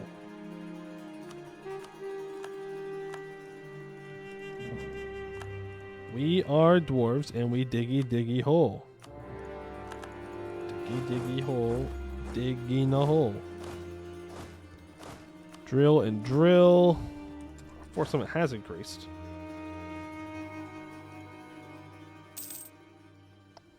Then we'll leave our cannons on the siege, and then we're going to walk up to make sure that the centaurs don't try and snag this. Because as we have seen in this run, the moment I declare war on somebody, everybody else around them wants to jump on it and ruin my day. So not this time. Nuh-uh. No way. It's mine. Unlock the Runeforge Bastion. The implementation of runic knowledge in Dwarven military engineering has already brought us to the Runeforge Castle, but that was not the end. As our proficiency in runes increases, the design has been improved. The research facility's chief researcher is more satisfied, but not yet convinced. He still thinks there's more that can be done. The building costs 750 gold and 2 ancient Dwarven knowledge. Okay. Alright. Living test subject. That's fine. Oh man, I can't seize this colony anymore. I should have seized it immediately. That's my bad. I can't seize this because I don't have a path to it. Spell damage. Did I not start that? No, I didn't. Because I had the month to wait. You stupid Danish temple. How did they even get away with taking out the free city? He's an elector. Just more evidence of corruption. Just evidence of corruption within the Empire of Anbennar. Not a real empire. Hashtag not my empire. No way. Oh. Centaurs are dying. Internal conflicts. They're too busy, I don't know, punching themselves in the head to survive. I don't know what else the centaurs do most of the time. They have every opportunity to do well, and they just sit there and go, no, I'd rather not, actually. I don't want to be successful.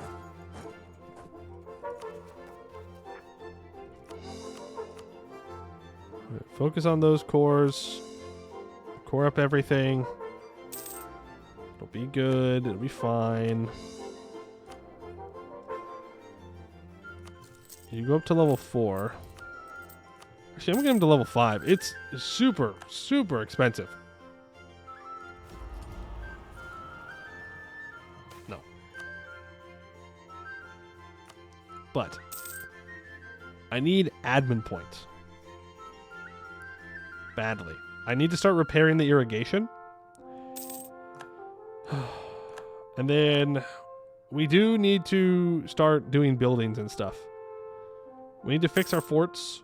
We need to make sure we have manufactories built. There's lots we need to do. You can drill.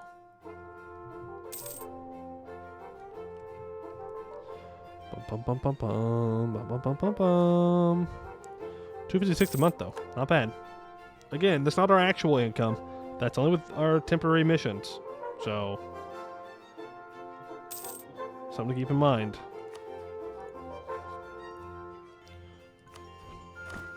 How big is the command's military? 240. Yeah, but like, if we attacked them, they'd find troops. They'd find manpower. Ooh. Who was rooting for the Obsidian Legion? The Iron Pyrite Layer. Yeah, I don't need money. Go for it. Dig through it. Hey, good news. I won't have the Obsidian Legion.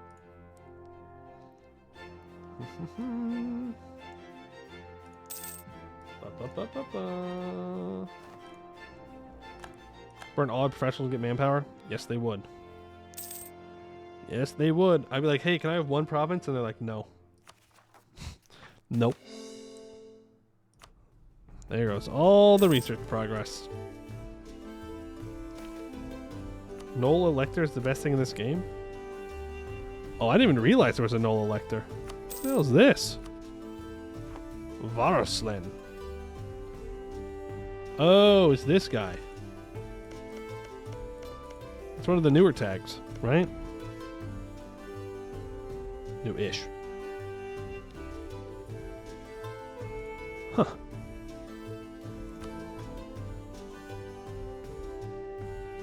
Sagamber was really like, yeah, we don't want any electors that are far away from me. I want them all close by.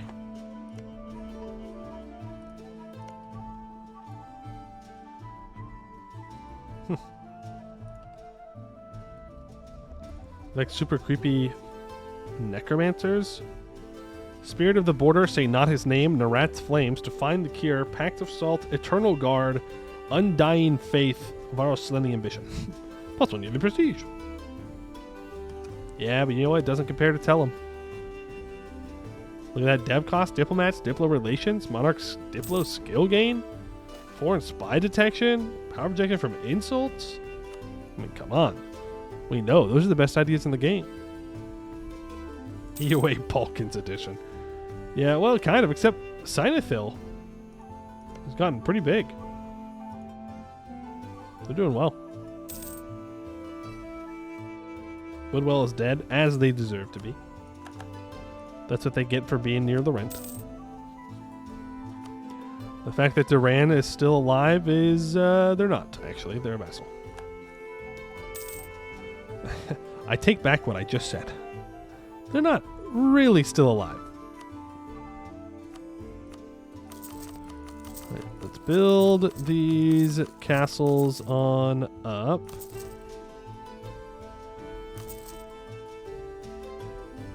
I think, yeah, now it's building new castles or new forts. So where do we want more forts?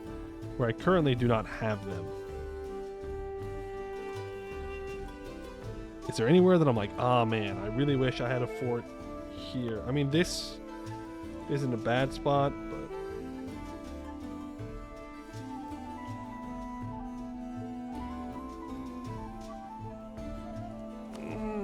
Rumbar War moment? I mean, I don't know. We got to be careful. Napes Bay may come get us.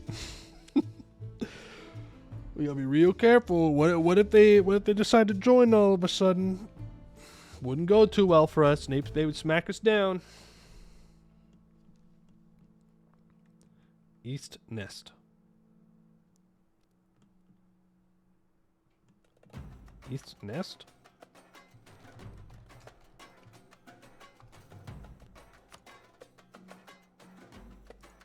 Are you talking about the east? Oh, it's just one word? That's not what I meant to click. Oh, here. Well, it's not cord yet. I'd rather have one in the Eastern Reach. Why can I see Gemrid Kurt? Hello? As report. That's why.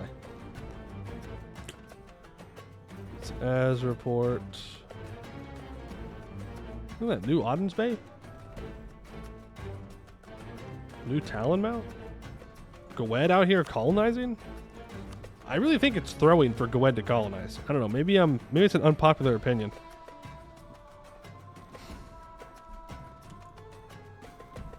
Like, unless Gwed commits to killing the gnomes, I think colonizing is a waste of time. Just expand here. Go here. Go take all this.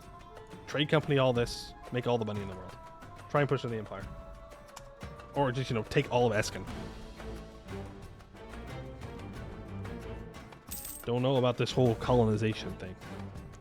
Advancement in the mage creation process. After various years past reviewing the mage creation process, the research facility has optimized it. The mage creation process will be enhanced to tier 2. The subject undergoing the operation will now gain renowned in 2 random schools and talented in 3 random schools. Oh, Yideb's Nest, Mithril and Long. Observation. Let's go ahead and study the sun. There you go. If you want to read that. Gain a bunch of monarch points.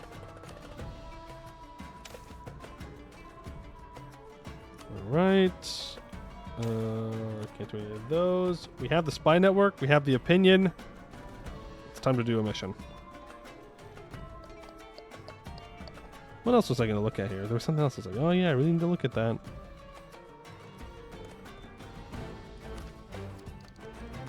Don't remember. Don't remember. Oh well. Alright, let's do the missions. You should conquer Eskin. It's not too late to culture shift to Iron Dwarf and get the get the Eskin Wars of Conquest reward and still be Dwarven. That's so true. So true, actually. Yes, look, Eskin's just right there. It's right. It's so conquerable. It just wants to be conquered. It's asking to be conquered at this point. Like, if it didn't want to be conquered, why is it right next to us? That's all I'm saying. That's all I'm saying. Anbennar Coaster contacts. When Fognir Azra founded the Azra Bank, it was clear he would choose the City of World's Desire, Anbennar Coast, as the place for the headquarters. The economic, political, and societal incentives were just too strong to ignore the possibility.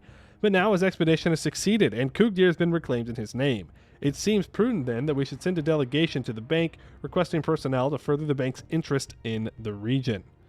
I don't know. I personally am of the opinion that you don't want to give another entity this much power in your country, but hey, what do I know? With production well underway, a secured treasury, and a well-oiled bureaucracy, it is now time to give our sponsors, the Azra Bank, first and foremost, a return on their investment. Along with their dividends, we will send them proof of our bookkeeping and spare some paper to boot. For 50 years, we get +1 Diplo reputation, the event administrative strain happens, and we get Magnus Azra as an advisor. With the Holt's production in full swing, we are presented with the choice. The Azra Bank has an ever-growing demand for paper, which we should accommodate, or could accommodate, by reforming our workshops. This is like our only glass province. Not that it matters, to be fair. Paper's worth more.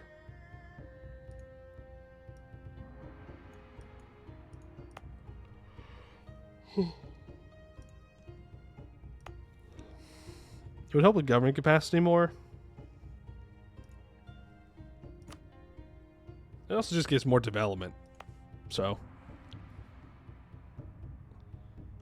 Glass is needed for observations? Is it?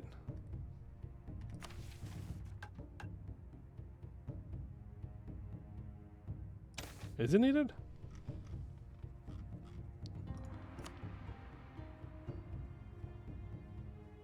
Lean down the line? Alright, we'll just keep it then. It's not like it matters.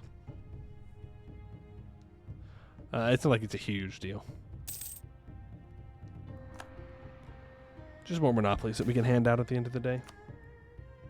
Corrective drawer has been dug to the next level. It's great. This money.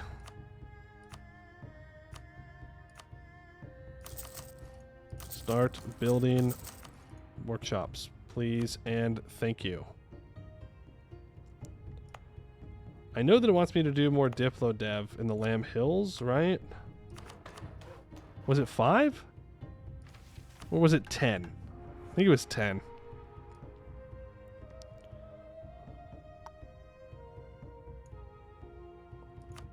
Well, almost all of those almost here have 20 Diplo dev. You want me to own Hidden Respite? Yeah, what's the Lamb Hills have 10? Hold on, before I actually develop stuff. Too much. I'll pay the admin for now. It's fine. Yeah, we develop pretty good.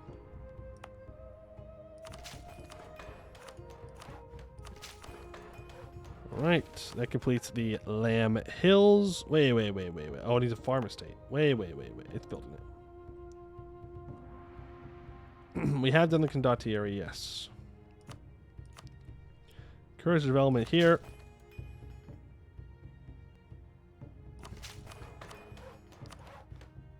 Expand infrastructure.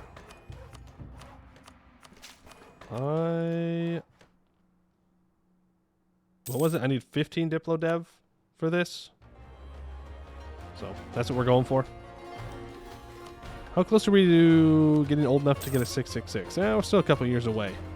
We'll get to that point. Yeah, we need the 100 opinion guys. So Stalin, you will be influenced. Wow. Bullying. Bullying. B-Peck. Hey, frick you, B-Peck. Actually, frick you, Weston. Vicious mockery. I'm missing something. Clearly I'm missing something. What am I missing?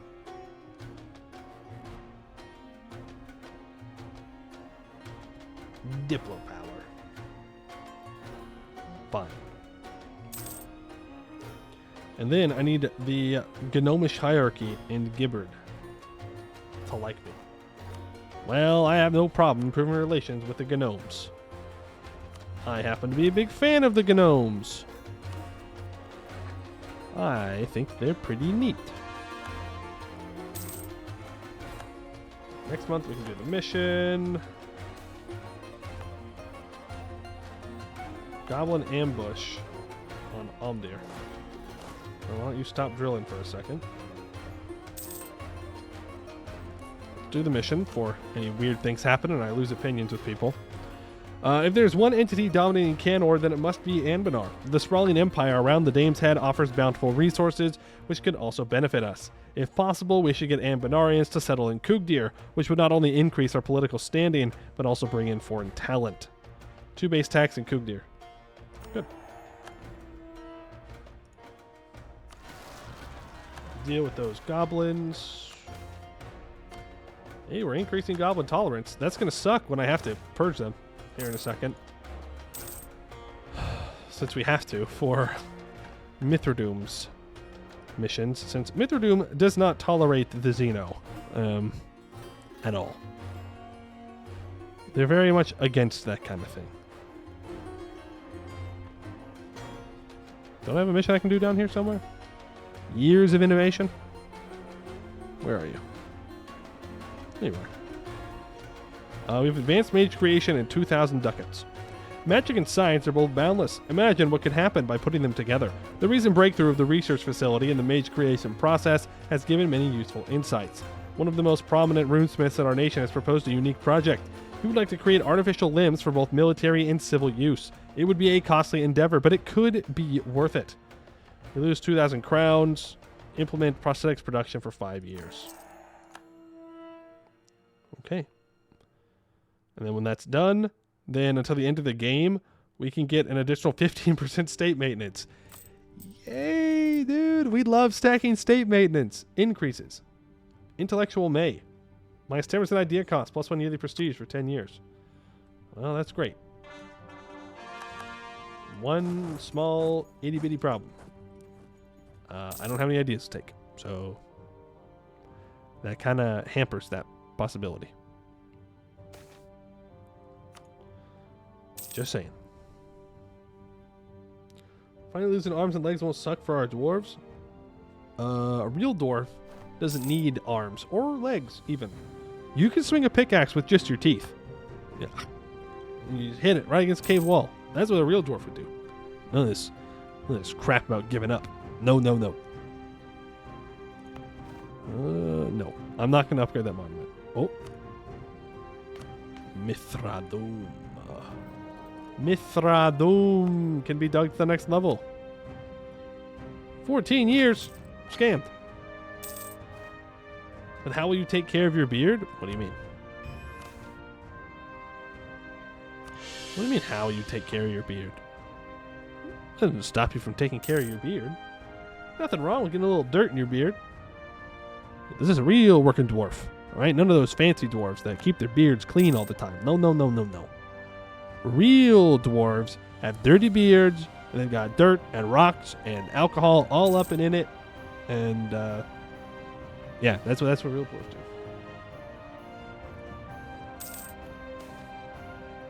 Research shortcut. No, don't take the shortcut, because last time I did that, it failed. At least I think that's what caused the failure. I don't actually know.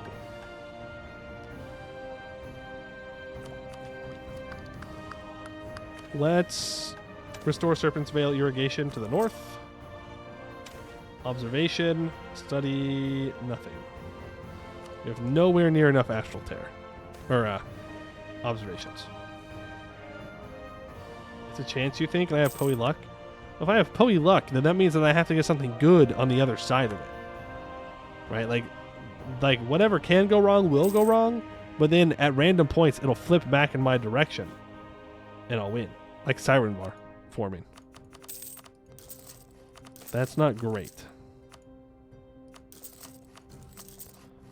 Right, we've gotten all those workshops built up.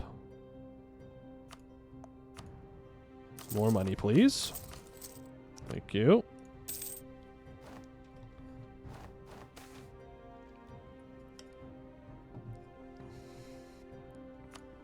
Yeah, I'll protect my trade. I don't care if Rogeria doesn't like me. But most importantly, we can finally get the assembly of holds. Enables Parliament, disables Called Diet. Holds with Parliament seats will gain minimum local autonomy minus 30. Minus 1 national unrest, minus 0.1 monthly autonomy change. Let's quickly summon the Diet for the last time. Holjargad gets a temple. You've got it. We will click the button. We will, of course, now add every single hold into it. But for now, let's start a debate. None of these are that good.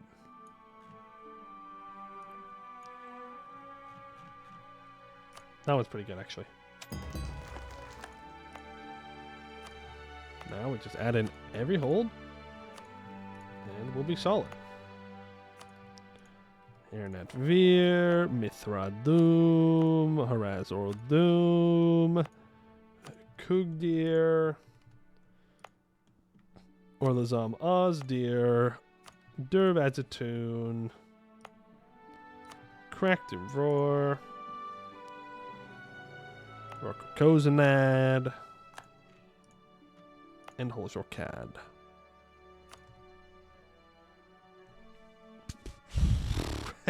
We need 27 seats? Really? Alright. Mithril provinces can get added in. Gold provinces can get added in.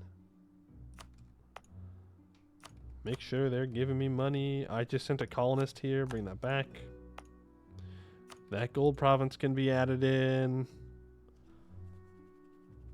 I guess we just let the rest of them set on their own. Global trade? No. No. Yes. 54? That's it? Well, I guess a lot of it is being kept in Dame's Crown. How is Buvari node doing?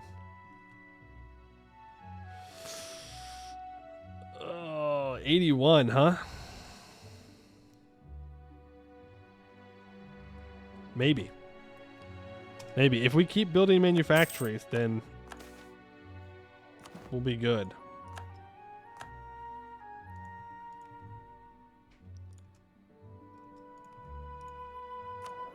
But we need to keep going. Give me that goods produce guy. Get you up to level 3. It'll be wonderful. No Devon gold mine? Yeah, I know. I know. Mithradoom, hold specialization. Foundry, artisan, military, metropolis. I think foundry is, of course, the choice. Discrimination based on metal. A contentious Bungus farmer, upon learning that his estate was passed on receiving a seat in parliament. Well, you know how it is. You got to make sacrifices somewhere, and honestly, I just don't respect the Bunguses. I'll say it. I'll say it. You may hate me for speaking the truth, but I do not like the Bunguses. Though we have not seen Bungus in this run. We can change the wild card. We're going to change to dev cost reductions, and we're going to start making money. And we're going to start developing like crazy. Level 3s are advisors. We'll be able to get more admin points here in a couple of years, but Bungus has had it too good for too long. That's right. He has. Bungus got a whole Stellaris playthrough. Did the Dwarves get a whole Stellaris playthrough? No. No, they did not. Well, that's because they have, you know, many EU4 playthroughs, but that's besides the point. I'm going to add this to a trade company. Is that an ancient forest? Oh, wow. Time to do the Gorbarad mission tree also? No, I don't think so. I think we're good where we're at. I mean, we're not even doing all of these. Oh, boy. We have more to do. Gnomish Aid. Kugdir. Where are we? Oh, we're at the very bottom. Well, this is not Kugdir. It's Kraken Vor, but it'll work. One of the following must be true. Less than one privilege is granted to the nobility. Well, we don't have any nobles, so that works. The 5 oldest clans in our hold have long been solidifying. Oh, I forgot about the 5 clans. Are we going to get the government reform for Kraken Vor? Because that would kind of suck. Won't lie. Won't lie, that'd be kind of ass. All provinces in the Dead End Tunnel need to be 6 development. Good news. I can do that.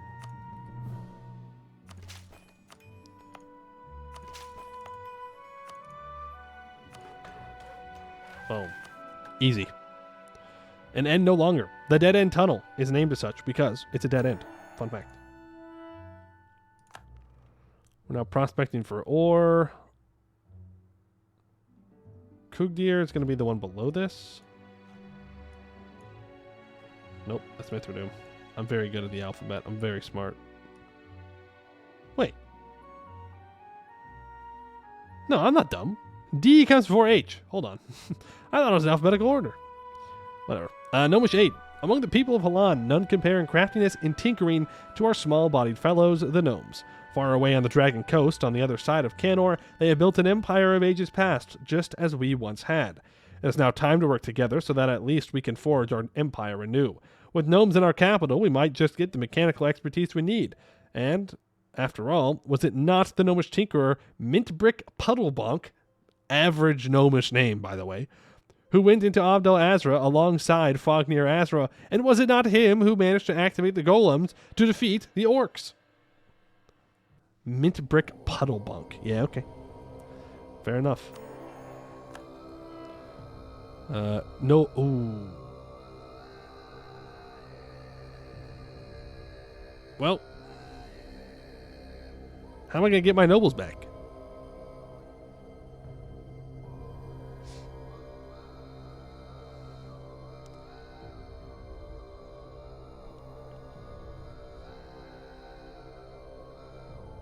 Huh. Well, I guess that's the end of that mission tree.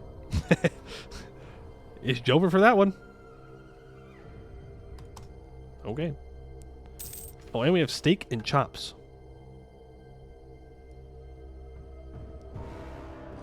O-A-D. Steak and chops. Growing fat on the Vale forage and grain, our Lamb Hill flocks have become famous across the Serpent Spine and beyond for being the best cut of meat that one can buy. Let us take advantage of the reputation and encourage more of our rangers to raise more of these herds. For 20 years, we get +1 yearly prestige and 2 base production in the Lamb Hills. Yep, rippy dippy the nobles. They nobled too close to the sun.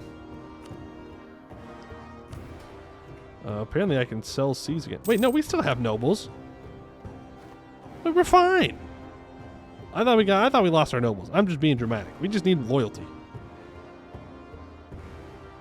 5,000 ducats? Boop. And I'll take some of that crown land back, please. The drama. I lied. I lied for the drama. Right, we core all that up. With the monies, we build manufactories. For the trade, for the money, for everything. Just give me more money. That is the goal. Nobles outrage. After our armies marched on the nobility to seize their lands and assets, the nobles rose up in the streets of Kraken Vor and rebelled against our acts of tyranny. If they think that causing damage to the hold will make us see reason, they are very mistaken. Yeah, they're not going to make me see reason. They're going to make me just really mad. usually best not to, like, burn your hold to the ground. I thought we all knew this. I thought this was like a universal thing. Okay, it's A-U-I-R-I-K-U-S. A-U-I-R-I-K-U-S. A-U-I-R-I-K-U-S. I'm just remembering that for the next time I have the event about him. The Hand of Dagran, a mortal dwarf during the later era of forging. Arrakis ascended to divinity after Dagran had determined that his domain was growing too large for him to manage by himself. Seeking a wise and competent manager, Dagran chose Arrakis as his steward to ensure that everything within his realm occurred as it should, and all tasks were carried out both to the letter and the spirit. Arrakis fulfilled his duty, striking fear to the hearts of those who were found lacking in their efforts and rejected shoddy or incomplete work as a disgrace to Dagran. Those who excel at their tasks receive rewards and praise in abundance.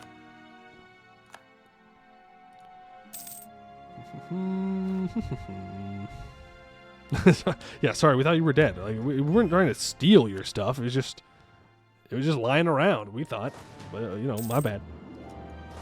Got a little overzealous there. You can come back and drill. We want to get to 200 so I can get the goods produced. Is becoming a Witch King good for dwarf gameplay? Your heir turns out to be legendary in necromancy? I mean, if you want to. Like, if you want to become a Lich in your run, then, I mean, there's not like a downside to it necessarily. I mean, really, in single player, it's always good to become a Lich. Pretty much universally every time. It can block your mission tree for sure. If you need opinion with people or allies, but I mean, you get like a bajillion discipline if you become a Witch King, and you get what else? More manpower recovery speed. You get some national unrest increase, but like, who cares? Unrest doesn't matter unless you're blobbing super hard. And if you're playing dwarves, you're probably not blobbing super hard. Upgrade capital throne for gov capacity. You upgrade the capital throne for gov capacity. I'm diggy holy. I'm taking this thing straight to the bottom. Then we can worry about the Cronium throne. We're going straight to the underworld. Oh, I can do some hold explorations. Roko Kozanad. Go for it. Astral Terror. Terror begins.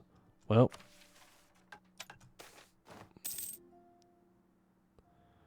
Rough etchings. Our exploration team has returned empty-handed, but they reported some peculiarities. While surveying the dig level, they came across several etchings on the walls. Most of them were some kind of warning, but most of them were illegible. They have translated what was readable and reported their content. Do not enter. The orcs are coming. The king is dead. May the gods have mercy on us. Skill issue. That's all I have to say. Orcs? King? What happened in this hold? Further exploration in the hold will help uncover the truth of what transpired here in Vorkal Kozanad. Skill issue. Simply win. Alright, Cracked and Vor. It is medium. Oh, we found a common metal in Cracked and Vor. That's good. We found tin. Wow. Better watch out. We're going to bring us back to the Bronze Age. Oh, we found more common metal. Okay. Yippee. Aluminium. Aluminum. Which is good. Kind of chilling here staring at Grombar. Well, we can beat him whenever we want. It's not like Grombar is actually a threat to us. We can just kick his ass whenever we want to. Kind of whenever we just decide to go, we'll be fine. We've got almost all of our... Well, we're going to have to do some development to unlock some of these caves for our manufactories to be built. We may start focusing on that. Speaking of going to war with Grombar...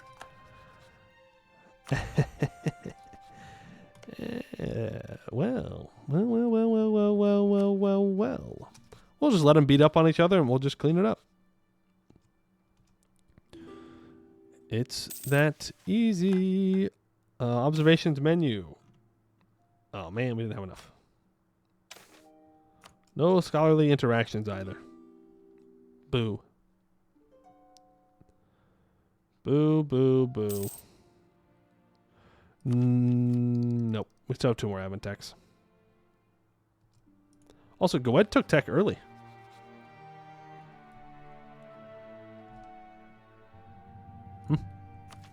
Interesting.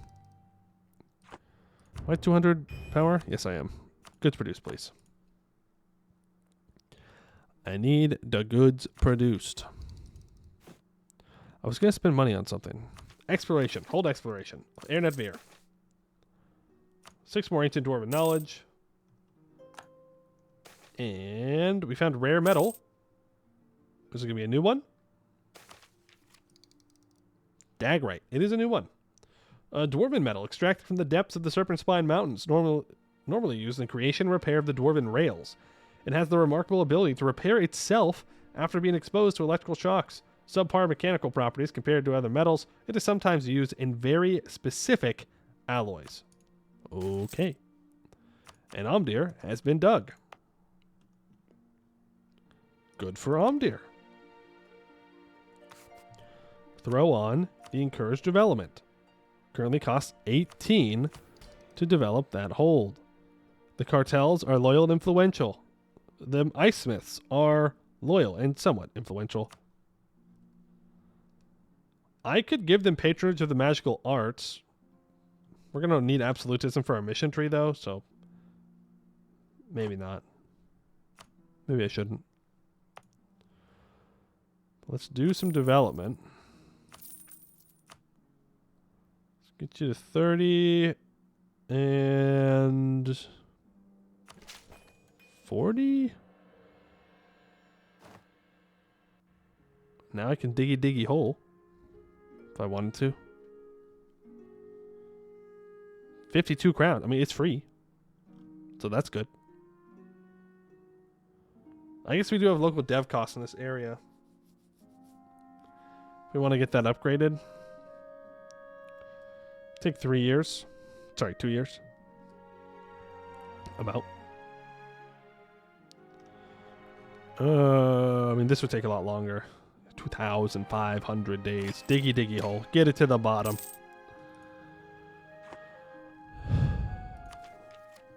I can do more hold exploration on Omdir. Danger level high.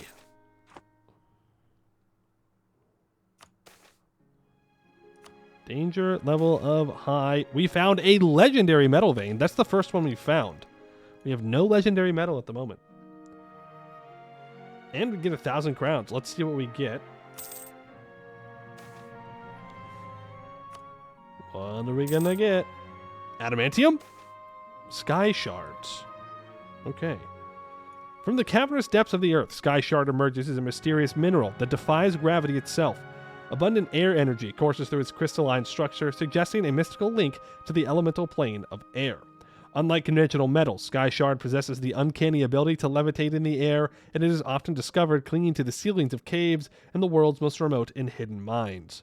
The reason for the Sky Shard's propensity to defy gravity remains a puzzle, shrouded in the whispers of the elemental forces that bind it. This strange ability has made Sky Shard both a marvel and a mystery to those who seek its elusive presence. Adventurers and scholars speculate about the connection between Sky Shard and the elemental plane of air. Some believe it is a manifestation of air currents and currents that have solidified into a crystalline form, while others whisper of hidden portals to the elemental realms. Weapons and armor crafted from Sky Shard carry with them a weightless quality, providing unparalleled agility to those who wield them. The mineral's scarcity and connection to the elemental plane make it a prized treasure for those who seek to harness the boundless freedom and ethereal energies concealed within the heart of the earth. Okay, we have to research... Well, we can research Metallurgy 3. So that's good. Magnificent. Implementation of new techniques successful. Implementing new ways of thinking or implementing new techniques can be very difficult, but less so with an innovative general staff. 10 Army and Navy tradition, 5% professionalism. I love general staff ideas. I sit here, I get professional. Another legendary metal? Well, what now? Magnetite. Isn't that just iron? Hold on. Hold on. Isn't that just iron? Emerging from the deepest reaches of the earth, magnetite is a mystical metal that holds dominion over the forces of attraction and repulsion.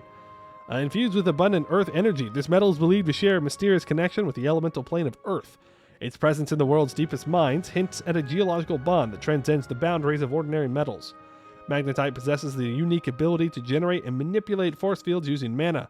Its influence is most pronounced on metals, allowing it to attract or repel them with an otherworldly precision. Theories abound regarding the nature of this force, but the intricate relationship between magnetite and mana remains an arcane mystery. For centuries, blacksmiths and enchanters have sought magnetite for its extraordinary properties. Weapons forged from this elemental metal can alter the trajectory of metallic projectiles, and armors can create an invisible shield against metal-based attacks. The secrets of manipulating magnetite remains elusive, known only to those who have delved into the deepest recesses of the earth. The quest for magnetite has become a pursuit for those attuned to the elemental forces of earth. Its scarcity, coupled with its enigmatic properties, make it a sought-after material for those who seek to master the manipulation of forces beyond the realm of the mundane. All right, cool.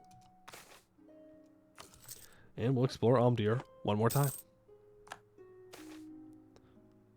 Deep goblins. Uh-oh. The last message from the Vanguard concerned an odd cave filled with signs of intelligent life. That was 3 days ago, and now strange noises can be heard coming up from the depths. Ready the shields. 43 deep goblins. And the expedition got. The dead-end mines. Our prospecting efforts in the dead-end tunnel have paid off. Just as we'd hoped, copious iron veins, crucial to our ice steel smithing operations, have been struck all down the tunnel's length, and we found large pockets of gemstones right at the end. We need to get some mines set up right away. The iron wealth of the anvil is ours.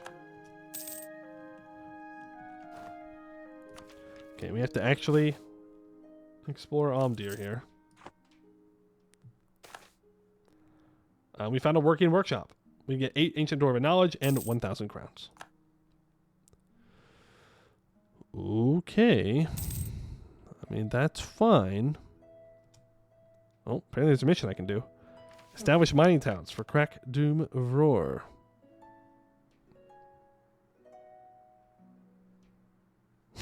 That was a long pause there. The game really had to think about if it wanted to work or not. It really thought about it there. Where are you, Crack Doom Roar? Did I miss it? Did I skip over it? There's Kugdir. I did. Establish mining towns. All right. Dead End Tunnel area. Get the mining settlement until the end of the game. Minus 60% local dev cost, 0.5 local goods produced, minus 25% province governing costs. It all gets renamed. We lose 5,000 manpower, 100 admin points, and 300 crowns. And now, Crack the Roar needs an ice smith, aka a mage tower. Build it. Which we should look at building these special buildings.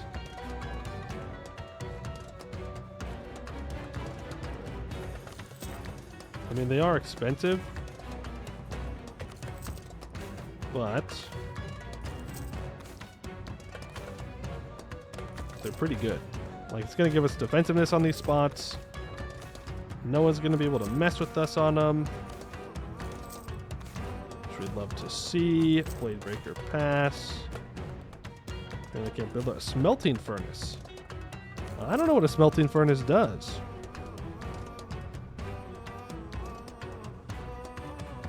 Valor Mount. Smelting furnace. Cheaper dev cost, more goods produced, more state maintenance, of course. And then we can develop this up to 15 after that's built. Well, let's get back to building more of them. Well, it looks like factories are the only option. I can get one in the Lamb Hills. Looks like that's all the things I have. Now we do have this research facility. Let's expand it to the next level. Dig level 7. Railway upgrades, we can start looking at possibly upgrading them. A lot of money, but probably worth it. Then we can do research facility level 7. There you go. Having established the research facility is an indispensable organization in our government. Okay, it's kind of repetitive. It gives 30% inno gain, which we don't need, but we will add it in. So what do I need to do now? I need to have no runesmith privilege using production points. And I need a Damesteer province. Bastard.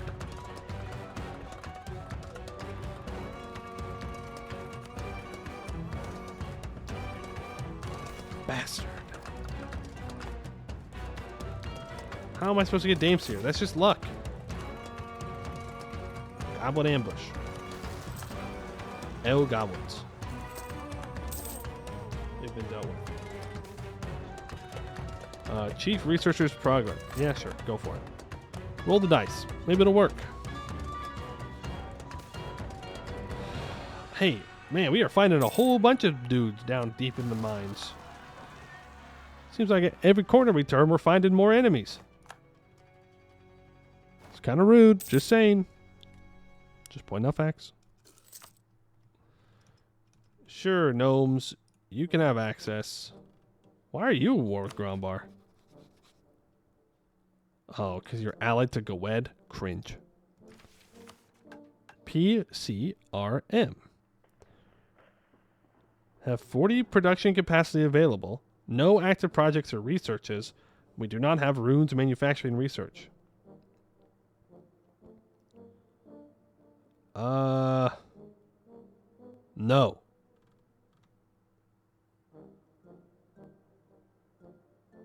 No, we don't want that. Because then I can't complete the other mission. Grombar War?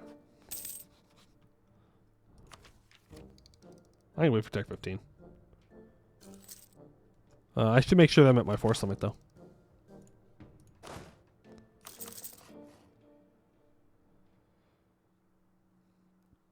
$27, $27. So another 5 cannons here. You can build another couple of infantry here. And then we'll be good. I mean, Grombar is not going to have many forts out in this area. Kugdir has been dug to the next level. Let's get Kugdir's fort upgraded. That's definitely the most important thing. I most certainly built too many forts. Funny. Delete these forts. We don't need them here. I'll leave that one. I must have clicked a couple too many times when building them. I'll take the mercantilism. It won't hurt to have it. Like this fort, I don't need either. It's funny though. We can take tech and tech. Boom, boom, boom. Oh no. Oh no, I lost 0.01 inno. No. Scammed. And now we can upgrade 2 scattergun auxiliaries, which gives us more offensive fire pips to our units. I done goof though. I meant to encourage development here. Upgrade special troops mithril. Yeah, we can start considering using the special troops. For sure. I need Diplo points. I need to develop Valor Mount up. Anything else I can build here? It's like useful. Not really. Build barracks. Again, there's a lot more we could build.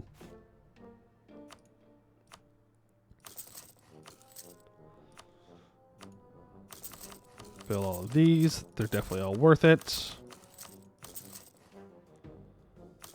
Yeah, we'll go down to these as well.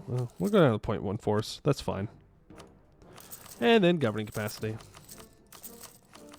You know how it is. Actually, we can build governing capacity on this gold. Oh, it's not really worth it. It's the thing. That was good. Dam moment? No. We don't need to build the dam yet. We're fine. We're so fine. Luckily, it wasn't 0.02. And otherwise, it's 1444. That's true. Legally speaking, that would be 1444. We have these monuments that we can raise.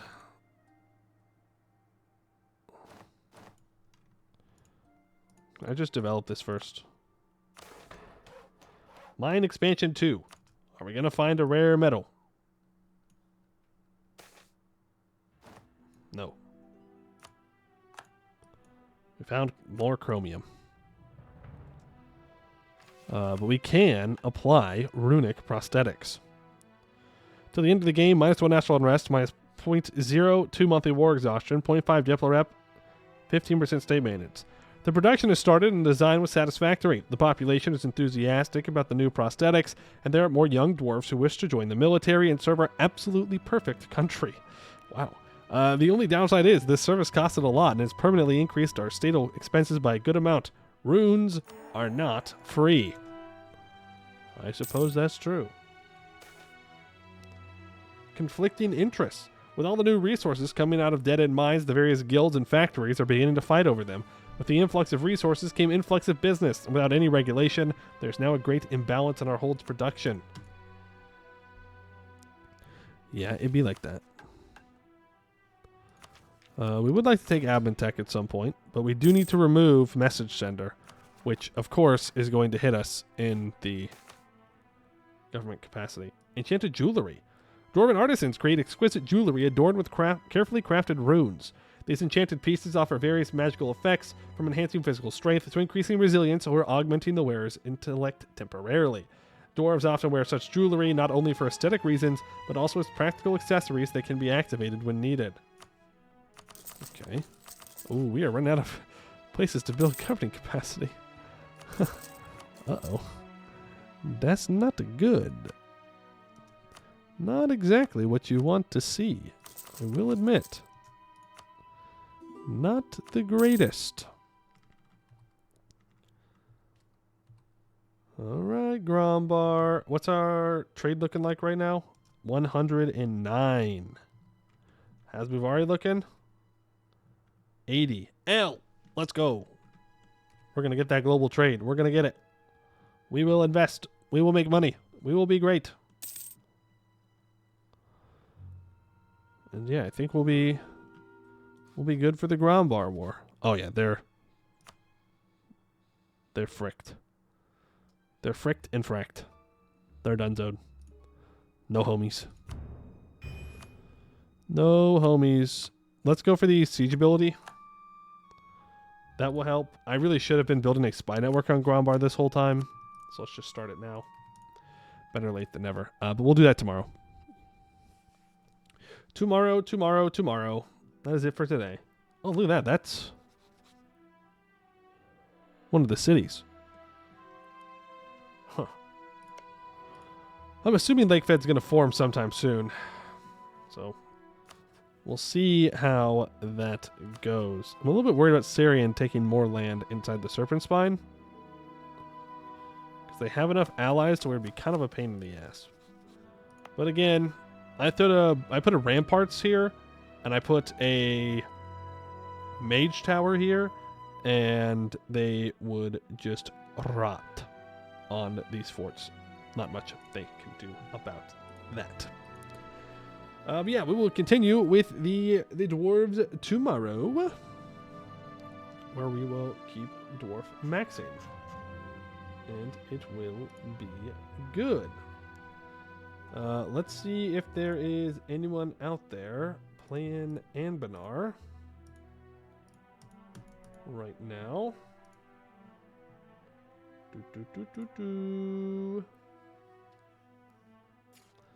Let us check. Nope, no Anbennars. No Anbennars currently out there. That is all righty. All right, well, then we will just have to call it there until tomorrow. I'd like to thank you all for watching, and I hope to see you in the next one.